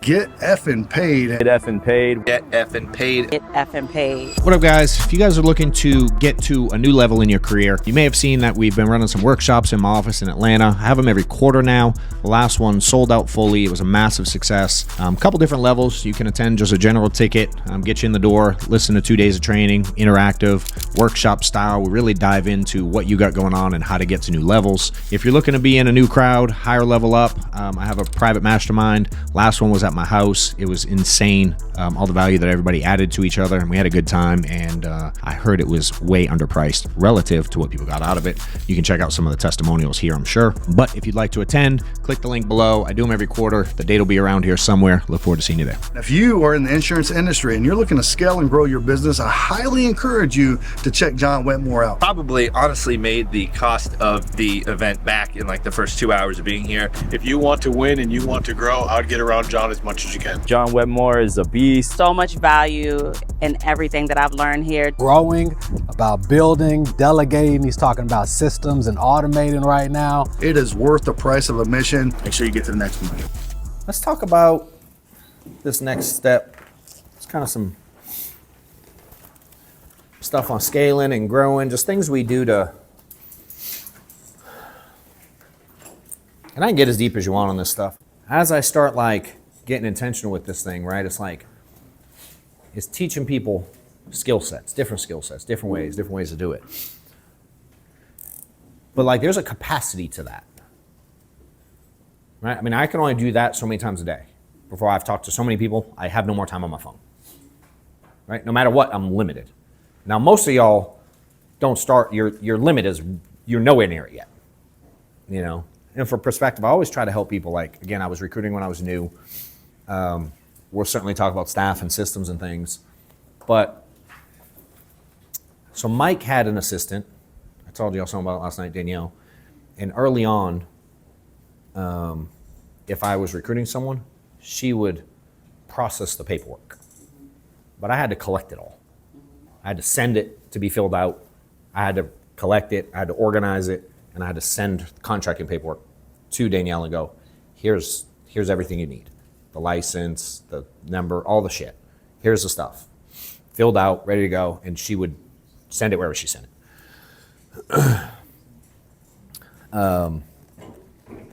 So other than that, I didn't really have staff. So I was commuting, recruiting. I started selling, started recruiting. Huh? No, I was just saying you're doing everything. Yeah, I was literally doing everything. When I hired my first assistant, it was in, I think, January of 2017. I got out of the, if you remember the numbers, remember how much I sold in 2017? I think it was. Yeah, it was like 30K. Yeah. I hired my first assistant when I got out of the field. And I got out of the field, do you remember how much money I said I was making? Enough to get out of the field. Our team was doing maybe, man, to like I hired her in July, June, maybe like 400 grand when I hired you. Yeah, something like that. Yeah, it was like 400. 400 grand. Yeah, a month before I hired someone. Now I ain't saying that's smart.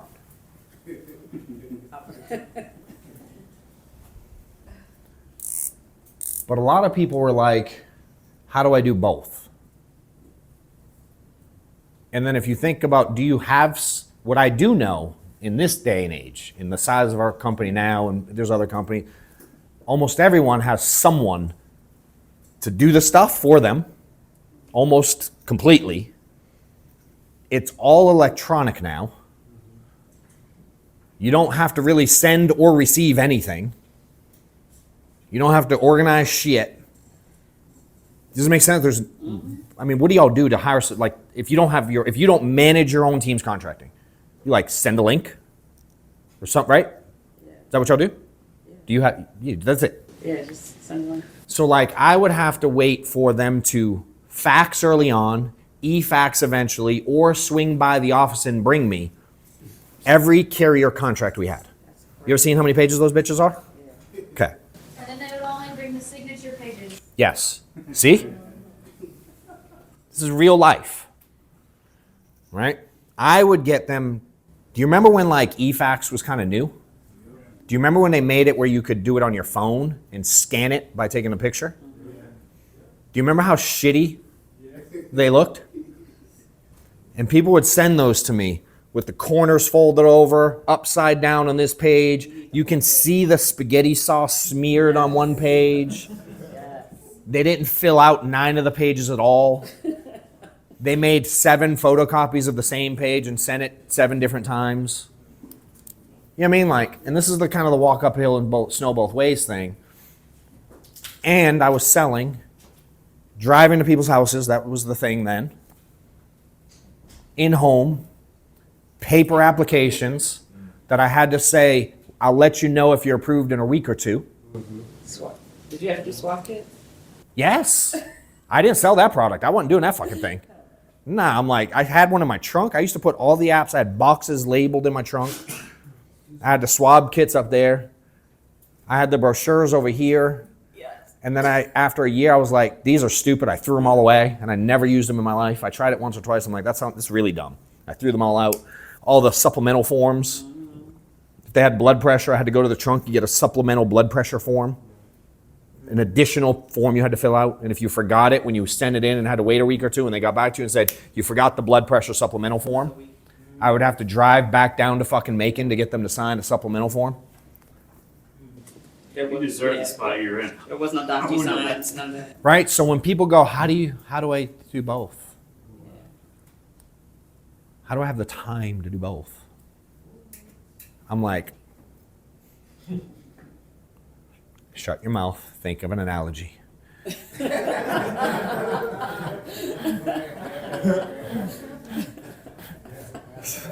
how it happens exactly. Shut your mouth.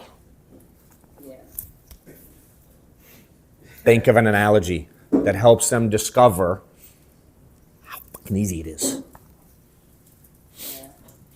Was I busy?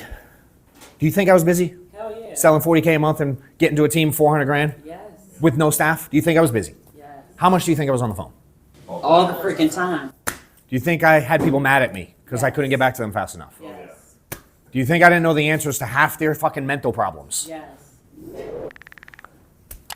Okay. Do you want to build something or not? Do y'all want to build something or not? Hell yeah. Okay. Do you want to deal with all the shit? So you don't really want to build something. I do. I haven't had to. You're lying because you're not doing it. I don't believe you. You know how the agent goes, I want to get rich selling, and you go do this, and then they don't do it, and you get mad? Y'all that say you want to build, you're doing what they do. You're doing the same thing. They want to know underwriting before they make more phone calls. You want to know everything before you recruit more people. They blame the lead. You blame the agent. You get mad at them when they do it. But you're okay when you do it to them. How do I know? I did it all.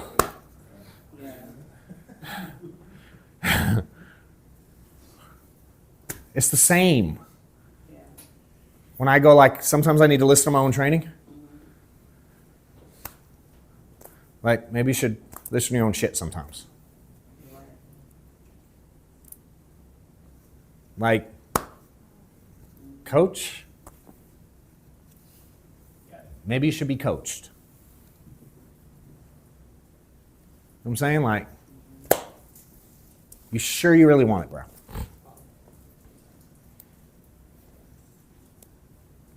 Go get it. Do you think I recruited once a week? No. Do you think I had it on my calendar at only at 12 to 2 I recruit? No. Only on Wednesdays? What's your recruiting schedule? He was not on my schedule. Damn. It's what I do. But did you have a schedule set for it?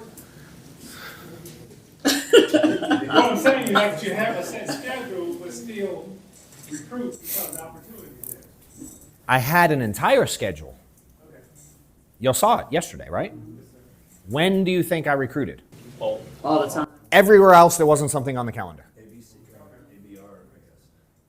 Everywhere else, there wasn't something on the calendar. Soccer games, yes. Baseball games, yes. School events, yes.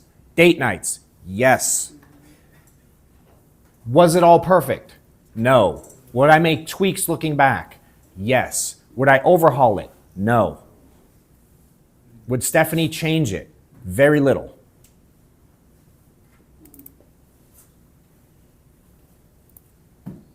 I was on the phone. When I say nonstop, I literally mean, I would go through my phone. Do y'all, where is my phone? Do y'all know, I used to love giving this example to people, and now it doesn't work anymore. It's fucking iPhone updates. So when you go to your call history, you know, you can scroll. That used to stop at 100. I didn't know that. Yeah. Now it just fucking, I've never taken the time to count it. I would love to know what the number is today. Because mine just doesn't, it fucking end. I don't know where the end is anymore. It used to stop at 100. Okay? So when I would deal with an agent who swears they dial, and I still do this piece because it still works. I go, give me your phone. Oh. And I look at it. You want my phone? Sure. Okay. You want me to unlock it? Yeah. And she's gonna let me click. She didn't even go to the call history. I would go, and I'd scroll through, and I go, what time did you start? What's it say? 10:47. Cool. Is there any reason you didn't start sooner, or is that the soonest you can start? No, indifferent, I don't care. Yeah. It's like, guess you need some insurance. I got an answer either way. Oh, it's Ooh, what is that? Oh, that's the background. Oh, that was fucking weird. It like came to the front a little. Yeah, long story. Right? That's all good. So then I could go, your second dial was at 10:58. And then I could click on the little eye and see that one lasted 1 minute. And then I can go through the day and I go, see that gap there, 15 minutes? Yep. See that gap there, 22 minutes? Yep. See that gap there, 7 minutes? Yep. See that one, 3 minutes? Yep. See that? And I add them up throughout the day. I'm like, what do you think those all added up to? The gaps. Too much time. Whatever it is. I go, that's where I won. I didn't have gaps. One dial to next dial, next dial, next dial, next dial, next dial. Now, it doesn't mean it was 24/7, but when I was dialing, no gaps. Now on the recruiting side, when people would go, hey, I'm trying to build, especially in the days of dial days. Dial Monday, you ain't dialing Tuesday, Wednesday. Give me your phone. Tuesday, call history. Dude, it's 3 calls today. You mean? And so I used to look at mine and I would rate myself based on the 100. A dial day, that 100, if I scroll to the bottom, shouldn't be more than 2 hours ago. Like if it's noon on a dial day, My oldest call, when it only stored 100, should sure as shit not say yesterday. Fair? Fair. If I'm pacing right, what should it say at noon, 100 calls? When should be the oldest one? 10 o'clock. That's how I rated me. I'd look at my phone, I'd be like, got it. Not enough in that time. I can get more in the 2 hours. Right? When I was recruiting and I wasn't selling, 100 phone calls, it never said the day before. Sometimes it would say like 11 a.m. noon today. I mean, 100 phone calls. I'm not calling leads. 100 would fill up before the end of one day. That's how I knew if I was doing enough or not. That's how I judged me. I would look at it every night. I would scroll to the bottom and I'd see. And if it said yesterday, I was like, shit, I didn't talk to enough people today. That's how I ranked me. So when people go to recruiting, I go, give me your phone.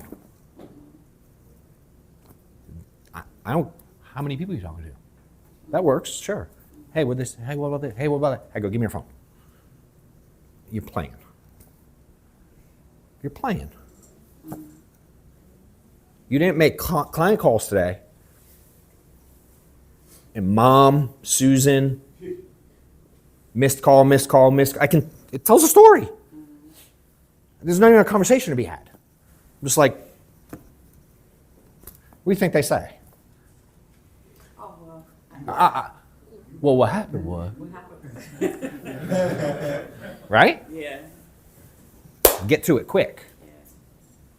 If you say you're serious. Now, am I doing that day one with a guy? No. No. But like, when you keep telling me you're trying to build and it ain't working, give me your phone. It ain't gonna lie. I'll tell you right now if you're talking to enough people. I don't know how to do this without talking to a shitload of people.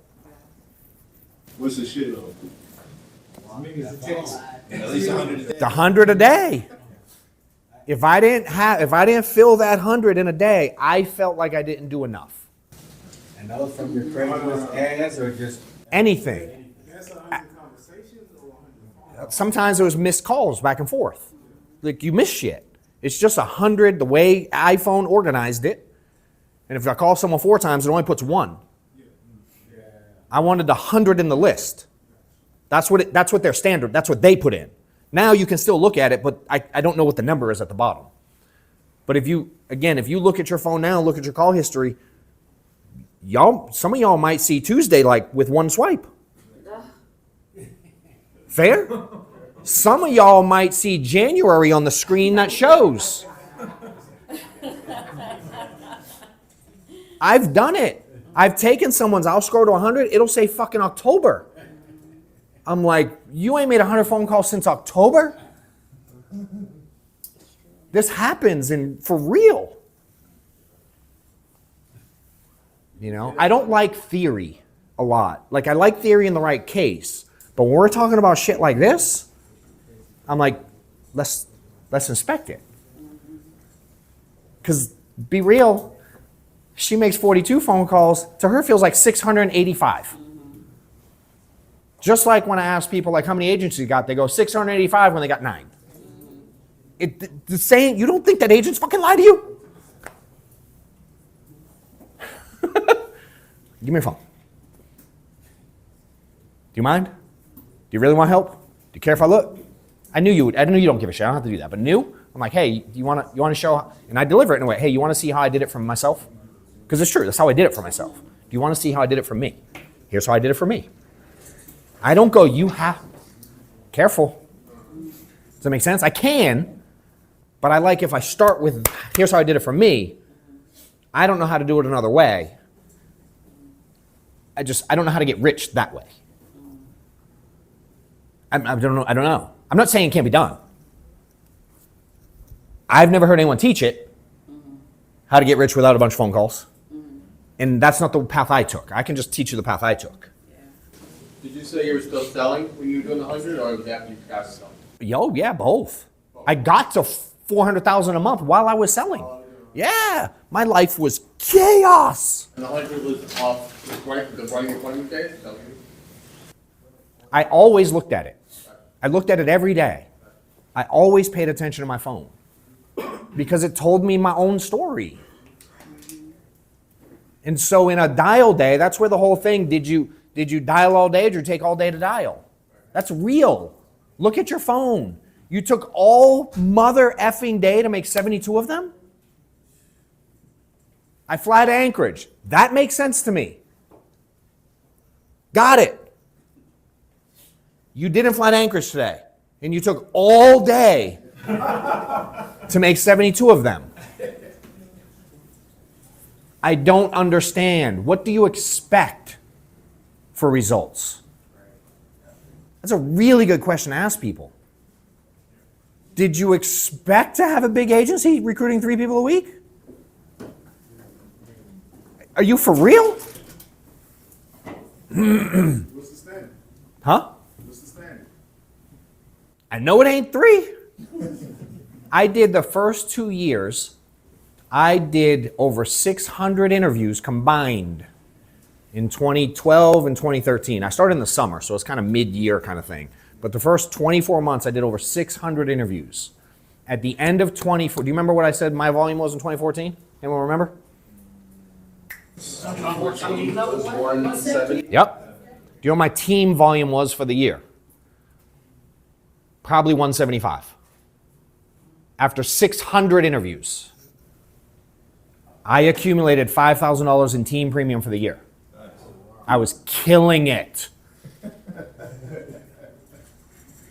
But the reps, I know how to have conversations that other people don't know how to have today. I'm not confused that I'm really good at this piece.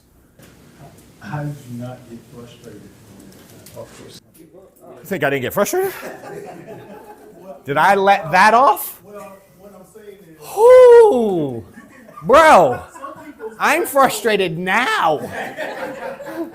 some people's threshold for, pain or whatever is a certain threshold.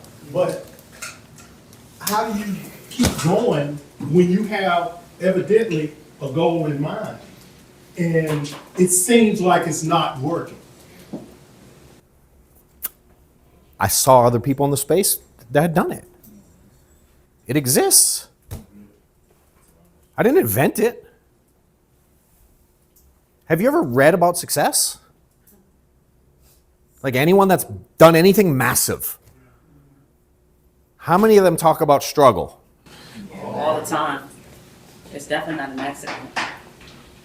So I don't believe that people think really that they can make it without a struggle. I don't believe you if you're saying you think you can make it without the struggle, right? But I also was very closely when I saw the dude at the front of the room and I met Mark Mead and I saw these other people that had teams. Again, remember who I am. Yo, if Donald Trump can build a hotel, why can't I one day? Yo, if that cat can call some people and sell some insurance and then call different people and build a team and teach them how to sell insurance, you think for 1 second I didn't believe that I could do that too? It's just a dude. I know. Did I have fears? Oh, yeah. I think the fear is that people, like, someone back ask, how can I bring someone on if I don't Yes. make mistakes or whatever? People, even like when I first started this, I was like, I don't know the hell I'm selling. Like, Correct. If I sell something, I don't know what I'm selling. Think about this. Do you think that every person ever on the planet that's hired someone knew what the hell they were doing perfectly before they started hiring people? Like, do you actually believe that? So you mean there's case studies where lots of people didn't know what the hell they were doing and they built something? Fair? When did you get off? So it's normal. So it's normal. Just so in my head, I just normalized it. I hear you, dude. I'll get you. I just normalized it in my head. You think I didn't know that it took reps to get good? I also knew I sucked at it. It's like when the kids are up playing baseball and they drop balls. They know they messed up. When Maddox keeps striking out, he knows he has a problem. Do they want to admit it? Nah, dude, Miles stepped on my shoe. That's why I tripped. Right? But deep down, dude, I just think we know. And again, I was watching people in the space. I surrounded myself around people who are doing really well. I get in rooms like this and I watch what they do. No, I don't want to be me, but if I'm in this room, I'm watching the people with money. I'm watching what they do, how they behave, the way they speak, the way they communicate. I'm watching like a fucking hawk. You were watching last night. I'm wired like that. I'll just watch. I take it in. But then I get curious and then I ask questions. I want to know why and how and how. What do you see? My vision was all in complete belief in the vision of other people that I didn't even see. But I saw them see it. I could see it in their fucking, I'm like, I literally told Steph, I'm like, they see something I don't see. They got little kids. I know that, this is like a lead again. I know they got kids. I know they got family. There's no way they would be doing this if they didn't believe it was going to work. There's no way. These are two really intelligent people I'm talking about. Sean, Mike Hillman. Those were the two at the time. FL was brand new. There were plenty of other companies I could have gone to. We didn't have leads. We didn't have a company. There was no office. There was no system. There was nothing. FFL didn't have anything at the beginning. Sean was like, we're starting a company. That was it. There was a company. Where's it based? There wasn't. There was nothing. He had his crew that he built his agency with. It'd be like me and Amanda going, we're starting a company today. Let's go. Oh shit, we did that. We started a consulting company, just like doing this shit. They go at. Oh, fuck. That works. So I was watching these people and I'm like, they see something. And I went home and I told Steph, because we were looking around. I've been in the business a year and a half at this point. And I'm like, I don't know. They see something though. Mike's got 3 little girls. Sean's got 2 kids. I'm like, I don't know what they're chasing, but I'm going with them. I went, let's go. I just saw people wanted to win. And I'm like, can I come? They were like, yeah, let's go. Tell me what to do. Right? I leave my house this morning, and I didn't forget about your office question. But if I go too crazy and forget, remind me. I was leaving the house this morning, and they come into the garage, and they're building like shelves in the garage. And the superintendent, who kind of manages my project, Amanda, what's his name? Justin's dude. Calvin is at my house a lot for the last year and a half. Well, now they're done. So I don't really see him much. So I go outside, I'm like, oh, what up, dude? How are you? Da, da, da. Thanks for coming by, finish the stuff up, appreciate you, bro. I'm like, what you been up to? Where you at? He's like, Cartersville, Noonan, wherever. I go, oh, you been there for a while? He goes, nah, Justin usually goes there. I go, oh, okay. He goes, I just started going to this one yesterday. I go, huh? He goes, yeah. I just wake up every day, call Justin, ask him where he needs me to go, and I show up. He runs his company now. And he told me that this morning. I just call Justin, ask him where he needs me, I show up. I'm like, huh. Crazy thought. You know what I mean? It's just coachable. Just tell me where to go, coach. I'm in. Just tell me what to do. You know what I mean? So I waddled my little ass over there. I'm like, you think I was confused that they were trying to hire people and get people, like, y'all see that dynamic.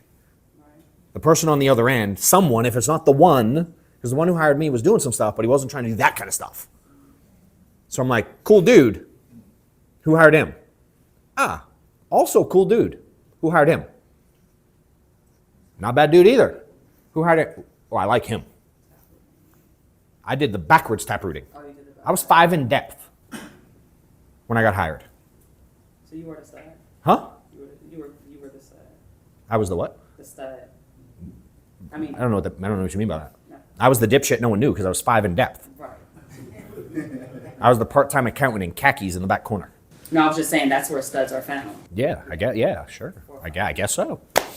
Yeah, I like the analogy. I missed that one. See, like now you got to sit back and go, how do I work on delivering that better? Yeah. Sometimes people are dumb as shit and don't pick up on it. Damn. You know what I mean? Yeah. Anyway. I was like, so I had to figure, how do I get his attention? I was here every week. And I told you, yes, I got here early. You see the guy in khakis getting there early every day. Eventually, you're like, why you wear khakis every week, bro? Like, just left my accounting job. I fucking hate these things. Now, he was in a suit. So I'm like, I'm gonna stay in my khakis. You know? Andy was one of the dudes in front of the room back then. Brand new, I was in his hierarchy a long time ago. I don't know how much in depth. I was, 2 more? There you go. 2 more in depth. You know? Never made it to him just the way it all worked out. Sean left, and I'm like, I knew of the dude, but I didn't really know him. You know what I mean? I saw him on stages, saw him doing his thing. It was cool. You know, I had to work my way up there eventually. Chris, I started to get to know him a little bit because he was around Killamette more. You know? I'm like, just tell me what to do. You know what I mean? And also understand the dynamic. They want that. I'm like, well, if they want to be what they want. I want what they have, want to play that game right. I just did my best. Show up early, stay late, ask questions. Show up early, stay late, ask questions. It's really simple.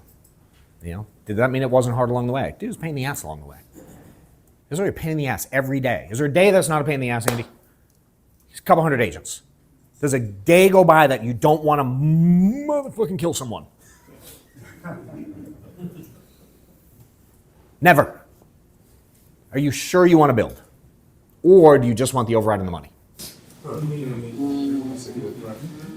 That's a good question. That's a good question. Got it.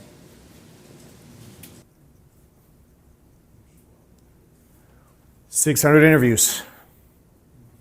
No agents. Just wanted the money. Didn't fucking work. Didn't work. Tried it. Didn't work. I want to build something. I want to help people get paid. I want to mold stuff. I want to work. Put me to work. I want to work. This is what I do. I'm a worker. 70 hours a week pizza joint. 70 hours a week in a warehouse. All kinds of jobs. I just done carpet on the side. I've helped people with labor, call centers, anything. I just work. I work. All I gotta do is work. Oh, that's it? Why didn't you tell me? I was in the warehouse. I work hard. Do you think when I worked hard, I didn't figure out how to line the boxes as I went so it was easier while I worked? That'd be dumb. I'd be in a warehouse all night long. It's dry. You get bloody nose. It's like hard to breathe. It's disgusting. I didn't like it. But it paid me like $18 an hour. That was a lot better than the $7.50 I was making at Little Caesars. Let's go to work. It's night shift. Let's go to work. Now I'm doing boxes. I'm like, oh, if you stack them this way, they fall over. Maybe I should look first what I got coming up, because when I get to aisle 7, there's these heavy boxes of fucking tomato sauce. If somebody ordered 9 of them, and I have like lettuce on the bottom over here, I now have to remove the damn lettuce to put the tomato sauce on and then put the lettuce on top. That sounds dumb. Maybe I should look first. Let me go to aisle 7. Well, who said I had to go up down aisle 1, down aisle 2, up aisle 3, down aisle 4? Who said that? No one said that. They didn't tell me that. I made that up on my own head. Why is it stacked? You think I get every order in order every time like that? What? I don't know. Who cares why? Bro, set the foundation over here, build the stuff over here. I get through the thing. Now you know what I can do? In a warehouse, dude, you had to move because everything was timed. You had to move. So you're on a timer, you're on a computer, you have a countdown based on how many boxes you had to finish so quick. I like doing stuff. I don't like moving quick. I'm weird. Like I'll move quick, but I like moving slow. I told you the airport thing yesterday. So we had these little pallet jacks. And everyone ever do one of those? You stand on the little thing in the corner and you crank the little rail right there. Do you remember what they have right here? Anybody know? What's there? Right here. 2 little buttons. So when you do this, you can make it go slower or faster. There's a little turtle and a little rabbit. It's like slow, fast mode. And everybody's standing up and they're jumping off, putting things, jumping off, putting them on, jumping on, sweating, all this stuff. I'm like, it's just a score over here. If you score a certain percentage, you're at the top of their leaderboard. They didn't say who's the sweatiest and fat. They didn't say any of that. So if I learn how to navigate it, dude, I could sit, there was a little spot on the edge, the little thing here, the arm, you steer. So, but there's a little spot you can kind of sit on. They're meant to stand on, but you can wedge your little butt in there. I was 160 pounds, I could fit. And I would lean back on the little railing right here, and I'd do like this through the aisle. And I'd get off, get out of the box, put it right there. Sit back down like this. And the guy would be like, bro, you gotta move. We got trucks to load. We got a deadline. AM shift comes in at 7 a.m. We gotta be done. We got so many boxes to, I'd be like, bro, below 85% I get fired, right? He's like, yep. I go look at my score. Bro, I'm like, just can you please? Yo, how you at 117% sitting down? All these idiots dropping boxes. You think I ain't paying attention why they're dropping? What? They spill, right? So if you went to a thing, think Costco. That's what it was like. Pallets full of shit. And if, ever get one empty, where it's empty, you see what they do? They get a little thing, and they get up there and they pull it down, and they fill it. Someone else had that job. So when I pick stuff, if I don't do a good job and give him a heads up he's running low, someone behind me is going to have to go they're going to have to stop and go, hey, I need this. And the operation slows down. Right. So my job was to not only put the stuff on, but to be aware of his job. So I could go, yo, you only got 4 of these left. Heads up. Because he's flying around all night. All he's doing is taking stuff from up here and putting it down there. That's his job. And so we had this little thing. Hey, Steve, yo, aisle 4, meet this letter, out. Hang up.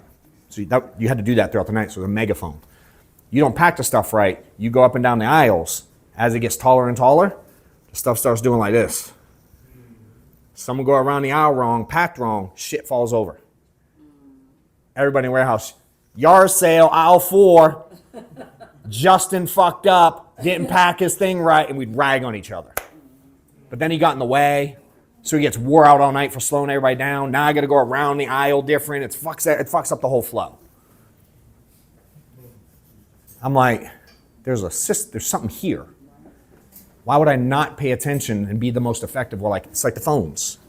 How in that window no gaps? They had gaps in their process. Then they'd have to spend extra time wrapping it with a saran wrap. They built it so bad, they had to wrap it 48 times. Mine was clean and tight. I wrap it 3 times, put it on the dock, I'm done. 117%. He's sweating. I'm like, nah, turtle mode, bro.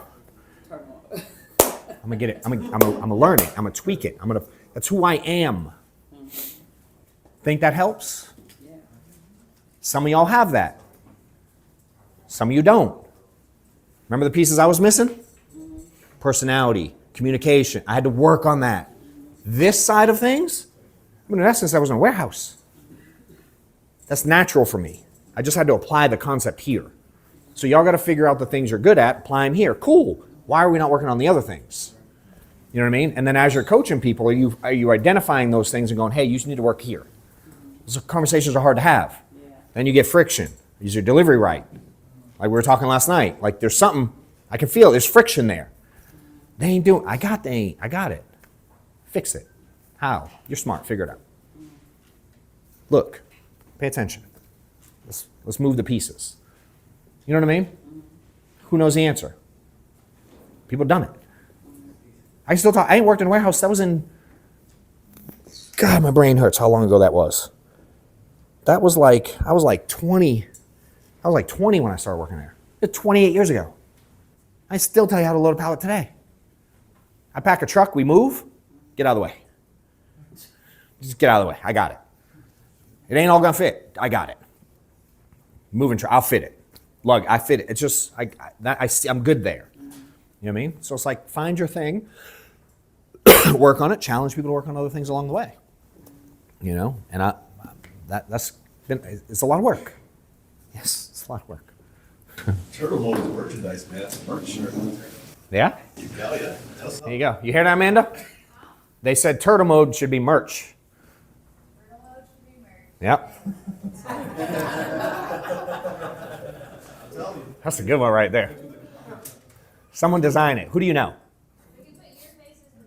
Who can design it? That would be dope. You for real? Let's go. We should have a contest. Who can design the baddest turtle mode logo for JW? My man. Anyway. How much time I got for lunch, Amanda? Give me like 20 minutes. Perfect. Y'all good with that? 20 minutes? Then we eat? I don't know what we're eating. We're probably eating something decent. Gotta be. What are we eating? What do they get? Huh? Hell yeah, taco bar. Fuck yeah. Y'all like tacos? Heck yeah. There we go. For those that don't, sorry. So one of the things we're going to do with this is certainly, again, intentionality, right? Where I would love some help in this thing is obviously, if it works for you, you love it, share it, certainly. We're definitely going to go out of our way to get some content. We're getting it. Obviously, y'all are giving feedback. Reese wants to do some testimonials from some people. If you are open to help, at some point, he just doesn't want to do them all as everybody's leaving at once at the end of this thing. So sometime between now and then, if you're like, hey, I got something out of this, I want to help. Yes, we're going to use it to promote. Yes, I'm going to use it to grow. Yes, I'm going to use it to build. Yes. If you want to say something bad, you can do that too. I'm not offended. I actually would love to hear if you're like, hey, I wish we got this and we didn't. I'm all ears because I want to get better. But if you're open to give a testimonial, Reese, do with camera all day long. I've mentioned him 8,000 times. If you don't mind, just spend a couple minutes with him. Again, it'd be dope if some people could do it at lunch just to free him up from being complete chaos at the end of the day. Or at any point, break, whatever you got. It'd be super helpful. And next event that we do, it's gonna be June. We'll talk about it a little bit later. We're gonna add to it a lot of the marketing and things that we've been doing, not only internally with staffing, but what we've been doing in terms of actually marketing and building the brand and funnel, like all the stuff I've learned over the last 2 years. And I'm by no means an expert, but boy, I've learned some stuff. Like we're learning how to navigate this thing. You know, I told her last week, I'm like, I think we got something figured out. She said, what do you mean? I'm like, yeah, you see how many people are here?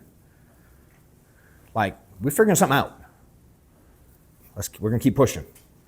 You know what I mean? And so these events are gonna start to be part of it. I don't know where it's gonna go, but I appreciate all of you being here, and I love that I can add some value to people. Right. It's fun for me as well as it is for you. You know what I mean? I love this piece of it. So again, whatever you can do to share and help with the message, it'd be dope. Questions about anything so far? Anything you're like, I wish I knew, I want to know this, anything, it could be about this or anything. So what was the sweet point for you to start working? What was the what? What was the sweet point for you to work on the business instead of in the business? I don't understand what that means exactly when people say that, to be honest. Like sometimes I see it and I read it and I'm like, I get stuck on that one, dude. You know what's, yeah, go ahead. No, it's like, I know you were recruiting for a while. No, I've been what? You were recruiting for a while. Yeah. And I'm thinking you still are. Yeah, sure. But at what point were you like, stop selling? Maybe that's Where I stopped selling? Right. For me, I always say you'll know when it's the right time. I've learned, like I knew. And if you're like, I don't know yet, then you ain't there yet. You'll feel it. I will tell you what the feeling felt like for me. And again, I'm gonna use my stories because it's where we're at. I'm in home sales. So I'd be sitting in with a client about to show pricing. I get a phone call. We had this process. This is like when it's like who to work with and how to control things and expectations. A lot of people call you when you're building. So we had a little mayday signal. If you're sitting with a client and you need help right now, you double down me. That means I'm physically sitting with a client and need help. If you double down me when you aren't sitting with a client, I will never answer your call again when you double down me. If you do it because you know I'm going to pick up and you ain't with a client, I'm never going to pick up when you double down me again. So don't mess it up. Fair? So I would do that. I'd be in a call. I'd be sitting with a client, get a call, double dial. Hey, what up? Hey, I got an agent I'm working with. Do you mind if I help him real quick? Hey, what up? Help him out, work it out, talk to him, do what I do. One, that said something to people I was sitting with. They're like, oh, they're calling this cat for help? Hey, I'm sitting with a client. I'll put him on speaker. Let him hear it. Again, they knew.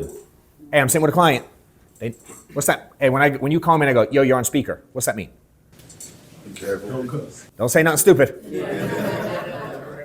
Yo, sitting with a client. What's up? Does that make sense? They understand. That would happen sometimes. Like, oh, cool. How's it feel? Whatever. Then it's like, then it got to a point where it would happen like every day. Then I started having to tell clients, hey, nice to meet you guys. Hey, just a heads up. I have a lot of agents that I'm teaching to do this. If my phone rings and someone calls me back to back, sometimes I have to answer if they're sitting with another client. Are you guys okay if a client needs help if I pick up? No, yeah, no problem. So ring, like, they'd be like, is he gonna call again? I don't know, we'll find out. It was real. Mm-hmm. It got to a point where sometimes in a sale, I'd get 4 or 5 of those. Same time, different people, different states. Yeah. It's hard to keep up. I'm like, something's cooking. Something's happening. What do? I start thinking about it. I'm like, yo, only so many people, only so many I can do that with. Yeah. And I start looking at it, I'm like, yeah, I got leads, I'm selling $30K a month. If I give the leads to someone that I have 40-point spread on, if I sell 30, I make 12. So really when I sell 30, I'm really only making 18. Because if someone else sold it, I'd have made 12. So my 30 is not really 30 anymore. So I'm like, what if I shift some of this lead flow to other people and I focus on helping more and more get paid? And what if I take my volume from 400 to 800 at 20 points instead of 4? What's the math? Oh shit. It's a different game. And I went, I'm losing money selling. Time to go. Yeah. Time for something else. You know what I mean? I was like, no different. What's the similarity to that a lot of people are in? Losing money not buying more leads. Could be. Losing money not. Not having an office manager. What else? Mentor or a coach or coaching sessions. You know what I mean? You losing money. He's like, nah, I'm gonna pay for the info. He was like, I'm gonna pay for the info. I'm gonna pay for the info. Makes sense. I got it. What else can you do? Can you pay a staff to help you do more of what you do well? And delegate the stuff that you don't want to do anyway. Yeah. I'm willing to do things I don't want to do. Yeah. But I like choices. And then I also go, is this duplicatable? Meaning some people go, I could hire someone to dial for me. You can, but if you do it too soon, now you don't know how to teach people how to dial. And not everybody can afford to dial it early. So now that, I don't like it yet. Too soon. That ain't the right time. Does it make sense? I'm like, I don't know. People do it. I don't like it. I don't like it. If you like it because you want to sell insurance for the rest of the time, and you think someone in Indonesia can fucking do this at a high level, and you want to risk your life, save your life money on them, I mean, if you can convince yourself that makes sense, more power to you. I ain't putting my money in the hands of someone like, phones are mine. I never had someone dial for me. Losing money. Oh no. I can teach this like a motherfucker now. I've encountered every piece of it. That was so valuable to me. Recruiting. I could have hired a recruiter. You know how many recruiters I had in my career? Except, what did I look at every agent as? Recruiter. That was not on my payroll. You know what I mean? Like, I can get shit done. It's like turtle mode, kinda. Oh shit, look at all this. I get 15 of y'all. That's better than hiring one. And I do it. So for me to teach you how to do it, it'd be weird if I go, Amanda does it. How do you build? I hired Amanda, she recruits people for me. Wait, so you don't build your own agency? Now, can you get there? Yeah. But first, I don't know. I find it weird. You know, have I seen it work? Sure. Have I seen it work way more the other way? It's not even close. It's not even close. You know, and duplicatable. So, does that help? What else I got? Anything recruiting system stuff you want me to touch on that I didn't? You may have the office specs? Oh yeah, you asked me that. When I got the office. So 2014 is the easy answer. And it wasn't my office. I get a call one day from this dude named Drew. He was one of the guys in the middle there. I was like, this guy hired me, this guy here. Drew was in the middle there.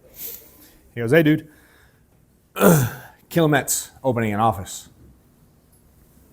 And he has X amount of offices available. $300 a month. First come, first serve kind of deal. You want one? I was like, let me think about it. I'll let you know. $300 a month. I'm going $300 a month. Get out with me. $300 a month. And I went, what the fuck is wrong with me? Call right back. Yo, I'll take it.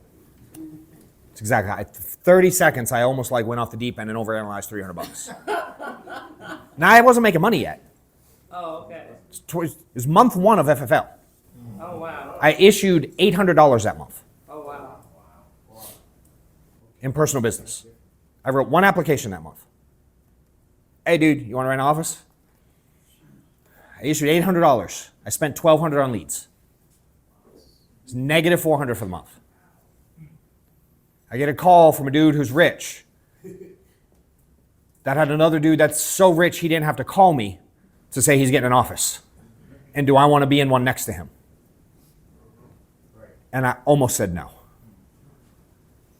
I ain't here today.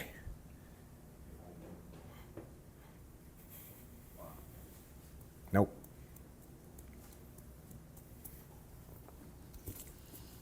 It's like, that's a hell of a dot to connect. That fool taught me this business.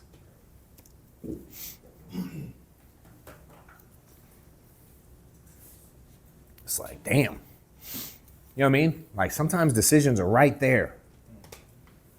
And I almost said, I did say, let me think about it. I'm telling you, I called back within 60 seconds. I almost fucked up. You know? And you don't know then. I didn't know the power of that decision in that moment. I was like, dipshit, what are you doing? You're being one of those that they taught. I caught it, but I didn't understand it, like where it led.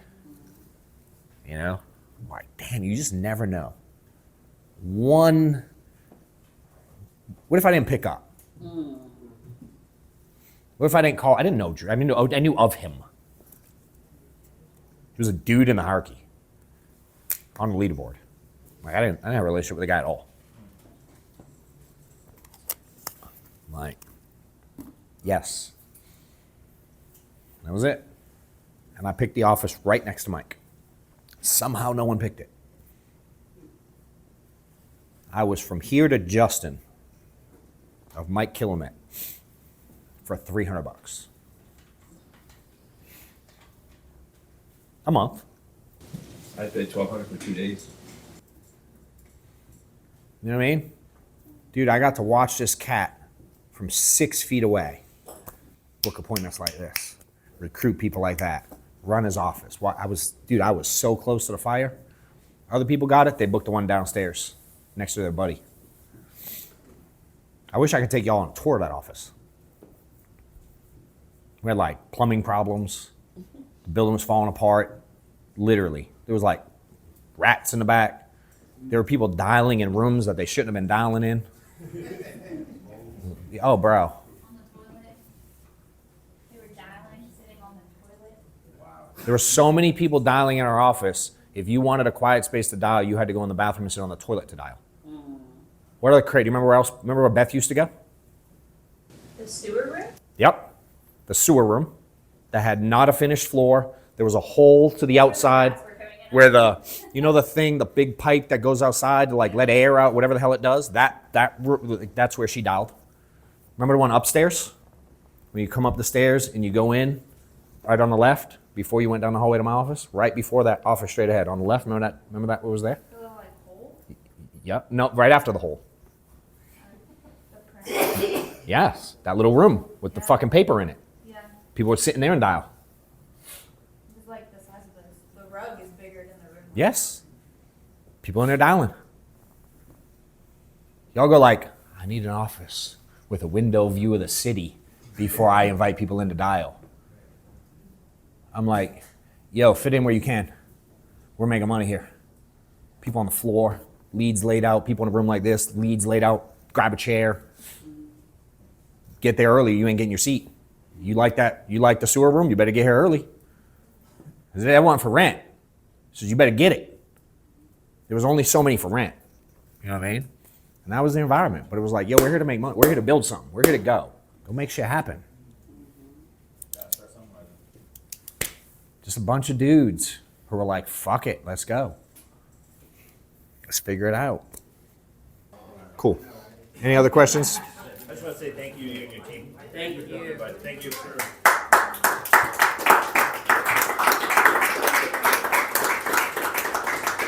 Thank you, Amanda. Yeah. Please.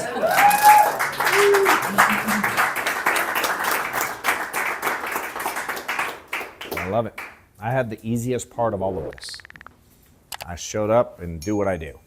I had literally nothing to do with any of the rest of it.